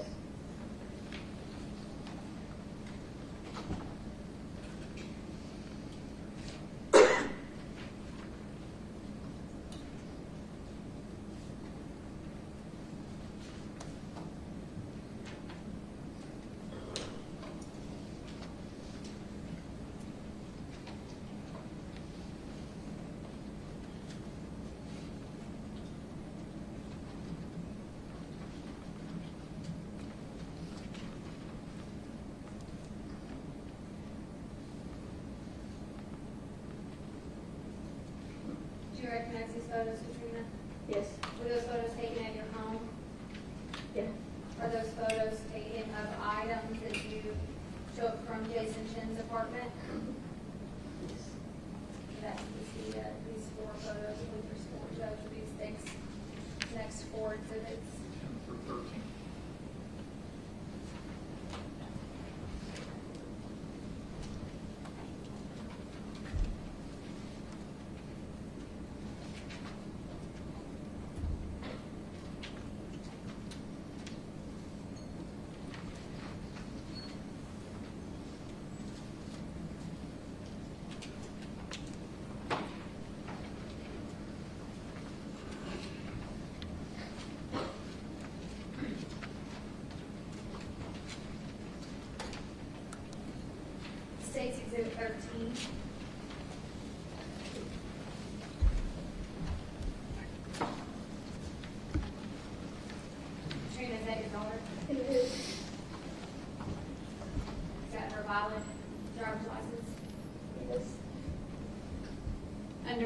That driver's license, are those her credit cards that you took from Jason Chen's apartment? Yes.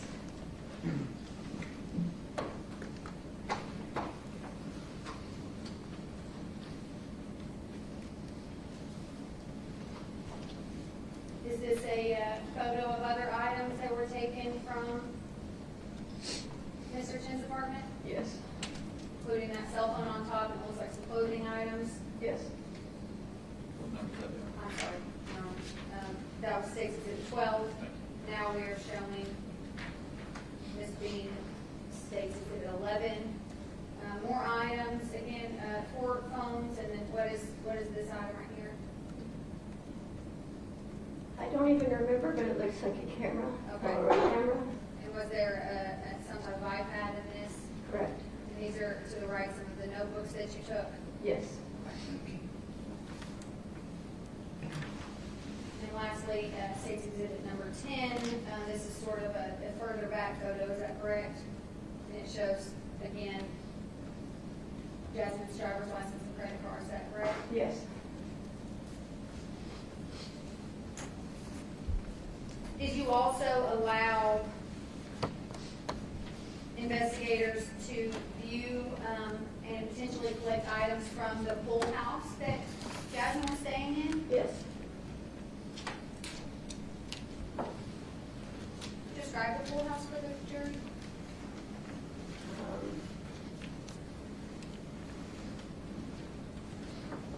Right below our house, in front of a pool. Their place to sleep. There is. Was Jasmine staying there temporarily, or was that her place of residence long term? She was staying there temporarily. Why? Because we've had been working on the house at the bottom of our driveway. It was almost finished. It was for her. So she was living in a pool house while her house was being built.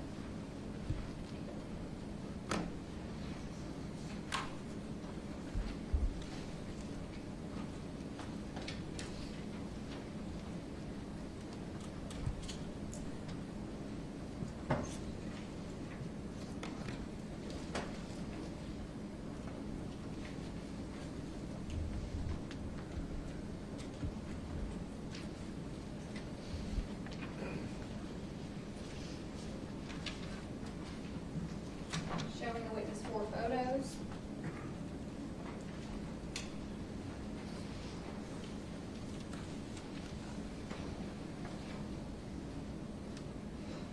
Do you recognize those photos? I do. What are they? They're the outside of my pool house and the inside of it. Were those photos taken the week of November 23rd, 2022? Yes. Is that what the pool house looked like at that time? Yes. Does it show some of Jasmine's belongings? Yes. Your Honor, I'd ask that these 4 photos be the state's next 4 exhibits. 14 through 17.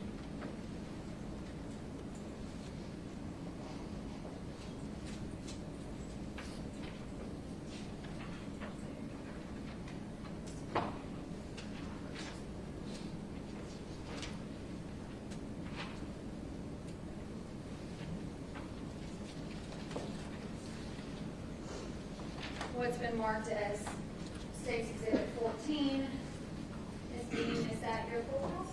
Yes. State's Exhibit 15 is that the bathroom in the pool house? Yes. That would have been the bathroom that Jasmine was using? Yes. Another photo of the bathroom? Yes. To the left is the shower, is that correct? Correct. Sorry, this is State's Exhibit 16, and then lastly, State's Exhibit 17, this is a photo of the shower. Yes. Would you agree that the item there located at the base of the shower is a toothbrush? It is. Is that a toothbrush? It is. Let's be clear about something for the jury, Ms. Bean. Police department came to your home on this night, correct? Did you ever go back to Jason's apartment after the police department came to your home on this night? No.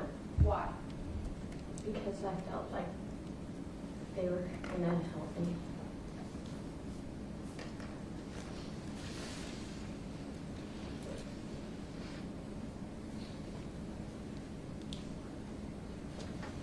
Were you aware that a search warrant was executed at Jason's apartment on November 28, 2022? Yes. What was the next contact that you had with the Chattanooga Police Department? I don't remember. Were you informed that your daughter's blood had been found inside Jason Chen's apartment? Yes. I'm gonna have a moment, Judge.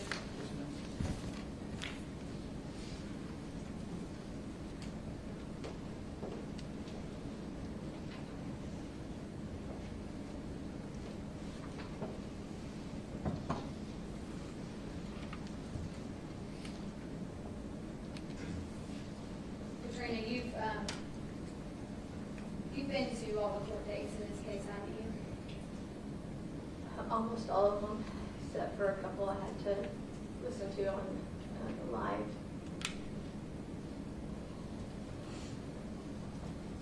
You've never heard the defendant admit that he murdered your daughter? Ever? No. First time you heard that story was today? Yes. Is that what affected you when you were first? Yes. Yes, it was. Nothing further, Judge.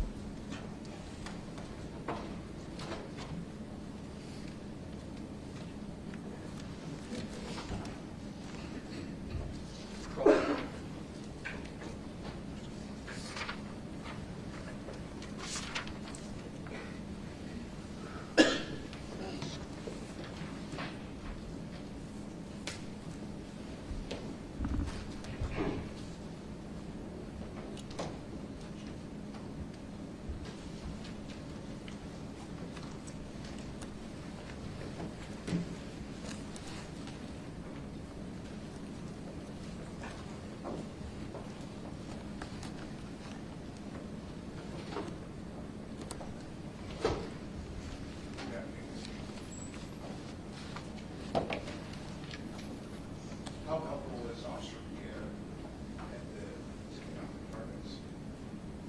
Took a report and gave me a card. Do you find the Chattanooga Police Department helpful when you were down the street or at the Signal View Apartments? No.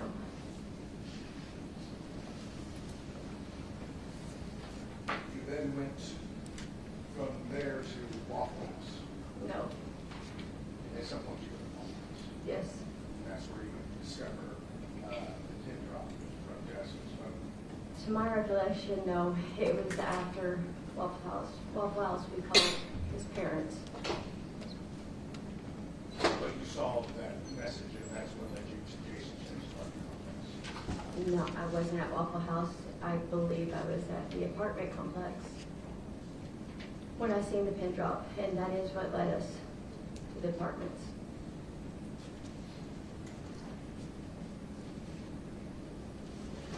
You were interviewed by police about what happened at Jason's apartment, weren't you? Yes.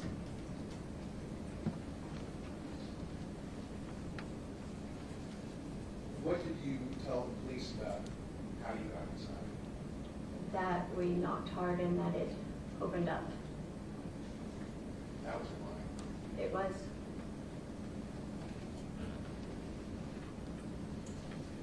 And then do you remember testifying previously in this case? I do. And just like today, then you took an oath, didn't you? I did.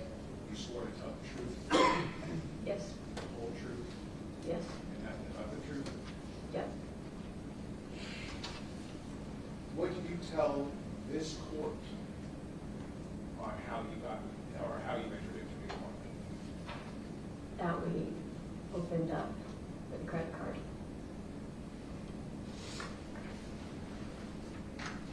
Did you say during that hearing who opened the door with the credit card?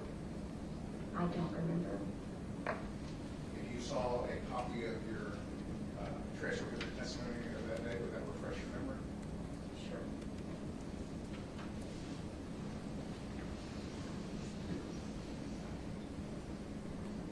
Please go ahead and read over your previous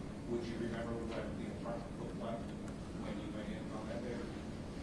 I can't say that exactly, I would.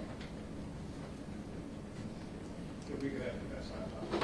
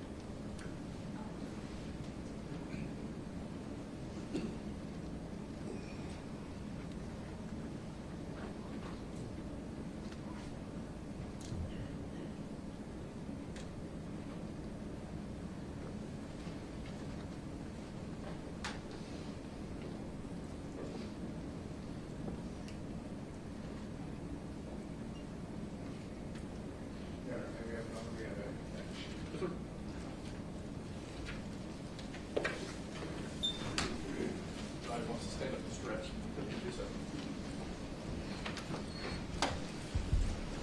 Yeah, I'll read you.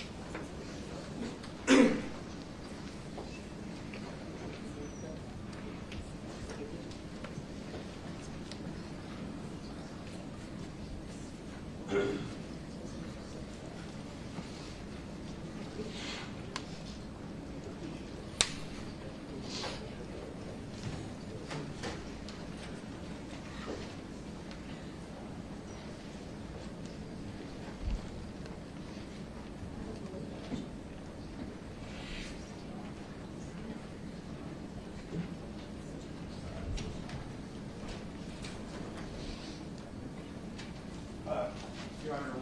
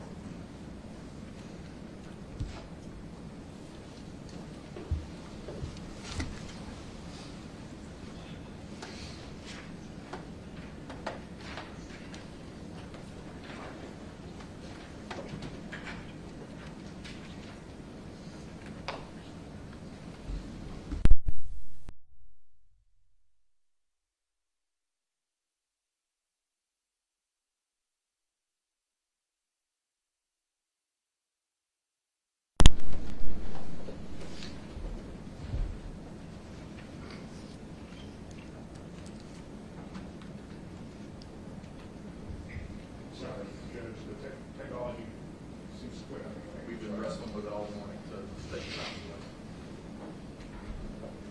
May I first? You're pretty well recorded. Dean, do you recognize the scene? What's happening? Interacting with law enforcement. And what are you talking about? I don't know, I have no idea what we're talking about. You remember officers, Chattanooga police officers entering into Jason Chen's apartment while you're standing there in the hallway? I honestly, I've spent over 2 years trying to cope and deal and not think about every moment of that night. In all fairness, I don't remember.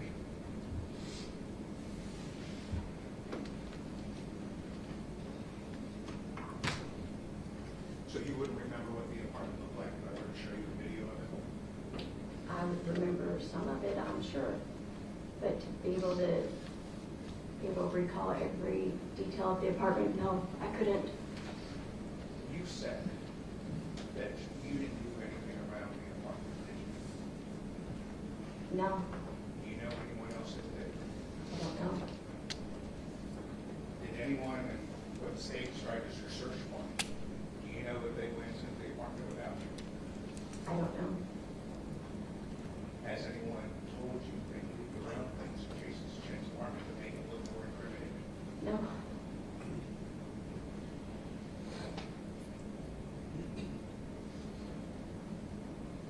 Officer Bracey and Officer Creighton went into Jason Chen's apartment after you went in, correct? Okay. Is that right? I don't remember the officers' names that were in there, but What officers went in there? correct. Why would the apartment look different after the police went in there than when they were in there? Who changed? I have no idea.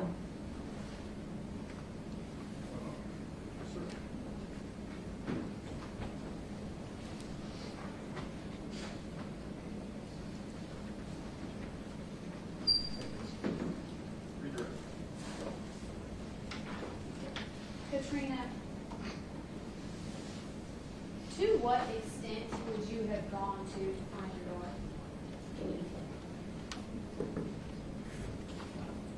Did you believe that she could have been in Jason Chen's apartment that day? Yes, Did you believe at the time that there could be things in the apartment that could lead you to your daughter? yes,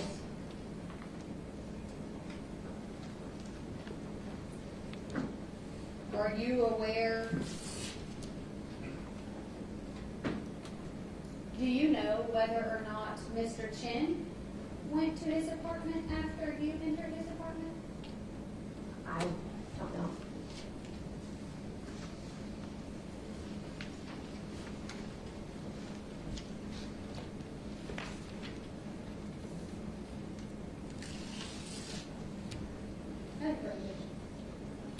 Recross.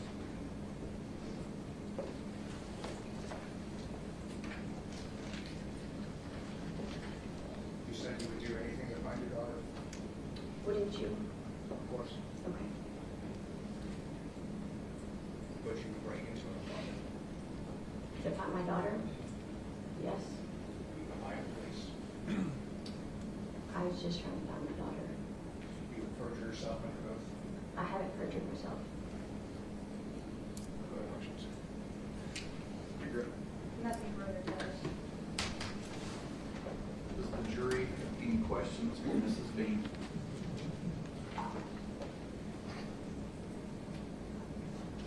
Ms. Bean, you may step down.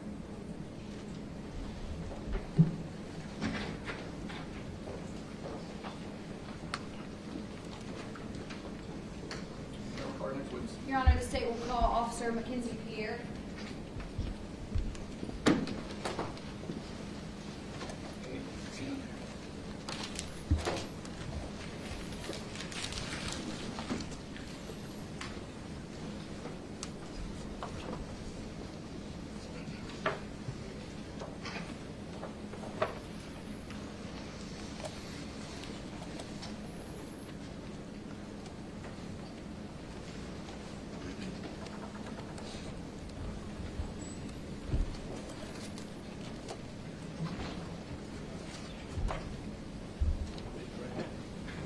swear or affirm that the testimony about to give the truth, the whole truth, and nothing but the truth, so help you God? I swear. Hello, Officer Pierre. Hello. Can you say your full name for the court reporter? Officer Mackenzie Cole Pierre. And Officer Pierre, where are you currently employed?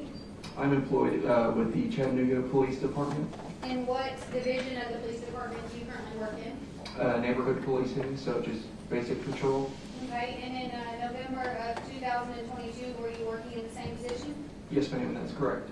Is there a certain area of town in your role that you primarily work? Yes, ma'am. The area is referred to as Adam North. That's more of like North Chattanooga. My specific area is Adam 5. That includes the Mountain Creek Road area, Moccasin Bend, Signal Mountain Road area, and part of North Shore as well. Were you working the night shift in November 2022? I was working the second shift, so the in-between, yes, ma'am. What is second shift? So the second shift runs from 3 p.m. to 1 a.m. And you stated that you're on patrol. Can you define for the jury what the duties of a patrol officer are at the Chattanooga Police Department? So our basic duties are one, to answer calls to service, which vary greatly depending on whether it be civil matters, domestic disorders, more serious, heinous, aggravated assault crimes, vehicle thefts, like I said, a very great variety. As well as also do our best to deter any crime from occurring by being proactive, making traffic stops, and just watching out for suspicious activity to begin with. On major cases, felony cases, are you called to investigate them? Yes, ma'am. At least to take the initial report and do as much as we can at that time. And if there needs to be, if it's a more serious case, what would then happen in your position on patrol? If it was something that was above your head, what would you then do? That's when we go ahead and contact one of our investigation units to notify them, kind of give them the rundown of the details, what the report number is, and how much information that we have gathered so far, so that they can follow up with whoever they need to follow up with to continue the investigation. So if, for example, it's a robbery, who would you call? The robbery investigator, whoever is on call that evening. If it's a homicide, who would you call? Our major crimes division. If it's a missing person, who would you call? Our missing persons division. Yes, ma'am. You are not equipped with the resources to investigate on those types of cases? Not as equipped as the specific, specialized units. No, ma'am. Okay. One second, Judge. Yes, ma'am.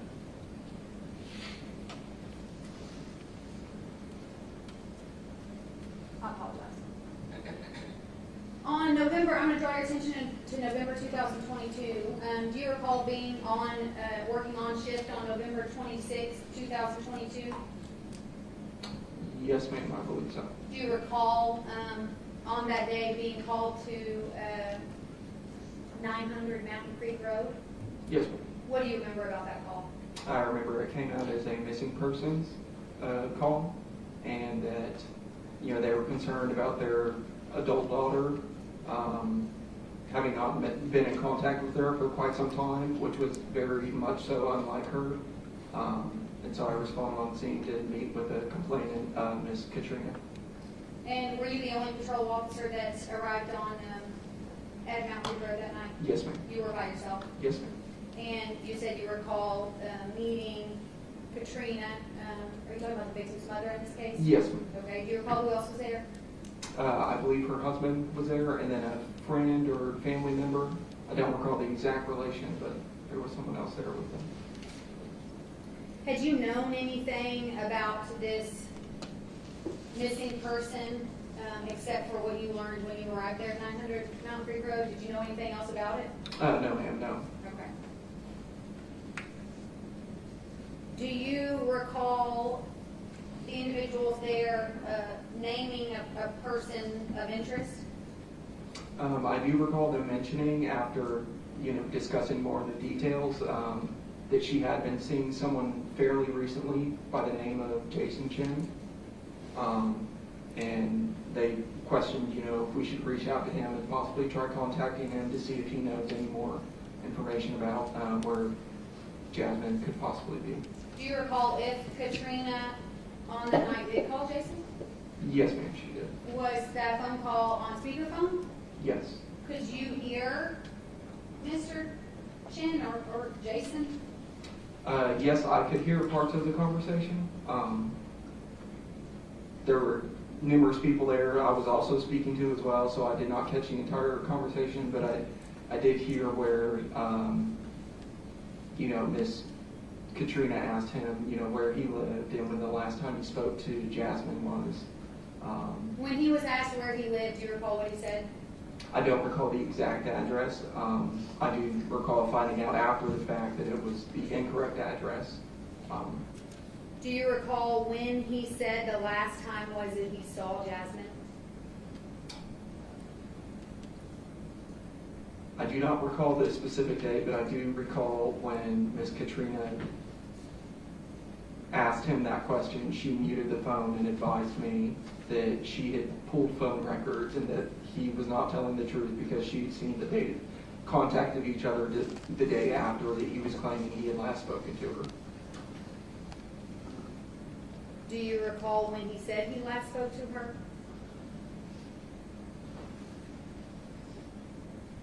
Not the specific date, no. Okay. Did you ever try to visit the location that he said he lived at? I fully intended to, but that night, with it being the call load, after I had done what I was supposed to do on my end as far as having her entered in as missing and contacting investigators, I got caught up with, you know, various other calls to service coming out, so I did not have a chance to run by that address. No, ma'am. Was Tremont Street within your area? Was that within Adam 5? It's the district right next to mine, so Adam 4. Okay, borders your district? Yes. Okay. While you were out there, did you consider calling a missing persons investigator? Yes, ma'am, and I did so. Yeah, and which missing persons investigator was that? I requested dispatch put the on-call missing persons investigator phone number on the CAT dispatch card for me, and it was Investigator Blunt that I made contact with that evening. What does on-call mean? On-call means, you know, if it's late at night or something like that for that weekend or that time period during the week, you know, if it's after business hours, you're the person that gets contacted. And that was Investigator Blunt? Investigator Blunt was who I was referred to and who I spoke to that evening. And Yes, she ma'am. works in the missing persons division? Yes, ma'am. And how did you feel about calling Investigator Blunt that night? I was not too excited, if I'm being frank. Why? Me and her do not get along too well. Okay. And did you relay the information that you had been given by Jasmine Pace's family? Yes, ma'am, I did. I gave her the complaint number, all the information that I knew. I even mentioned the possible boyfriend or, you know, person that Mr. Chen that she had been speaking to, and conveyed that her parents were quite concerned over the matter and that they would like to be contacted at some point. What'd she say? She said, okay, go ahead and forward me the information and, you know, I'll reach out to them. Did anyone else in the police department, I apologize. Did anyone else from the police department come out to Mountain Creek Road that night? No, ma'am. Were you able to give to Jasmine's family Investigator Blunt's phone number? I don't believe I gave them her phone number specifically. Typically, we wait for the investigators to reach out to the, you know, family members and victims. I understand. So, to your knowledge, that night, while you were there, Investigator Blunt did not speak with the Pace family? To my knowledge, no. Did she ask you, hey, will you hand the phone to them so I can talk to them? No. You didn't do that? No. So, in your capacity as a patrol officer, what were you able to do for Jasmine's family that night? So for that evening, I explained to them, which I also did, that I had Jasmine entered into the NCIC national database as a missing person, so that if anyone was ever to locate her and run her information, it would pop up bright red on the screen, missing person. And then I would contact a missing persons investigator, give them all the information that they just conveyed to me, give them my complaint number. But as of right now, in my position where I was at, like that is the most that I can do. Sure. Do you recall communicating with them that you weren't able to name Jason Chen as a suspect at that time?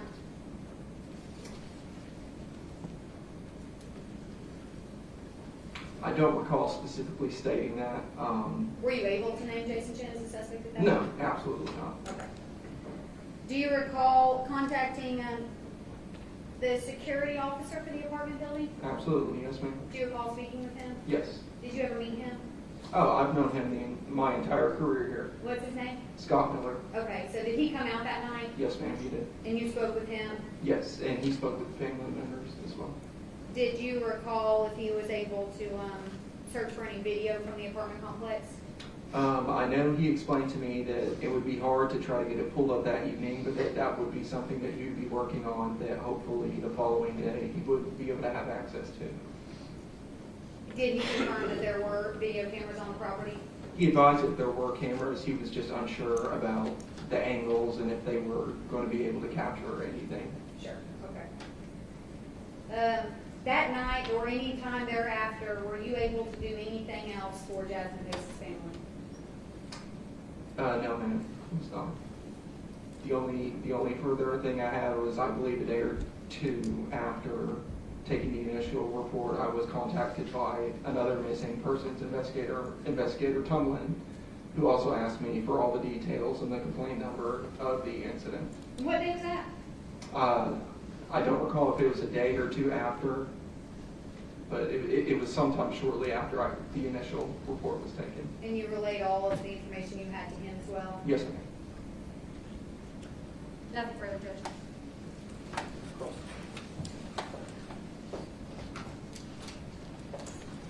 No questions, Your Honor. Jury, have any questions for Officer Pierre?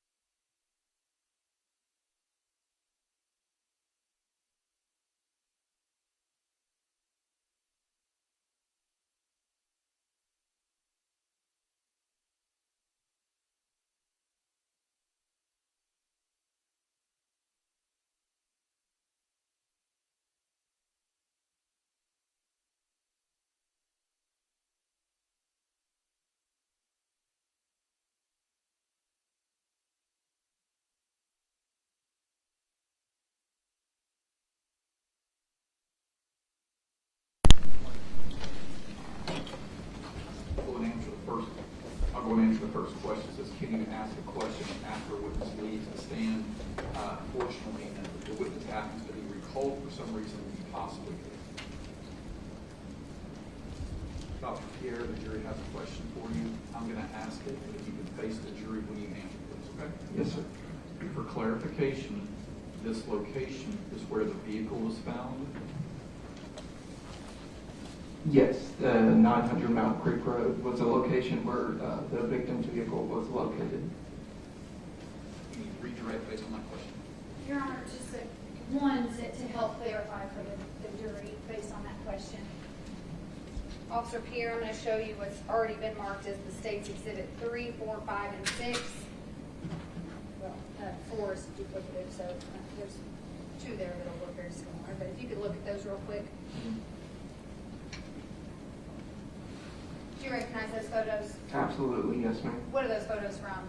That is from the parking lot at the apartment complex at 900 Mountain Creek Road. And would these be screenshots of your body cam footage? Absolutely, yes, ma'am. Nothing further. You recross. No, yeah. Thank you all for hearing us. Thank you.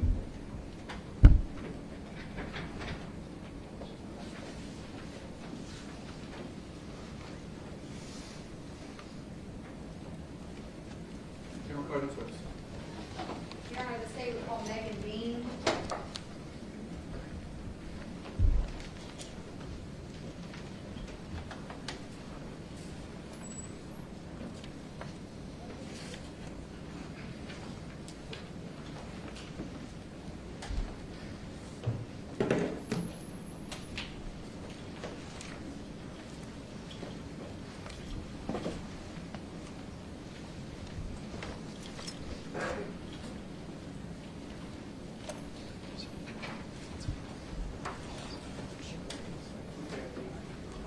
Raise your right hand. You solemnly swear affirm that the testimony about to give is the truth, the whole truth, and nothing but the truth, so help you God.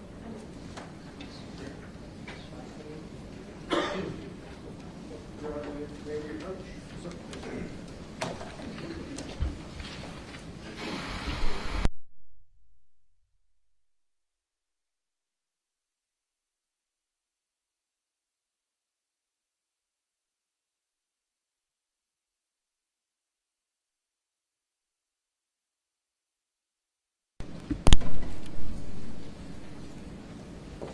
Hi, Ms. Dean.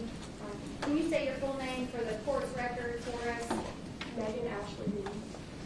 And Ms. Dean, are you employed? I'm, Where do you work? I work at Walmart. Okay, which Walmart is that? Signal Mountain. Is it called Single Mountain Road? Yes. Okay. How close in proximity to Mountain Creek Road is your Walmart? I would say maybe 5 minutes, maybe 10. Okay. How close is your Walmart to what we call the North Shore? Maybe 5 minutes. Okay. Do you know how close your Walmart is to Sup Creek Road? I don't. Okay. And in November of 2022, were you also employed at the Walmart? Yes, ma'am. Okay, and what is your role, explain to the jury what your role at Walmart is. I work in asset protection, so I review video and basically investigate. Do you recall in November of 2022 being contacted by investigators of the Chattanooga Police Department about possible video footage or evidence of receipts? Yes, ma'am. And do you recall who that was? I don't remember the name exactly. Female, male? It was a male. Okay. And is that something typically in the normal course of your job that you would be asked? Yes, ma'am. What type of video system does the Walmart on Signal Mountain Road have? We have basically video. It accesses all of the registers. It accesses the sales floor, back rooms, anything that you really need to look at in the store. Who has access to that video equipment? Only the people in my position. Okay.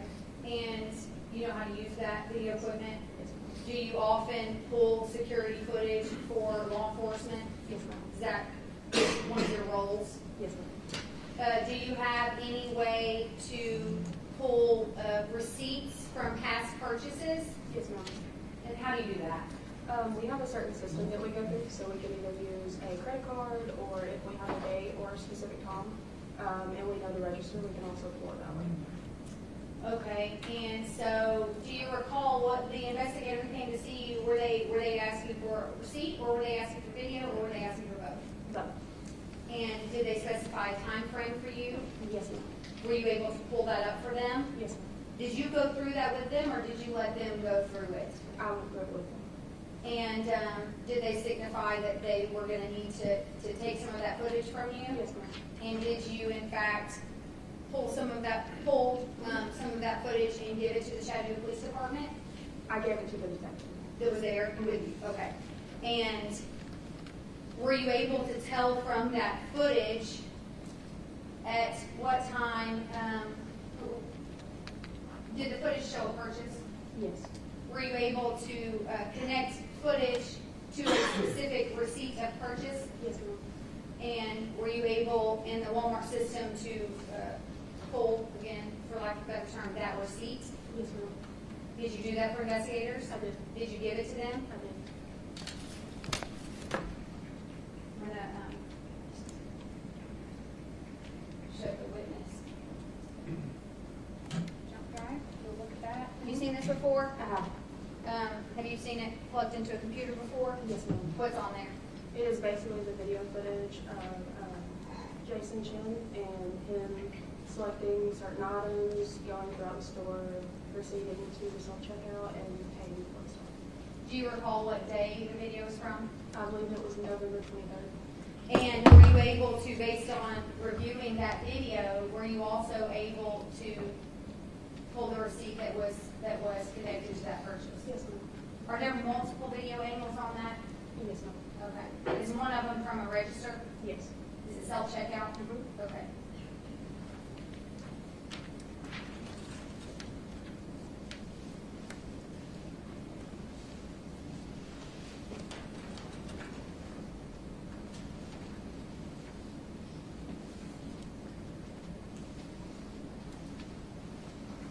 Do you recognize that document? Yes, ma'am. Is that the receipt that you were able to retrieve for the Chattanooga Police Department detective? Yes. And what date is on that receipt? November 23rd, 2022. Your Honor, I'd ask that both the jump drive for the video and the receipt be entered as the state's next two exhibits. Objection. Exhibit 18 will be the jump drive. Exhibit 19 will be the receipt. Excuse me.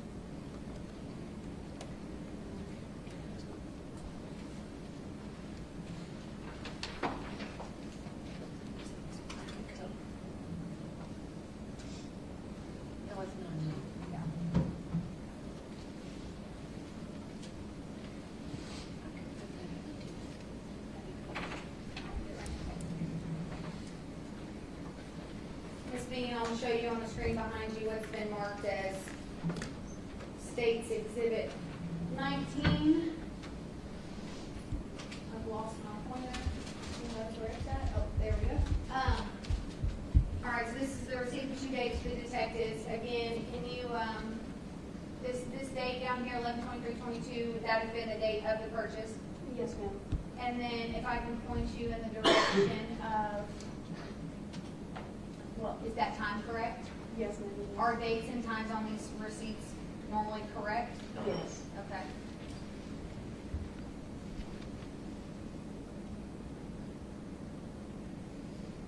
You can see here, there's a bunch of stars followed by 4189. What is that? That would be a card. It would be a debit card. Would 4189 be the last four digits? Yes, ma'am. And then you can see here expiration date, Yes, ma'am.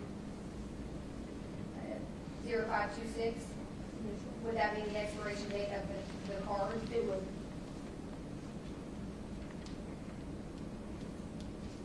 Were you able to view what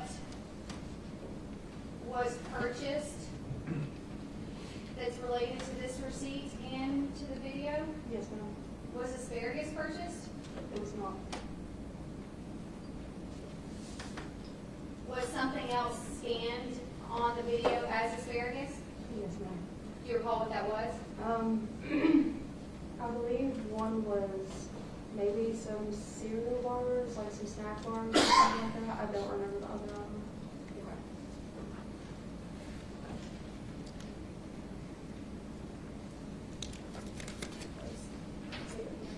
Up here, the state has no further questions for this witness.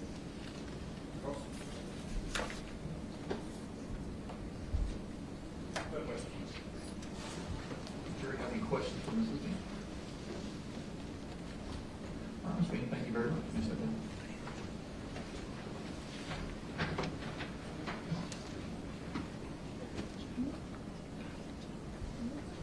Your name, may we approach?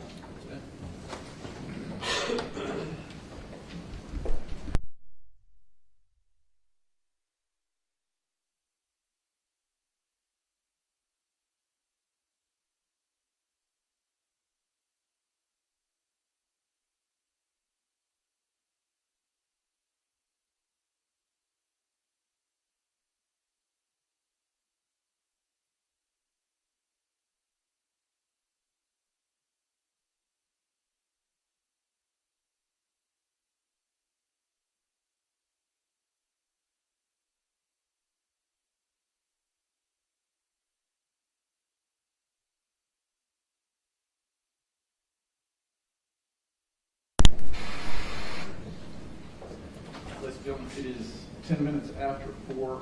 Good time to take an afternoon break. Or have the jury step into the jury room. We'll have you back in 15 minutes. And everyone in the gallery will be back. And that clock says 4:25.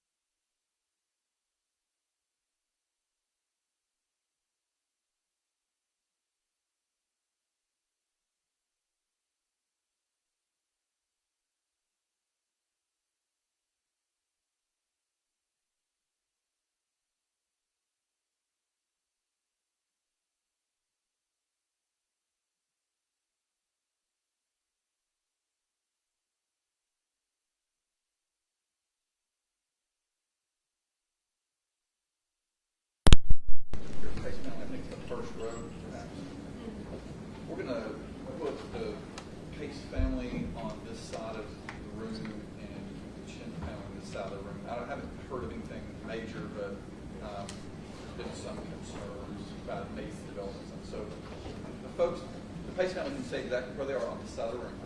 The folks sitting behind it on the third row, I gotta have you please move back one row.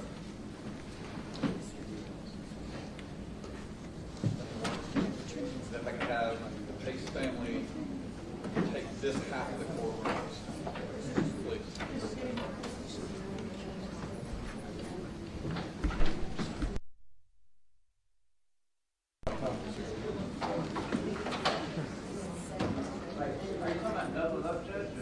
One row. No, hey, take as many rows as you need on this half. Okay, just this half. Yes, sir.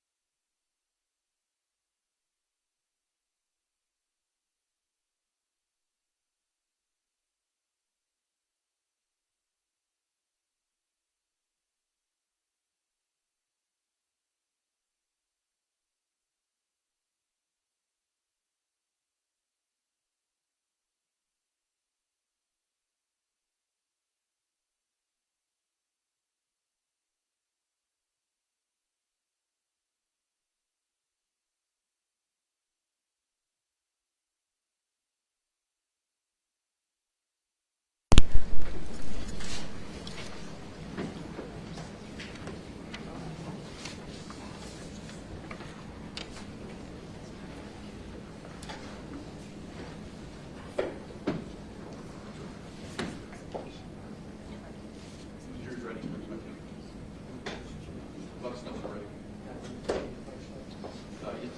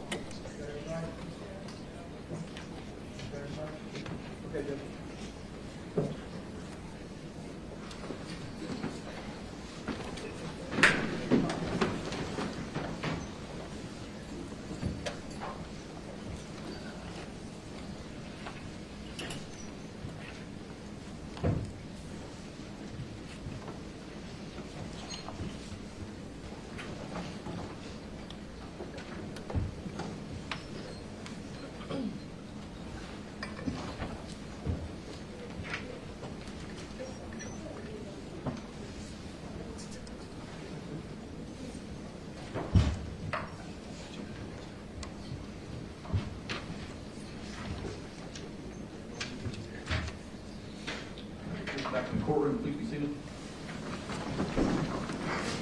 Card in, please. Your Honor, the state of Oklahoma, Hamilton to stand.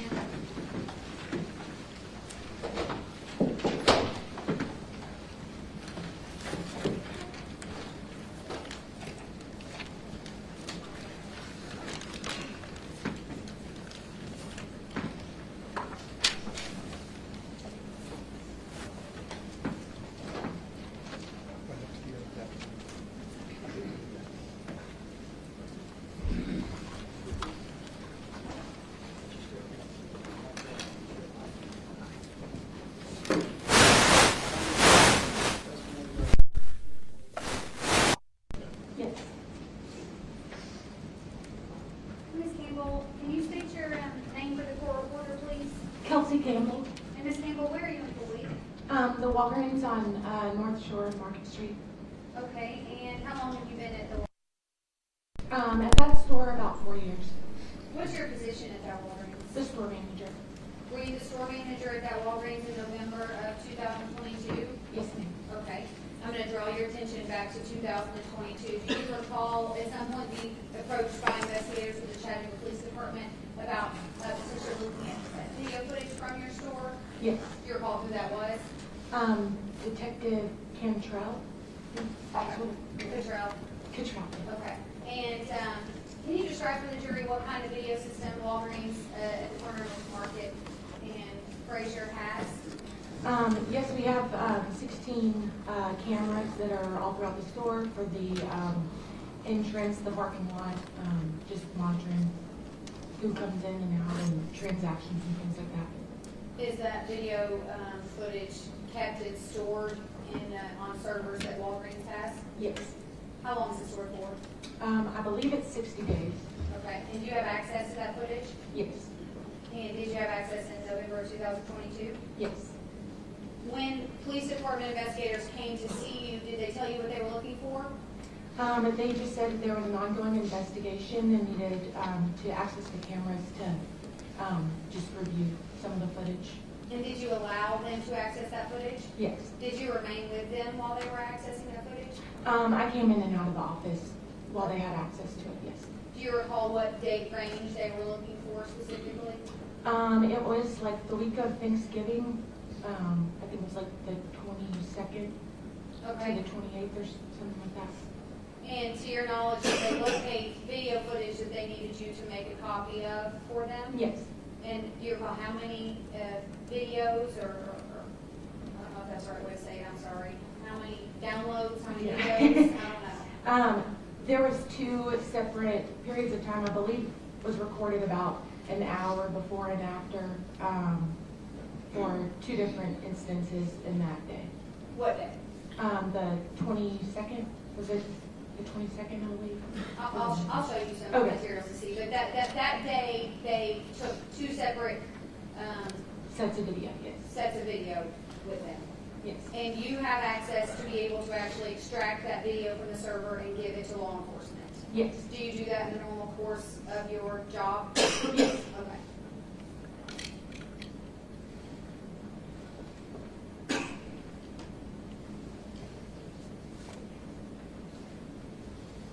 Showing you 2 jump drives. You can touch them and look at them. Do you recognize those? Yes.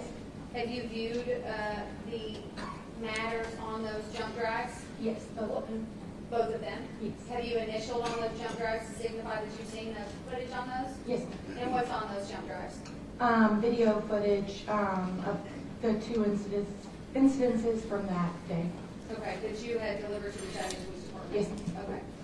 Yes. Okay. Your Honor, I'd move to make these 2 jump drives the state's next 2 exhibits. It was 2021. Ms. Court Reporter, I've asked that the afternoon be 20. It says that.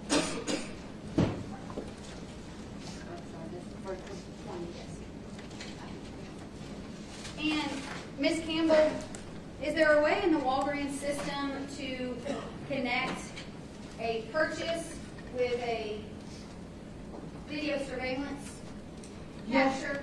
Typically, if we have a dollar amount or last 4 of a card number, we can search and find times when those purchases were made, and then we'd use that to look at the video to see what happened. Do you recall if that was done for law enforcement as it relates to these 2 videos? Yes. Did you look up the receipts that were connected with those 2 videos? Yes. And how did you do that in this case? By card number, by the video? Do you recall? It was by the card numbers. They had left up the screen where they had looked at one transaction, and then I looked up to see if there was any other purchases that day, and found another one, which was the second, I believe the second set of videos that we found. Okay. And you were able to extract those receipts for law enforcement? Yes. Were you also able to look at the receipts and verify that they coordinated with the 2 videos that you had given law enforcement? Yes, because you'll see the time that it happened and the register number. You can relate the 2 together. Okay, Your Honor, approach.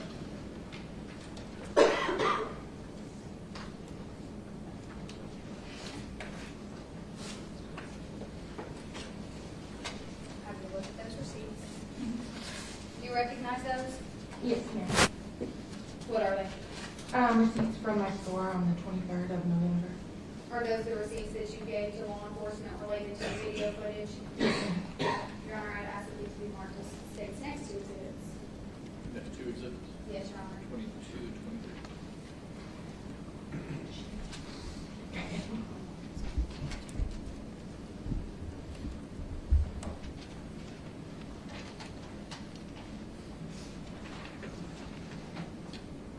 All right, Ms. Campbell, I'll direct your attention to the screen behind you. We were unsure on the date earlier, but can you tell me what that date says? Yes, November 23rd of 2022. Okay, and Your Honor, for the record, I'm referring to State's Exhibit 23. Is this a receipt from the Walgreens at North Market Street? Yes. Okay. And payment details, what does this indicate to you right here? That is the card with the last 4 digits of the card that was used when they purchased the items.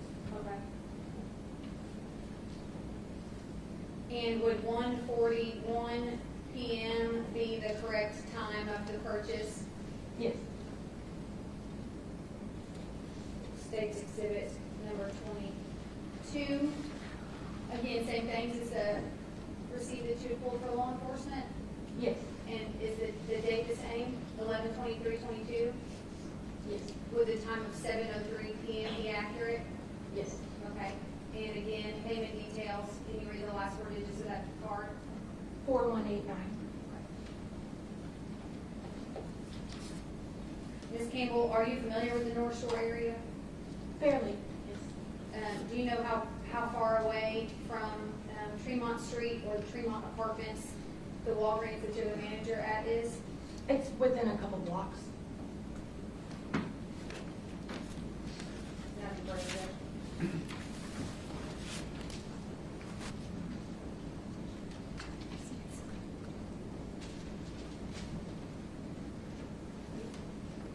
Do I need to disconnect my computer? You can do what you want. That's a question. Any questions for Mrs. Campbell?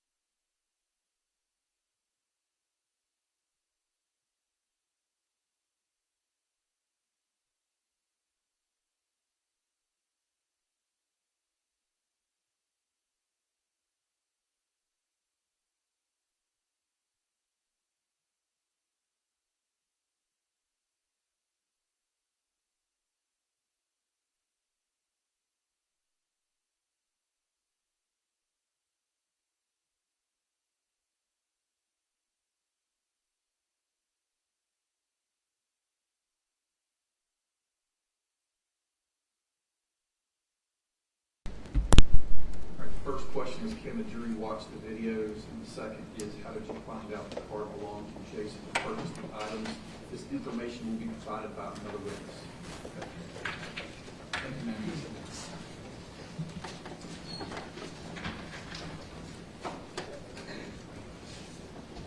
Your Honor, the state's next witness is Scott Miller.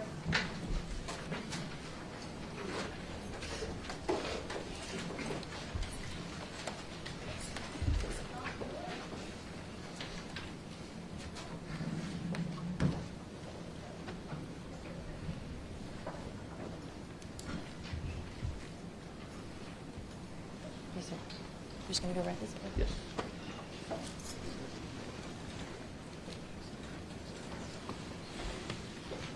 Hey, Councilman, will be released. Will be released for 10 o'clock. Solemnly swear affirm that the testimony that you give is the truth, the whole truth, and nothing but the truth, so help you God. I do.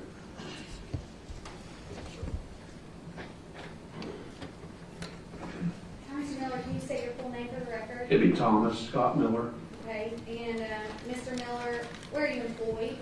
at 900 Mac Creek Road, which is Signal View Condominiums. Okay, do you have other jobs? I do as well. I work at Baylor School, providing their securities in the afternoons. Do you have a background in law enforcement? Somewhat. Okay. And so you said, let's go back to Mountain Creek Road. What apartment building is at 900 Mountain Creek Road? Signal View Condominiums, Okay, condominiums. And do you know approximately how many condominiums are there? 484. Okay. long have you worked as security? At 29 or 30 years. 29? Yes. Do you, I wasn't expecting that. Yes. I didn't even know they were been there that long. Yeah. Do you also live there? I do not. Okay, all right. So as a security officer, if you're called, you have to come actually from your home to. No, we work there during certain hours. Okay, what hours do you work there? At the point in time where this event occurred, we worked from 5 in the morning to 5 in the afternoon to 5 in the morning. Okay. So in November of 2022, you were obviously working in this position. I was. And you were working at night. That is correct. During the night hours. Yes. And do you recall being contacted by the Chattanooga Police Department, specifically Officer Mackenzie Pierre, Yes, about the family that was in the That is correct. He parking lot? requested me to come down and speak to him. And do you recall what the circumstances were? The found vehicle was the initial, and then obviously the missing person. Okay. Did you communicate with the family there on the I did. on the grounds?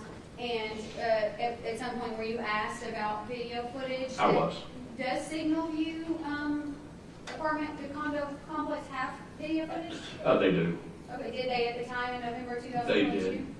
And when you were asked about if you could look at that, what was your initial response? I could. The camera footage we used, I couldn't look at from the property because it's the complex had it installed from the EPB, so the video footage is stored off-site at their server. So I had to go home to access it from my personal computer. So you can access a camera that was installed by EPD from your actual home? Yes. And do you often access that camera when the need arises? Yes, if I'm questioned about a certain time frame. And does that happen every so often? Yes, it does. Okay. And on this night, did you let the parties or the police know that you were going to have to go home to look for that? I did.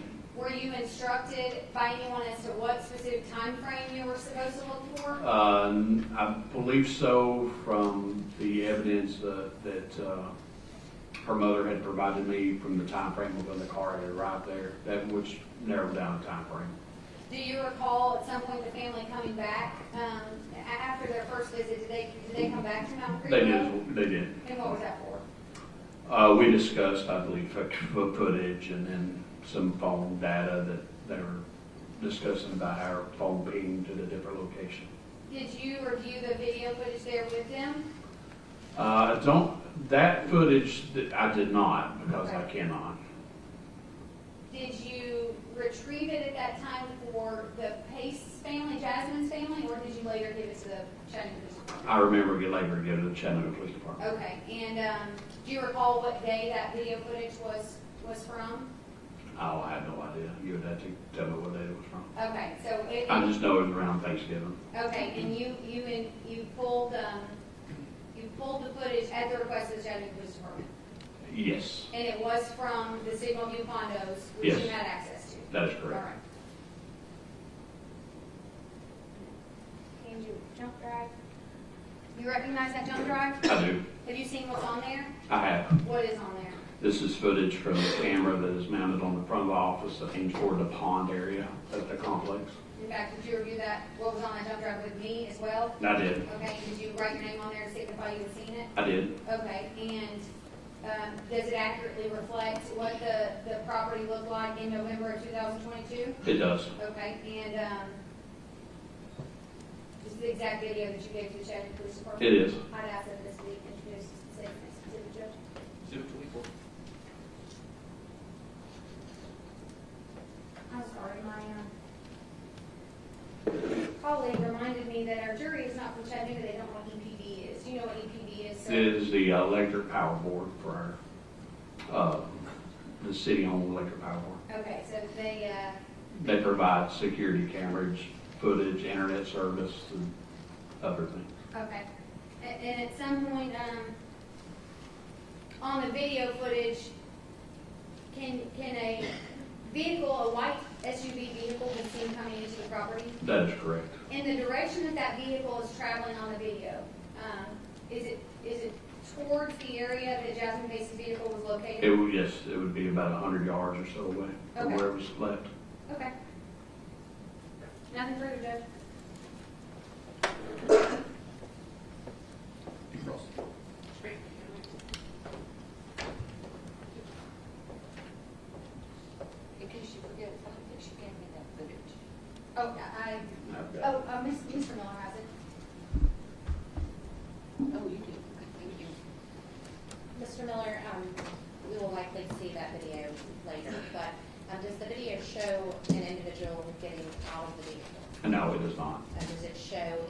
person driving the vehicle?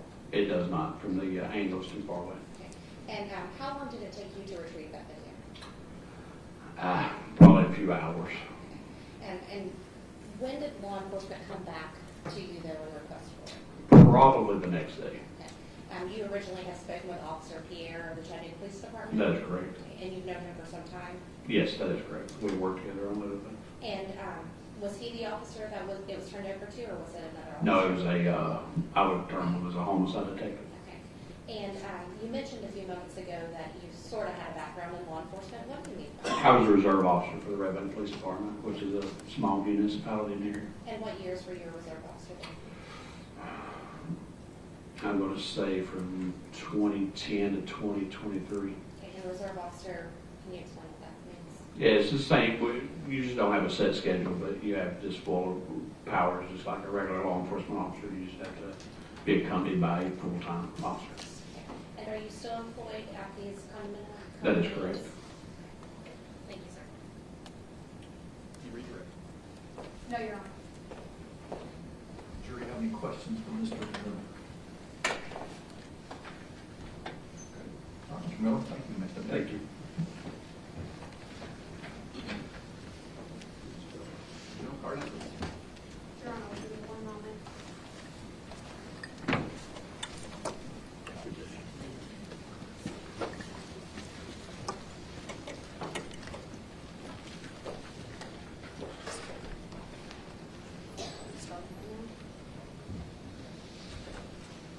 Your Honor, this witness will be lengthy. In fact, I'm absolutely confident he'll go into tomorrow. So it's just up to the schedule at this point is up to the court because we'll be able to begin, but certainly won't get through all of this direct examination. We started a little late today, so I'd like to get as much done as we can today. Sure.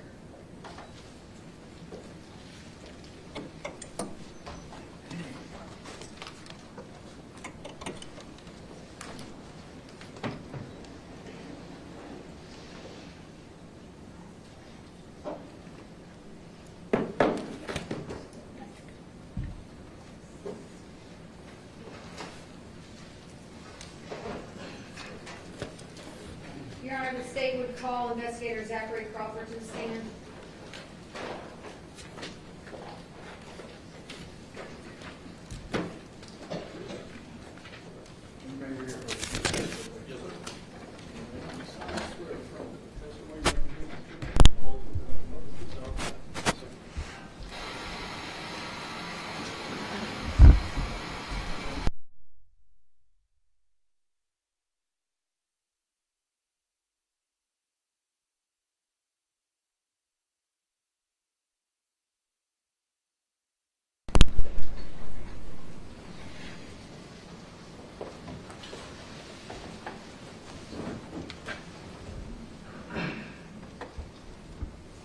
Mr. Crawford, can you state your full name for the court's record?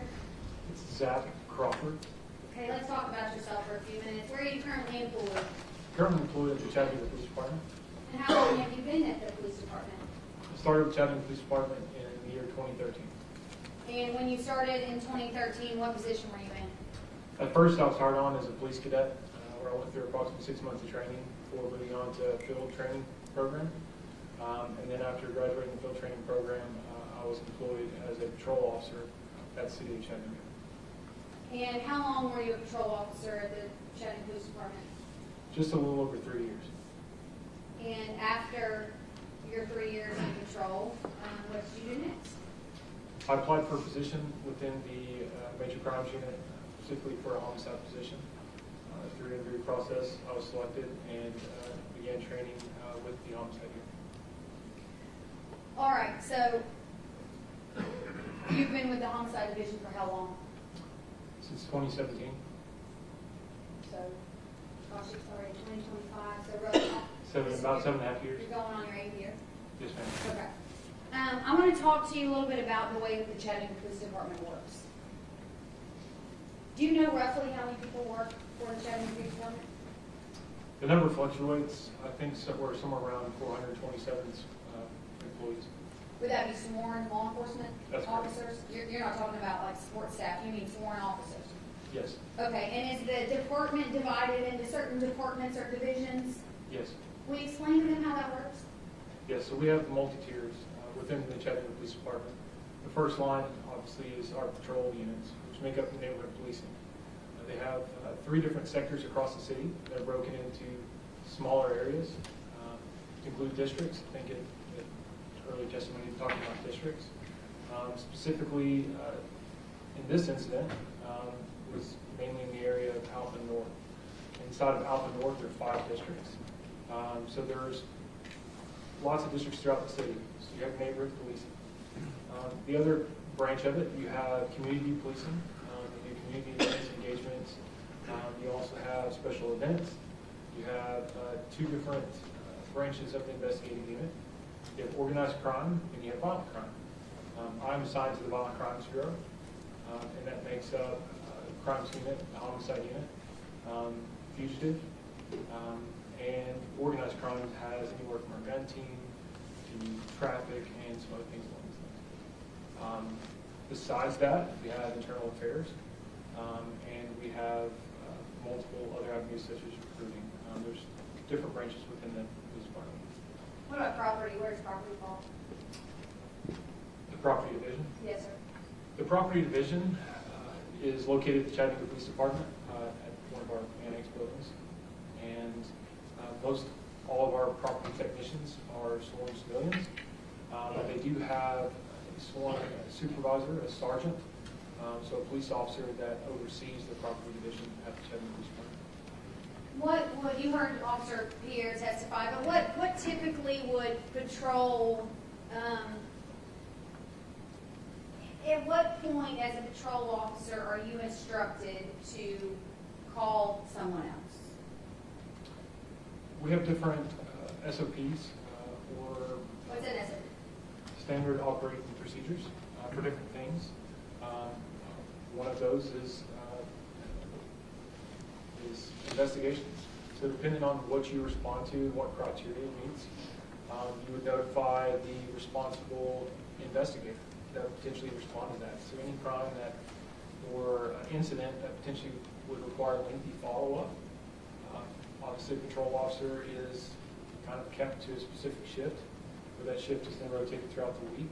Obviously they don't have the ability to follow up extensively based on their call load in terms of how many calls are coming out in their districts and their areas to follow up on those things.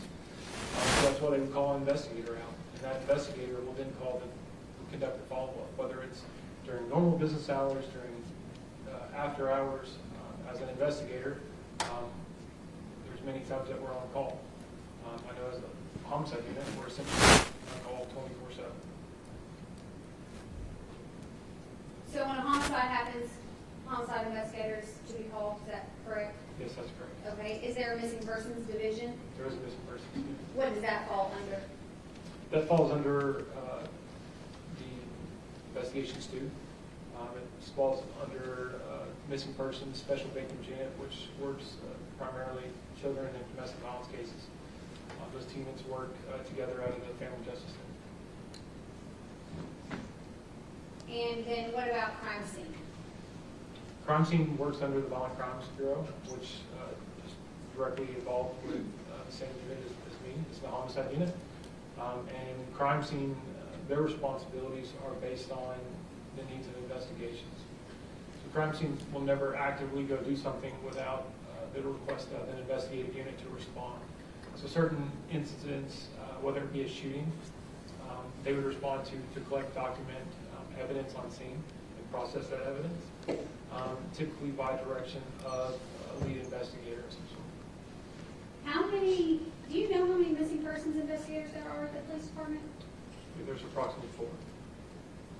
Do you know how many, 4 missing persons? Do you know how many homicide investigators there are? Currently, we have 10 homicide investigators. Would that number have been similar in 2022, or do you recall how many? Due to the nature of the job in the homicide unit, we have a high turnover rate throughout the years. It has changed, but for a while there, we would have some investigators that wouldn't last more than 2 or 3 years based on the type of incidents that we worked. At the time, I believe it was approximately around 9 or 10. Okay. And do you know approximately how many investigators are in the crime scene unit? Approximately 10. The crime team's a little bit different makeup. Approximately 7.5 years ago, we brought civilian crime scene investigators to the Chattanooga Police Department, and we've slowly transitioned into filling those spots with civilian crime scene technicians. We do have, at this point, I believe, 5 sworn law enforcement crime scene investigators, and the rest are made up by civilian employees. How many major homicides would you say you've worked? I won't say major, all homicides are major, I apologize. How many homicides would you say you've worked? As a lead investigator, approximately 26, 27. In terms of how we work investigations, we work as a team within our homicide unit. We try to conduct the best investigation we can. So we assist with pretty much any homicide that happens. So as collectively, with me being there 7.5 years, I've been the lead or assist with approximately 200 homicide investigations. How do you become the lead on a homicide investigation? We have a homicide rotation. We have an on-call schedule that will fill in the gaps of outside of business hours. So I hate to say that we have business hours because we do that based on the nature of the job, but for scheduling purposes, we have an 8 to 4 schedule. From 4 p.m. until 8 a.m. the next day, we have on-call investigators that take the evening shift calls as they come in. And we also have investigators that fill the day shift because we're not sitting around the office doing nothing. So you know which days, if something were to come out, you'd be the investigator to respond to. So we have a normal on-call schedule in terms of daily calls that come out because we don't just work homicides. We work life-threatening assaults where the possibility of death could occur. We work DOAs, which are death upon arrival, or death investigations, essentially that are unknown cause or suspicious in nature. So natural cases we typically don't come out to, such as a heart attack, someone who's 80-something years old, that has maybe extensive medical history. So a lot of times we refer or call about those, but we don't respond to those. But any type of shooting, we also respond to as well that meets our nexus. But any homicide we come out to. We also come out to we work kidnappings, and we also assist with other investigations that potentially have a nexus to the homicide unit. There may be suspicious circumstances around it, whether it be a kidnapping, a missing persons, or potentially a robbery. Were you and are you the lead investigator in the case of Jasmine Pace? Yes, I was assigned as the investigator on the case. From the time that you got involved, let's just say in days after Jasmine's body was located, how many different people in the Chattanooga Police Department would have been involved in an investigation of that scale? In this investigation, in the disappearance and homicide of Jasmine Pace, our entire homicide unit, practically our entire crime scene unit, fugitive investigators were involved. We also had academy class that was active at the time that was going through to become police officers. They assisted with area searches. Requested for our drone team that worked out of the traffic unit at the time to assist in the investigation for scoping further areas. We attempted to employ canines. We reached out to other jurisdictions. We had federal partners, such as the federal marshals, the FBI, also involved. Anything we could do potentially to get answers for the family, we reached out and did. Can you describe for the jury your initial involvement, including when you first heard the name Jasmine Pace? Yes. On Sunday, November 27th, 2022, I was actually at home. I wasn't necessarily on call. Like I said, that's a very loose term with our unit. I was at home with my kids. My wife was at work. Detective Siege texted me and asked if I had seen any of the Facebook posts that had been on the internet about the disappearance of Jasmine Pace. I said I had not. He referred me to Facebook, which then I actively searched Facebook to look into what he was referring to at that time. I started then reading the Facebook posts by some of the family and friends of Jasmine Pace about what they had potentially discovered at that time and what they had actually posted on the internet. Had a discussion with Detective Seach that we'd be potentially looking into that case based on some suspicious circumstances around her disappearance. I was actually actively looking for childcare at that time to potentially come in and see if I can assist with the investigation. And at approximately 6 p.m. that evening, I was actually called by my supervisor. So approximately about 30 minutes after Detective Seach starts the conversation about it, I was called by my supervisor about the same case, which then in turn found childcare and came in to assist. So at the time that you first learned about it, you had not heard from any missing person investigator at the Chattanooga Police Department? No, I had not. Are you now aware that they knew about it, they just did not contact anybody from the CPD Homicide Division? Correct. I didn't find out directly that missing persons was involved until I spoke with my supervisor, Sergeant Emery, who's Lieutenant Emery. And when you began your involvement, did you initially meet with Jasmine's family? My first involvement actually called Detective Seach and requested him come in. I was advised at the time of initial response.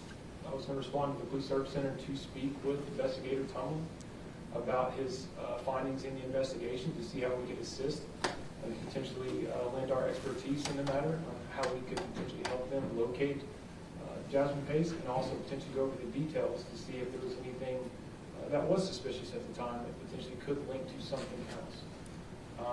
So I notified Detective Seach. Lieutenant Emery advised he would be responding as well. I knew that I was going to talk to Investigator Tumlin. Once I responded that evening, just after 7 p.m. To our police station, I was then greeted by Investigator Tumlin, which I had a short conversation about what he had found at that time, because there wasn't much that had been done at that point.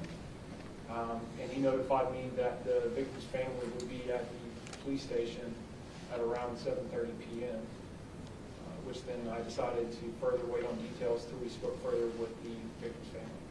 Did you speak with the victim's family? I did. And based on that conversation, did you become aware of Jason Chen? Yes, I did. And what was your basis of knowledge as to who Jason Chen was and how he was related to the investigation at that point?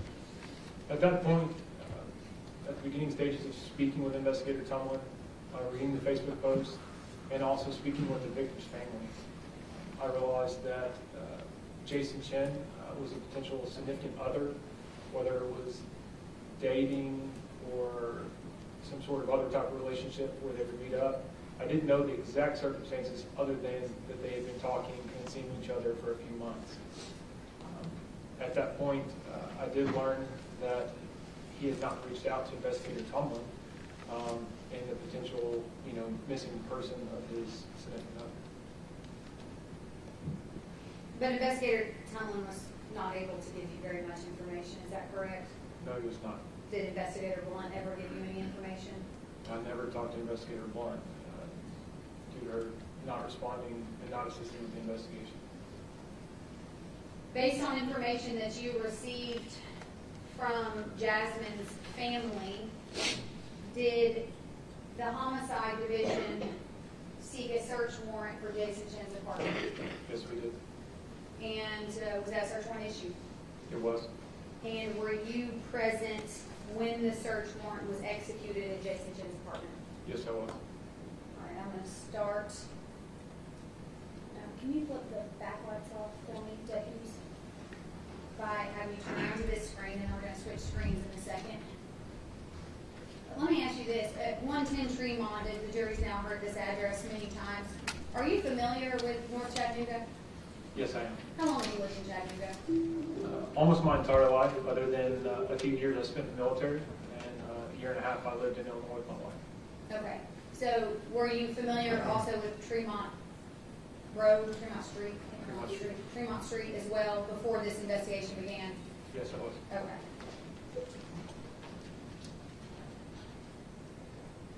right. Let's see. You recognize this building? Yes. And this is the Tremont Apartments at 110 Tremont Street, is that correct? That's correct. Okay, so I want you to describe here, sort of the layout of the building and the surroundings of the building based on your investigation into Mr. Chen's apartment. If you don't mind, just sort of walk the jury through what we're looking at, what's on the left side, what's on the right side.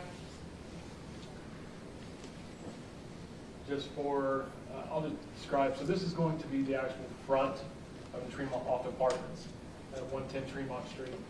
The door you see here at the bottom is going to be the main entrance. There's actually a keypad right here, which is the main access into the building. There are 3 separate other exits, the way that they're designed. This would actually be from looking on the left side over here where the cars are direction towards would be north. So the road runs north and south. So this would actually be the west side of the building. On the right side over here on the picture is going to be the south side of the building. There's a parking lot. There's a parking lot area, as you can see, that buds up to the side of the apartment complex. And there's it's hard to tell from the picture, but there's a ramp here to an exit as well. On the north side of the apartment complex, it's very similar setup, with just a little bit smaller parking space. Essentially, you have a few parking spots just around this corner. There's another exit as well. On the back side of the apartments, there's also one more additional exit. But that parking is for an additional location and not those apartments itself. Specifically, this apartment complex we refer to as the North Shore area. If you're not familiar with Chattanooga, it's historically been called the North Shore area. Essentially, we have the Tennessee River that runs through downtown. And the main part of downtown Chattanooga is on the south side of the river. And this smaller community on the north side of it is essentially the North Shore area. This is actually fairly closely located to Coolidge Park, which is right across the road from it. And Investigator Crawford, over here, I'm showing this little red line. What is this? That's going to be a dumpster enclosure. At the time that we first served the search warrant, there was 2 blue, large-sized dumpsters that were located inside there. Did the police department investigate those dumpsters? We did. Okay. And looking back at this building, can you help the jury understand where in the building Mr. Chen's apartment was? Correct. By looking at this, it would actually be on the right side. He was a few apartments deep into the apartment complex, about a third of the way up on the right side. He actually has an opening. I would hate to say it's a balcony, because all it is a metal bars and the sliding glass door opens. So it's not anywhere you can walk out to, but essentially you can open it to have, window access or air to come in. Just past the walkway exit, the ramp there that I showed before, his apartment, if you're looking at it on the second floor, just to the right. Okay. Is this location that you're looking at, is it in Hamilton County, Tennessee? It is. In the city of Chattanooga, is that correct? Yes. So you were present. Well, let me ask you one more question about this front door. I think that we can see, but you agree that those are stairs going down to that front door right there? That's correct. Okay. You testified that you were present when the search warrant was executed at Jason's apartment, is that correct? Yes, I was. Do you recall what time, what day, first of all, what day that search warrant was executed? Yes, we obtained the search warrant. Detective Seach actually obtained the search warrant while I was still speaking with the victim's family at that time. He notified me that he had a signed search warrant for the apartment 210 of Jason Chen's. He subsequently notified me. I subsequently notified crime scene, and we needed to respond after we executed the search warrant. Like I testified earlier, approximately half of our crime scene investigators are not sworn employees, so they do not have the ability to carry protection, such as firearms. So typical protocol would be that either investigators or patrol officers that have extra layers of protection, potentially on a search warrant could be high-level risk at any time, not knowing if it's occupied at that time or unoccupied. We had officers respond to the area for 2 reasons: to help with the execution of the search warrant, to assist with safety, and the second part is Officer Clemens is the courtesy officer at these apartments. He doesn't reside in these apartments. He lives at a separate apartment complex that he oversees several apartments, and a courtesy officer is essentially their responsibility to follow up on disturbances after hours, potentially help lock things up, do those types of things. He had a master key, which will allow us not to force entry into the apartment. So upon Officer Clemens' arrival, we were able to further execute that search warrant with a master key that allowed us in apartment 210. At approximately 23:45 hours, which is 11:45 p.m. on the 27th of November of 2022, the search warrant was executed upon entering the apartment. And I'm assuming that you have been involved in the execution of dozens, if not hundreds of search warrants, is that correct? Yes, that's correct. In a situation such as this, would you knock first? In this specific incident, we did, because we don't do no-knock warrants in the homicide unit, and there's also safety scales that we have to abide by in terms of when I execute the warrant. If it reaches a certain level, then we have our SWAT unit serve those search warrants. We do knock, one, to make sure that they know that it's law enforcement coming into their residence, to try to alleviate any type of safety concerns for the owners of the residence and law enforcement themselves as well. So they did knock and announce. No one was there? No one was there. Okay. So then you were able to gain access by the courtesy officer, so you didn't have to make forcible entry? Correct. Okay. When you make entry into a residence such as this with a valid search warrant, what are the order of events, if you could describe them to the jury? Typical process is first is to make the apartment safe for the search warrant. So upon entry is to make sure that no other parties are inside the residence, which gives us the ability to, one, main reason is we're there is we're looking for Jasmine Pace. We're also potentially trying to locate Jason Chen to potentially interview him, see if he has any knowledge of where Jasmine Pace is at. The other part, not only is looking for them, is to make sure no one else is inside that apartment. Potentially remove them so we can do our job in terms of investigating that apartment, potentially trying to locate or collect evidence, and attempt to make observations. So the first thing is to remove any parties outside of the apartment to then start processing or start documenting and processing that location. So at first we would either send, it's a very tough question to ask based on circumstances. It's circumstantial, there's different circumstances on who goes inside the apartment to make it, or a residence or whatever it may be to make it safe. If we have a visual inside the entire apartment, then it may just be 1 or 2 investigators that show up. But in this specific case, we had patrol officers and homicide investigators that were present. We entered there, made it secured. We requested that all patrol officers to not re-enter that apartment. At that point, we're waiting on our crimes unit to respond to document and collect evidence. After it's deemed safe, the lead investigator and potentially an assisting investigator with the investigation will then conduct a walkthrough of that scene to potentially see items that stand out as potential evidence or things that seem suspicious for 2 different manners. One is to make sure that we don't attempt to further alter or change the scene, to make sure that, as soon as you walk in, you're not walking into a puddle of blood. Or sometimes in some investigations that we have too, there's potentially a deceased person just on the other side of that door. We don't want any further contaminants or anything altered. And also we're able to make observations that we can pass to the crime scene investigators about what we want collected and documented. The jury is going to see in a moment and later this week lots of pictures of Mr. Chen's apartment, Investigator Crawford. They're going to see some pictures where items, one photo of a certain area where it looks different than it does in another photo. Can you explain to them how the photographing and processing of a crime scene works? Yes.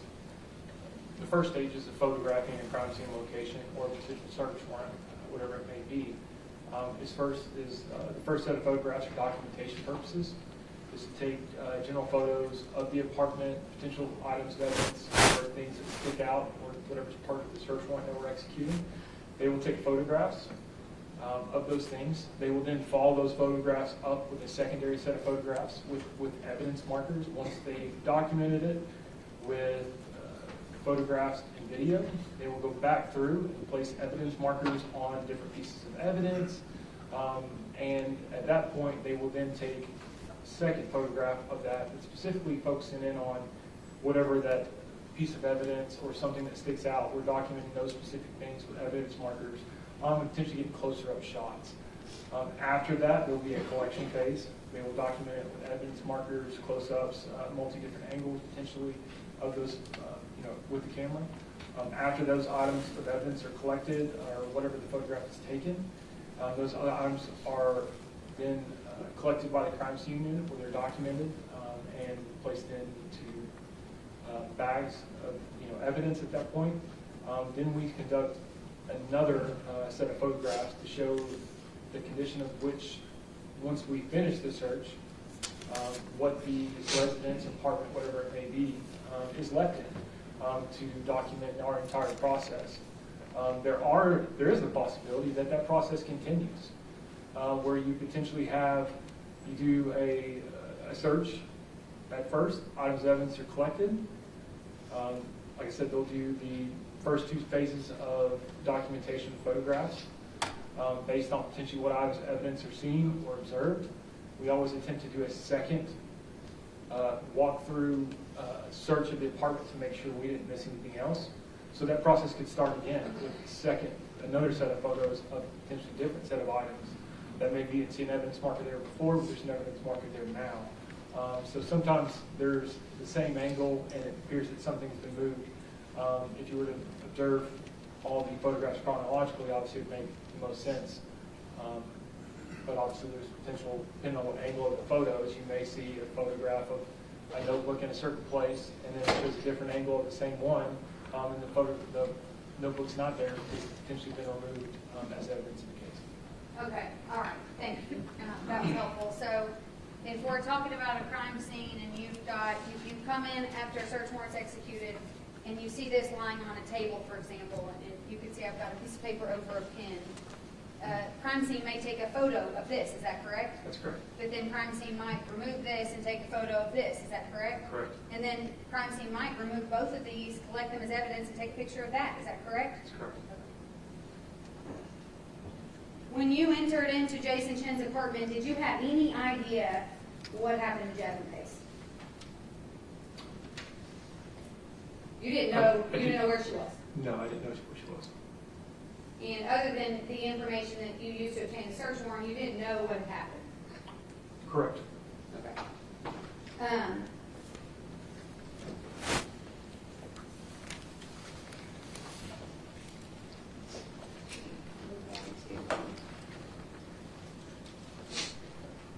the witness, a lot of pictures, I'll try to tell what many there are.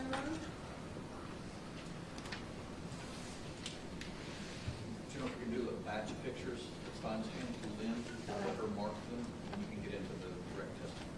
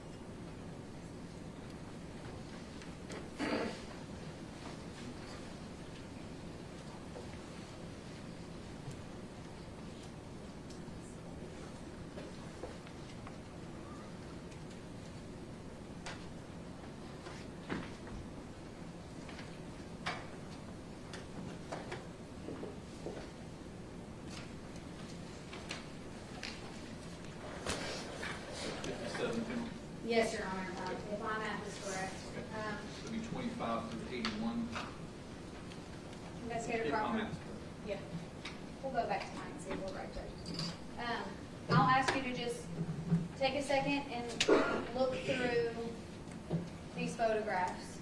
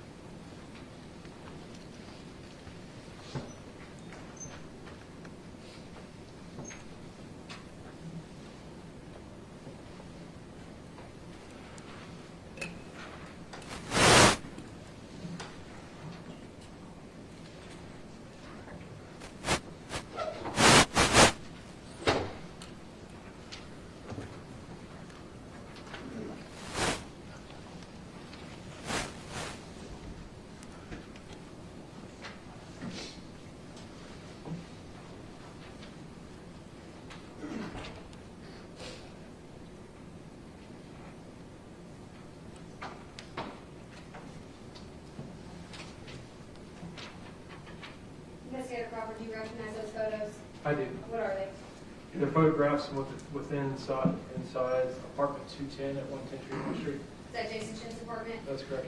Do you recognize those photos as photos that were taken at the time the search warrant was executed on November 28th, 2022? That's correct. Do they accurately represent what Mr. Chen's apartment looked like in November of 2022? That's correct. And were you present when most, if not all, of those photos were taken? I believe so. Your Honor, I'd ask that these photos become State's Exhibits 25 through 80. 25 through 81. And I know this is going to take That's the okay. court reporter a second. I apologize. Step up Judge. and stretch. Take your time.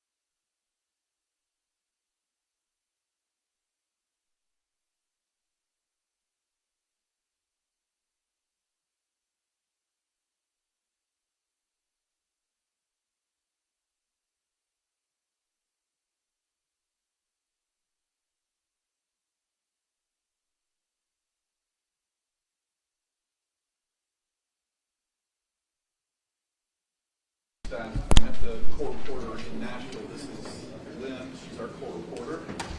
Division 3. This is Lawan. She's the clerk. She's kind of Felix is the air traffic controller for the jury trial courtroom.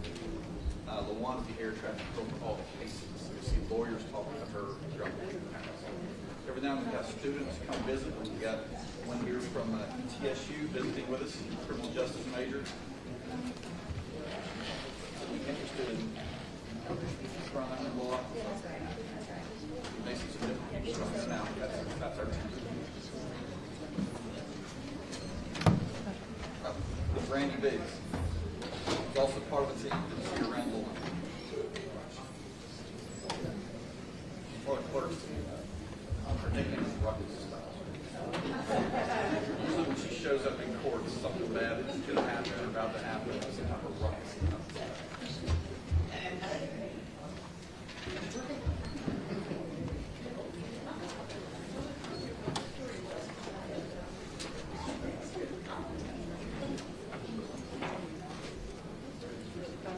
How's everybody doing in the jury box, by the way? We've got a couple of extra chairs there we don't usually have. You guys on the end doing okay? Okay. I know your chair's a little close to the edge there, so be careful. Don't want to roll off.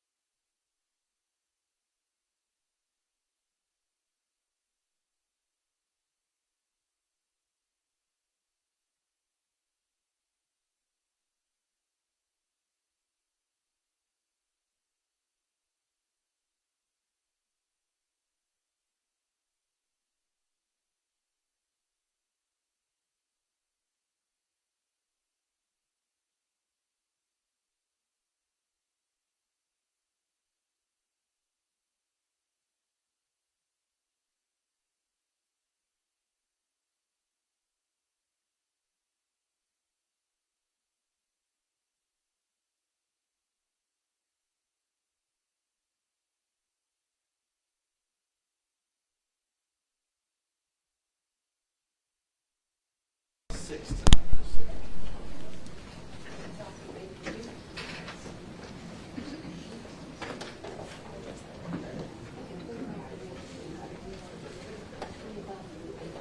I counted incorrectly, Your Honor. 25 for 58 pictures, 25 for 82. Okay. 25 for 82.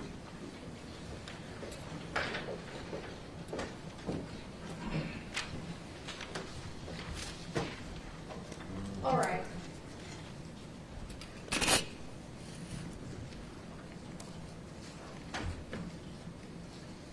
you'll turn around the screen behind you. jury's actually already seen this picture, but this is a duplicate, which is State's Exhibit 26. What is that? It's a photograph of the front door of apartment 210 at 110 Tremont Street. All right, Investigator Crawford, you begin a search like this with just a naked eye search, is that fair to say? Blood's in a flashlight. And in a case such as this, is blood one of the things with your naked eye that you'd be looking for? Be one of the things. Upon the initial entrance into Mr. Chen's apartment, did anyone with a naked eye locate any blood? I did. Just with no specificity around what areas? The first observance that I observed was in the living room area of the apartment, specifically behind the futon style couch that was there on the floor. It was the first area that I observed. What is Blue Star? Blue Star reagent is a chemical that is used in the detection of blood. Specifically, it's used to detect the presence of blood that's not visible to the naked eye. Essentially, shows when it reacts. Blue Star reacts to blood. It shows the presence of blood if it was cleaned up, or cleaned or wiped, or not even. And can you explain to the jury how Blue Star actually works when an investigator comes in? In simple terms, they mix the chemical solution and they spray it upon surfaces with a spray bottle. At which point, if there is something such as there's blood, you will see a chemical reaction that occurs through a process called luminescence. Essentially, you'll see a bright blue or potentially white coloration that comes up similar to neon coloration. And if it illuminates in that bright blue or white, does that indicate the presence of blood? Yes, it can. In this case, was Blue Star employed soon after entry was made into the apartment? Blue Star wasn't applied at first. We first had to document the scene. Specifically, if there was large areas of blood, there would be no need to spray it with Blue Star. There would be potentially just swabs of where that are samples taken. So first you have to potentially document the scene in multiple avenues, potentially look for areas of services that you would be interested in to see if blood had been cleaned up in that area. But did you do that in this case? We did. When you do that, are the lights supposed to be off? Correct. Okay. Your Honor, at this time, I'm going to introduce these photos. They are going to be on the big screen. However, the state has purchased this TV because it's hard to see on the screen. Some of the colors are not correct. Within the court's comfortability and the jury's, I like the lights to be turned off in the courtroom. Off? Yes, Your Honor. See how dark that gets? Like that? Does that work for you? If that's what the court's comfortable with. Turn them all off. Is that as far as that's Okay, all dark right, for he you? can get more, all right. So again, Investigator Crawford, I will have them on this back screen, the next photos I'm going to show, but I'm also going to have them here. And would the court allow the jury to stand up if they can't view this TV well enough? Absolutely. If any juror can't see the evidence that someone wants to refer to, or any attorney, raise your hand if you stand up to the ground if you need to, within the 3 months. Investigator Crawford, do you recall who employed Blue Star at the apartment that day? I do. Who was? It's Investigator Johnson with our crime team. And you were present for that? I was.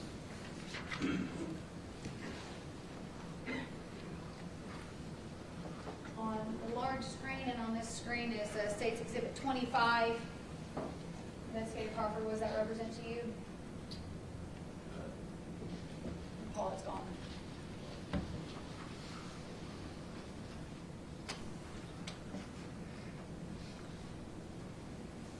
General, moving the TV closer to the jury will help. Feel free to do that. I can watch it on the big screen. Okay.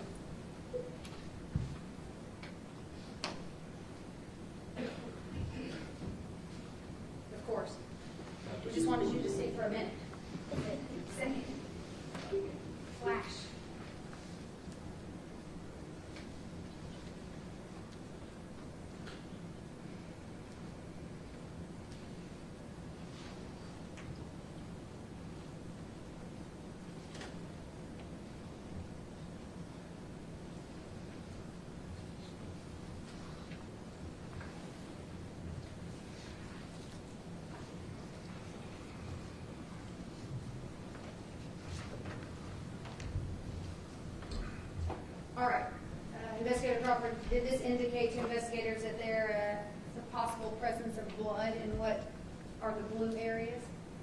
Correct.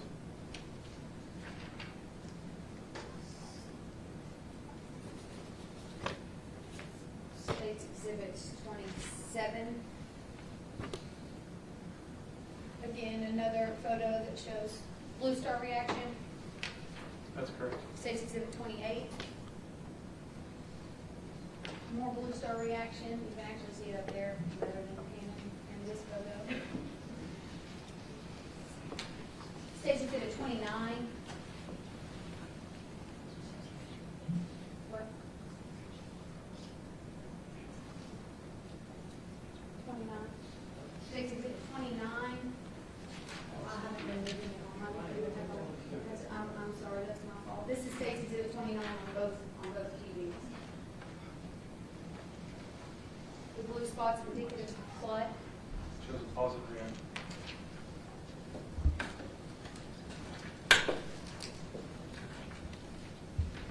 State's Exhibit 30.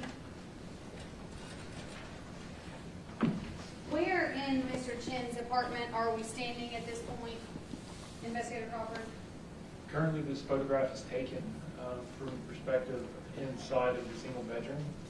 It's actually pointing down through what appears to be a hallway. It's actually, what you see is that the lighter colored area at the bottom of the photograph is going to be a carpeted area. You see a door frame. Just past that is a tiled area. It's going to be a small bathroom on the left-hand side. Essentially, you have a shower. On the right-hand side, you have a toilet, sink, and mirror. Directly through that goes into the living room and kitchen area back towards the front door of the residence. And on the television screen, if General Moyle has, you'll have to look here because you can't see it up there, so the lighting's not good. There's a piece of carpet missing. That's correct. Who did that? Crime scene unit. Collected that piece of carpet as evidence? Yes, it did. Okay. State's Exhibit 31. Again, same view, just different lighting. That's in correct. Mr. Chen's bedroom. That's correct. What you can see in this right-hand side over here, is that Mr. Chen's bed? Yes.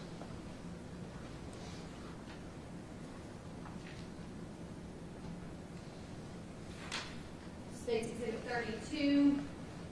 What is this object? That's going to be on the back side of the front door of the residence. Right when you walk in?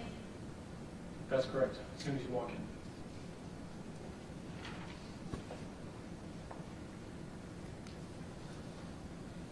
State's Exhibit 33. Another angle, same doorway? That's correct. This shows State's Exhibit 34. This shows a little bit of different angle. Again, you can now see this, the removal of this carpet was done by the crime scene unit. Yes, that's correct. For what purposes would that have been? During the initial walkthrough and documentation of the scene, we observed a dark reddish brown discoloration on the carpet that was consistent with blood. They collected that carpeted sample at that time prior to Blue Star being administered. They wouldn't want Blue Star administered to potentially saturate that blood or potentially do anything to it at that time. Okay, and then lastly, State's Exhibit 35. That's going to be a photograph of the bathroom sink inside of that small bathroom area. You can see, if you might have to have a laser pointer. Say that again? Laser Oh, pointer. no, sure. Since this one is, there's multiple areas of, do you mind if I approach the screen? No, go ahead. If the board doesn't mind. Please step down. Be sure to speak up. Investigators of the jury can hear you. And the court can hear you. Yes. Sorry, the laser light was activating with the TV. Inside this photograph, you will see a picture of, like I said, the bathroom sink inside of the single bathroom inside of the apartment. On the photograph, it may be hard to tell from where you're sitting, but there's multiple areas where you see a positive Blue Star reaction. You can see this bright colored area here.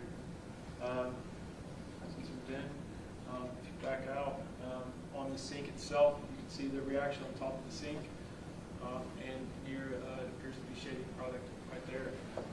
If you look down in the sink, you can actually see what appears to be a positive reaction inside the sink and went down towards the drain. Thank you, Mr. Crawford. Your Honor, the last time you turned back on is now the condition of the Mr. Crawford, you mentioned, talking about that carpet, you mentioned discoloration. Were there multiple spots of discoloration on the carpet that you could see with the naked eye? Yes. And in your experience as a homicide prosecutor, what did the discoloration appear to be? What else? Prosecutor. Oh, I'm sorry. No, you are not a prosecutor. As an investigator, in your years of experience, what did that discoloration appear to be? Blood. So is that one way, the discoloration on the carpet, is that one way the crime scene would have known what areas of carpet to collect? Correct. Obviously, the discoloration, the reddish brown color, depending on the different stages, and how fresh it is, how old it is, if it had been tend to be cleaned up, any areas that had been presumable blood were tend to be collected at that time. And you saw in a lot of those photos there was yellow markers and yellow tape. Who did that? Or crime scene. Is that how they evidence what they have collected and what stands out to them as possible evidence in the case? Whether it was their observation or an investigator's observation, such as myself asking certain items to be documented and collected, they use the yellow evidence markers to document those during photographs. When would you say that this investigation became a homicide investigation? Upon first spray of the Blue Star reagent, I was actually standing in the kitchen area. Upon the first administration of the Blue Star reagent, upon first spray, it illuminated an extremely large area inside the living room area. The most I'd seen at that point in my homicide career, and seen that intense and that wide of an area in terms of a reaction to Blue Star.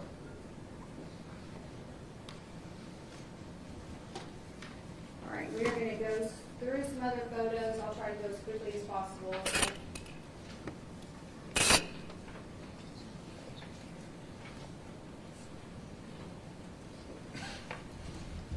They'll all be behind you from this point forward. Investigator Crawford. All right, so again, just orient on State's Exhibit 36, just orient the jury. This is going to be a photograph documenting the front doorway, specifically the where the locking mechanism goes into the door. We document every time we enter in to document if there's signs of forced entry. Standard practice to document them. Upon entry into the apartment, did you smell any odors of marijuana? No. In your experience, both in patrol and as an investigator, have you had the chance to smell marijuana? Yes, I have. In raw form? Yes. And in smoked form? Yes. And did you smell it in this apartment in any form? No.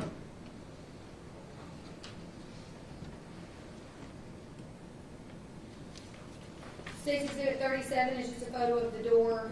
Did you witness any forced entry, signs of forced entry on the door or the photo number 36 or 37? No, not your typical signs of forced entry. There's scratches on the door frame, but they're not truly indicative of forced entry. Are we, this State's Exhibit 38, are we looking in from the front door? That's correct. This is the point of view as you enter through the front door of the apartment. Once again, it's been described as a shotgun-style apartment. It's not, it's more long than it is wide. Essentially, you can see the 3 or 4 separate rooms, however you want to describe it. The living room, the kitchen, the bathroom, and then the entry into the back bedroom.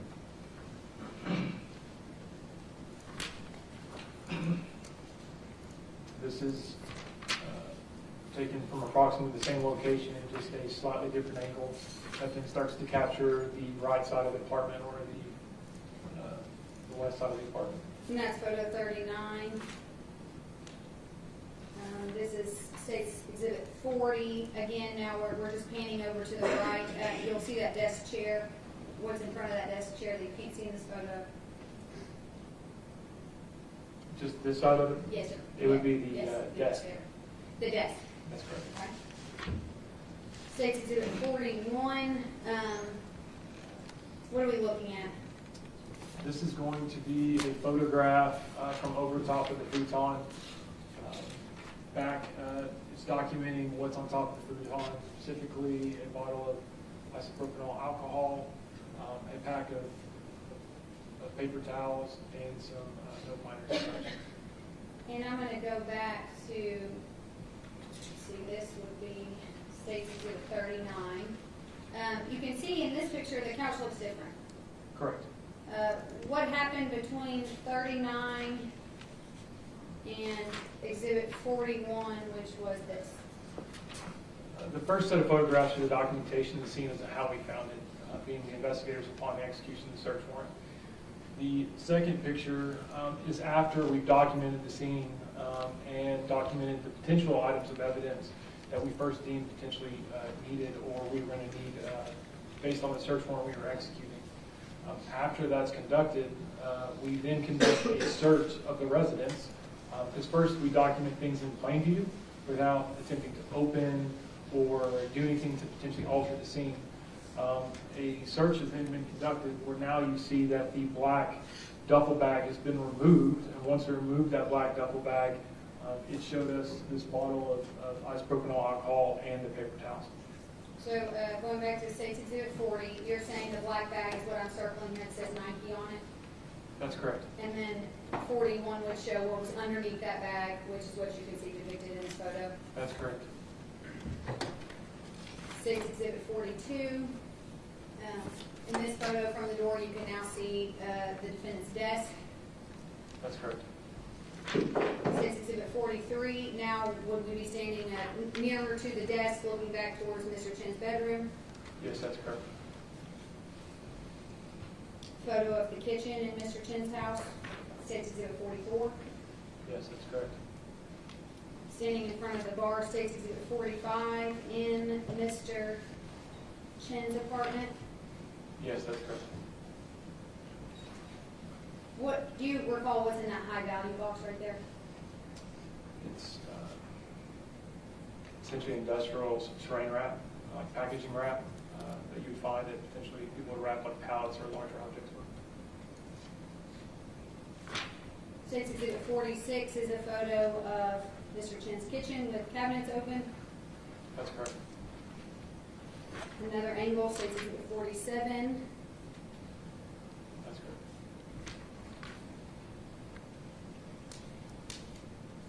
State's Exhibit 48 is a photo of the kitchen counter, is that correct? Yes, that's correct. State's Exhibit 49 is a zoomed in photo of that counter with a Band-Aid box. Yes, that's correct. State's Exhibit 50 is a closer photo of the Band-Aid box. Yes. State's Exhibit 51 would be from the other side of the kitchen looking back, is that correct? That's correct.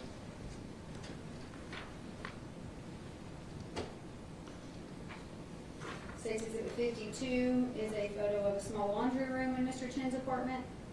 Yes, that's correct. Were there clothes in that washing machine right there? And there's a pair of gray sweatpants. State's Exhibit 53, taken probably close to the laundry machine, looking back into Mr. Chen's bedroom. Yes, that's correct. This is a photo of Mr. Chen's bathroom sink. Yes, that's correct. That is State's Exhibit 54. Another photo of the bathroom sink. Again,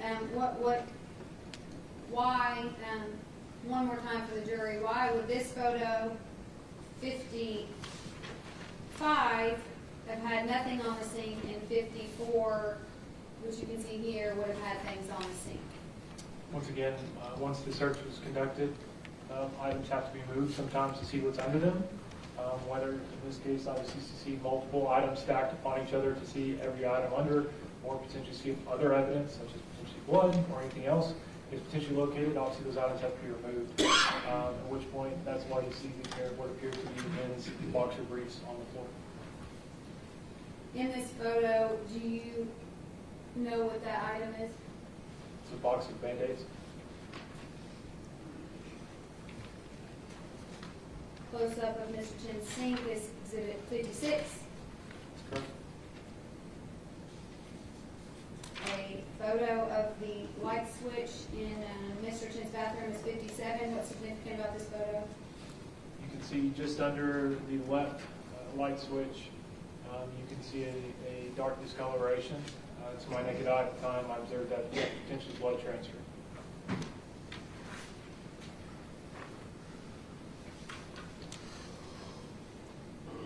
This is exhibit 58.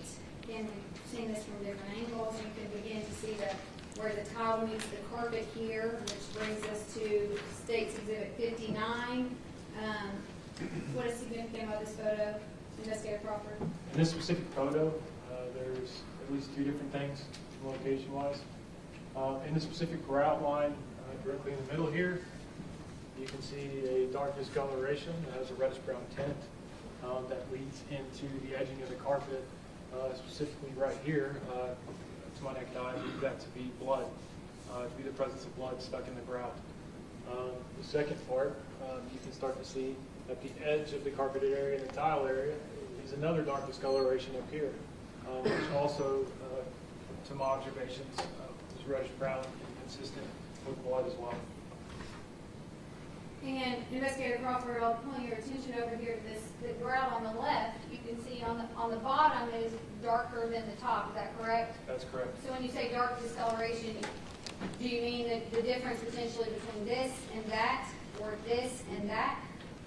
Correct. If you were to see, just seeing these two pictures without seeing the rest of the grout lines, you could clearly tell that in this middle section between the bedroom and the kitchen/living room area, you could see a dark discoloration that was different than the other side, maybe closer to the actual toilet, which they were appeared. It all appeared that someone attempted to clean it up.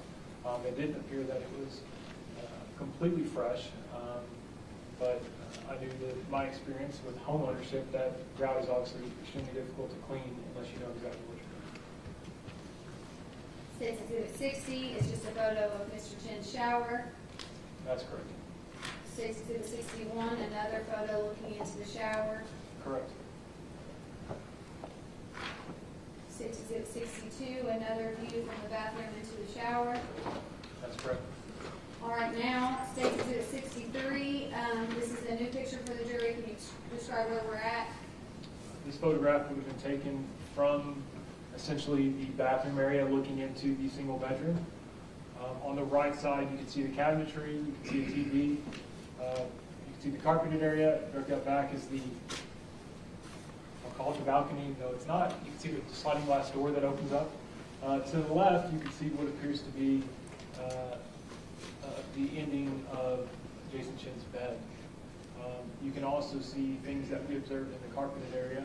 Specifically earlier, we observed the pictures that were taken from his room when the Blue Star reagent was applied. In those pictures, you can see a small carpet section that had been cut out in the form of a square/rectangle. That specific location is right here in the picture.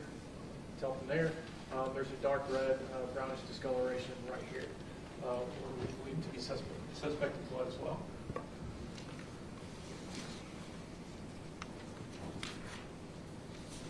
State's exhibit 64. So a closer up, investigator, but I want to stop here for a second. At some point, the jury may see more similar photos, but in these cabinets, what types of belongings were in these sets of cabinets here?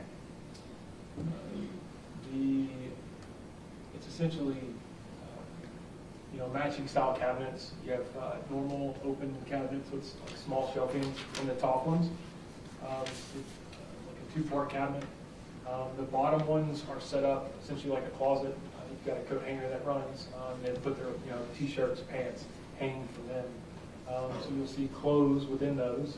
You'll see other items, larger items that maybe not be clothes that are shoved in under bottom, as potential storage space. And you'll also see the pull-out drawers, which I would say typically based on the dynamics of the apartment, will be where people have other items of clothes as well. This cabinet on the right, what was located in the bottom, underneath what would have been hanging clothes, what was located in the bottom part of that cabinet?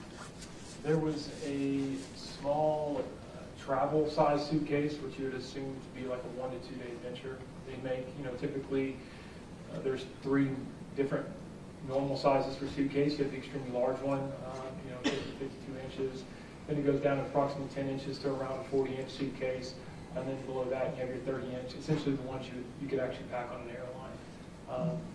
At the bottom of that, there was a Samsonite small suitcase that was located there.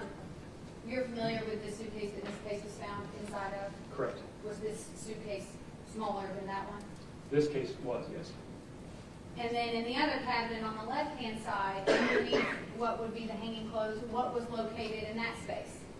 A void. Nothing? There was a gap where I believe something was possibly there based on the rest of the dynamics of the room, on how the clothes are hanging, how things were put there. I believed on how things were stored there that there was a void that at the time I believed to potentially be, they say, not the initial walkthrough during the morning hours around 7:45 a.m. on the 28th. That's when I made the observation that it was potentially a suitcase, and it's for the fact of the square section that was missing was consistent with the suitcase size. Most people, when they have travel size suitcases, the smaller ones, they also have the larger ones. Sometimes they come in sets, sometimes they don't. But I know that most people have, especially if they fly, will have several different sizes of suitcases, more than just a small size. So I believe at that time it was potentially a suitcase or maybe another larger duffel bag of some sort that would require, a square section. 65, just another angle there where we can now see the end of Mr. Chen's bed. Again, those windows would point out to the parking lot on the right side of the building if you're looking at the front of the building. Correct. Okay. 66 is a photo of Mr. Chen's bed. You can see some type of drapery on the wall to the left, or some type of art that's hanging. Is that correct? Yes, that's correct. Okay. And what can you? I'm not sure if there's going to be another photo. 67. This again just would depict some of that dark discoloration that you've already testified to. Yes, that's correct. 68 is a closer up. Is that correct? That's correct. Now, we're back looking the other way in the apartment. Do you see something on the bed there at the top left corner? Yes. What is that? It's a knife with a kitchen style knife with a sheath on top of it.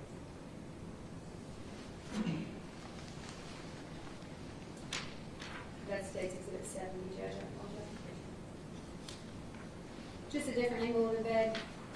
That's Investigator correct. Crawford. That states Exhibit 71. Another angle inside the room, looking at the tapestry on the wall, 72. Correct? That's correct. Yet another angle of that tapestry on the wall in 73. That's correct. Now, in Exhibit 74, we are looking at what? This will be on the right side of the bed is the picture we're looking in. If you're coming into the room, it'd actually be the far left-hand side of the room. This will be a little bedside drawer set. Essentially, you'll see shoes, socks, and other items that were beside the bedside. Were you able to determine what this is on the wall? It was, to my knowledge, it was tested and didn't show a presence of blood. It just looked like some kind of dirt. Well, it looked more like a substance such as a spill of some sort, potentially that would have fallen and not properly cleaned up. Okay, we don't know. No, we don't. State's Exhibit 75, again, just another angle, correct, looking at those closets. That's correct. State's Exhibit 76, is this with one of the closets opened? That's correct. Do you recall which side this was? So be on the right-hand side, or the first one you come into the room would be the one directly right there. And what is this item right here? They are green hand towels, Better Home and Garden. Exhibit 77, when you say Better Homes and Garden, you mean the name brand? Yes, a Walmart brand. Is that a close-up of that? That's correct. And can you actually see where it says distributed by Walmart? That's correct. Exhibit 78. Say, in the bedroom, is this in the bedroom? Yes, that's correct.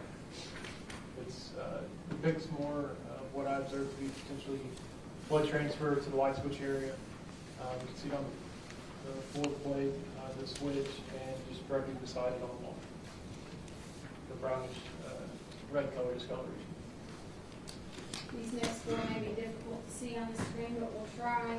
This is 79.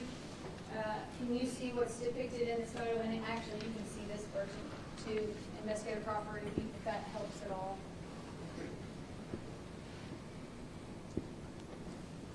There's a few things in this photograph. Here's this.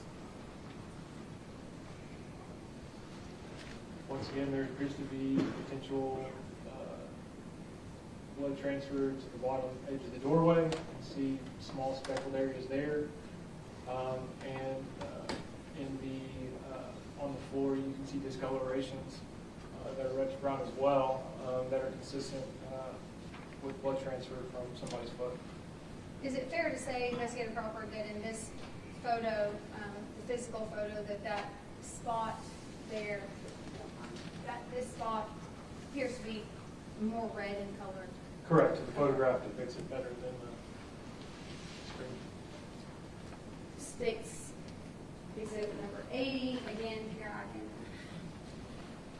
give you this in this photo. What's significant about this photo? First is the documentation of hair on the ground.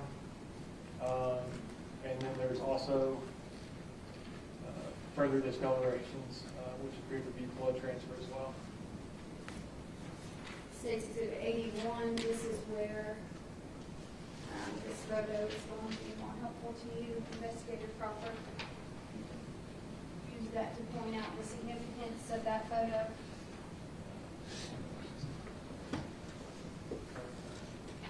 There's another discoloration here as well, and here as well.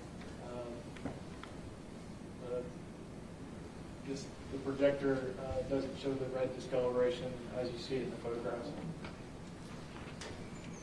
And then lastly, States Exhibit 82. That helps you. What would that photo signify? It's more blood transfer on the floor in the living room / kitchen area. Your Honor, will you approach?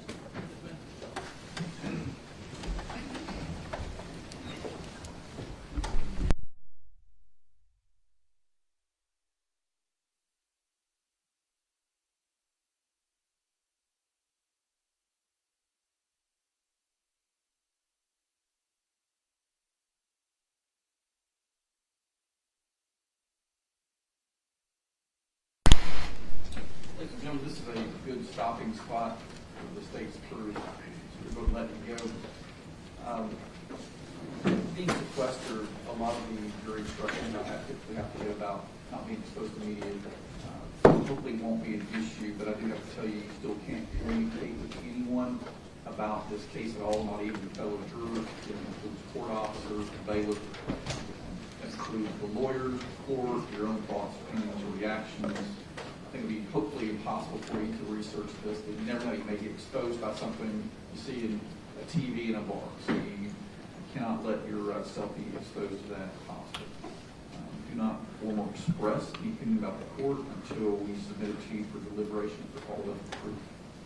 Were you taking dinner tonight? You know where they're going for dinner? Yes, sir. Where are you going?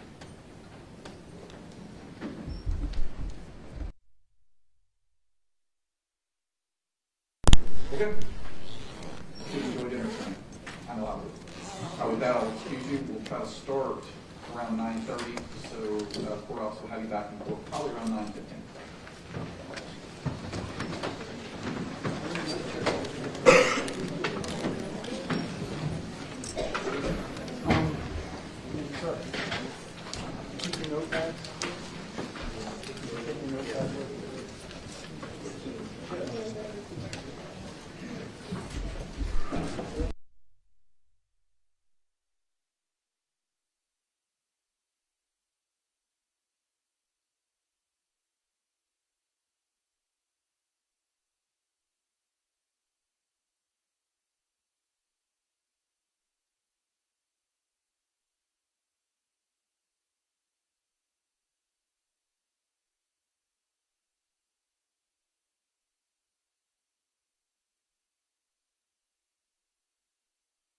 On the stand, just don't discuss your testimony with anyone in the meantime. All right, thank you. Any matters to be discussed before we break for the evening? State or defense? Your Honor, can we break one more time? Yes, ma'am.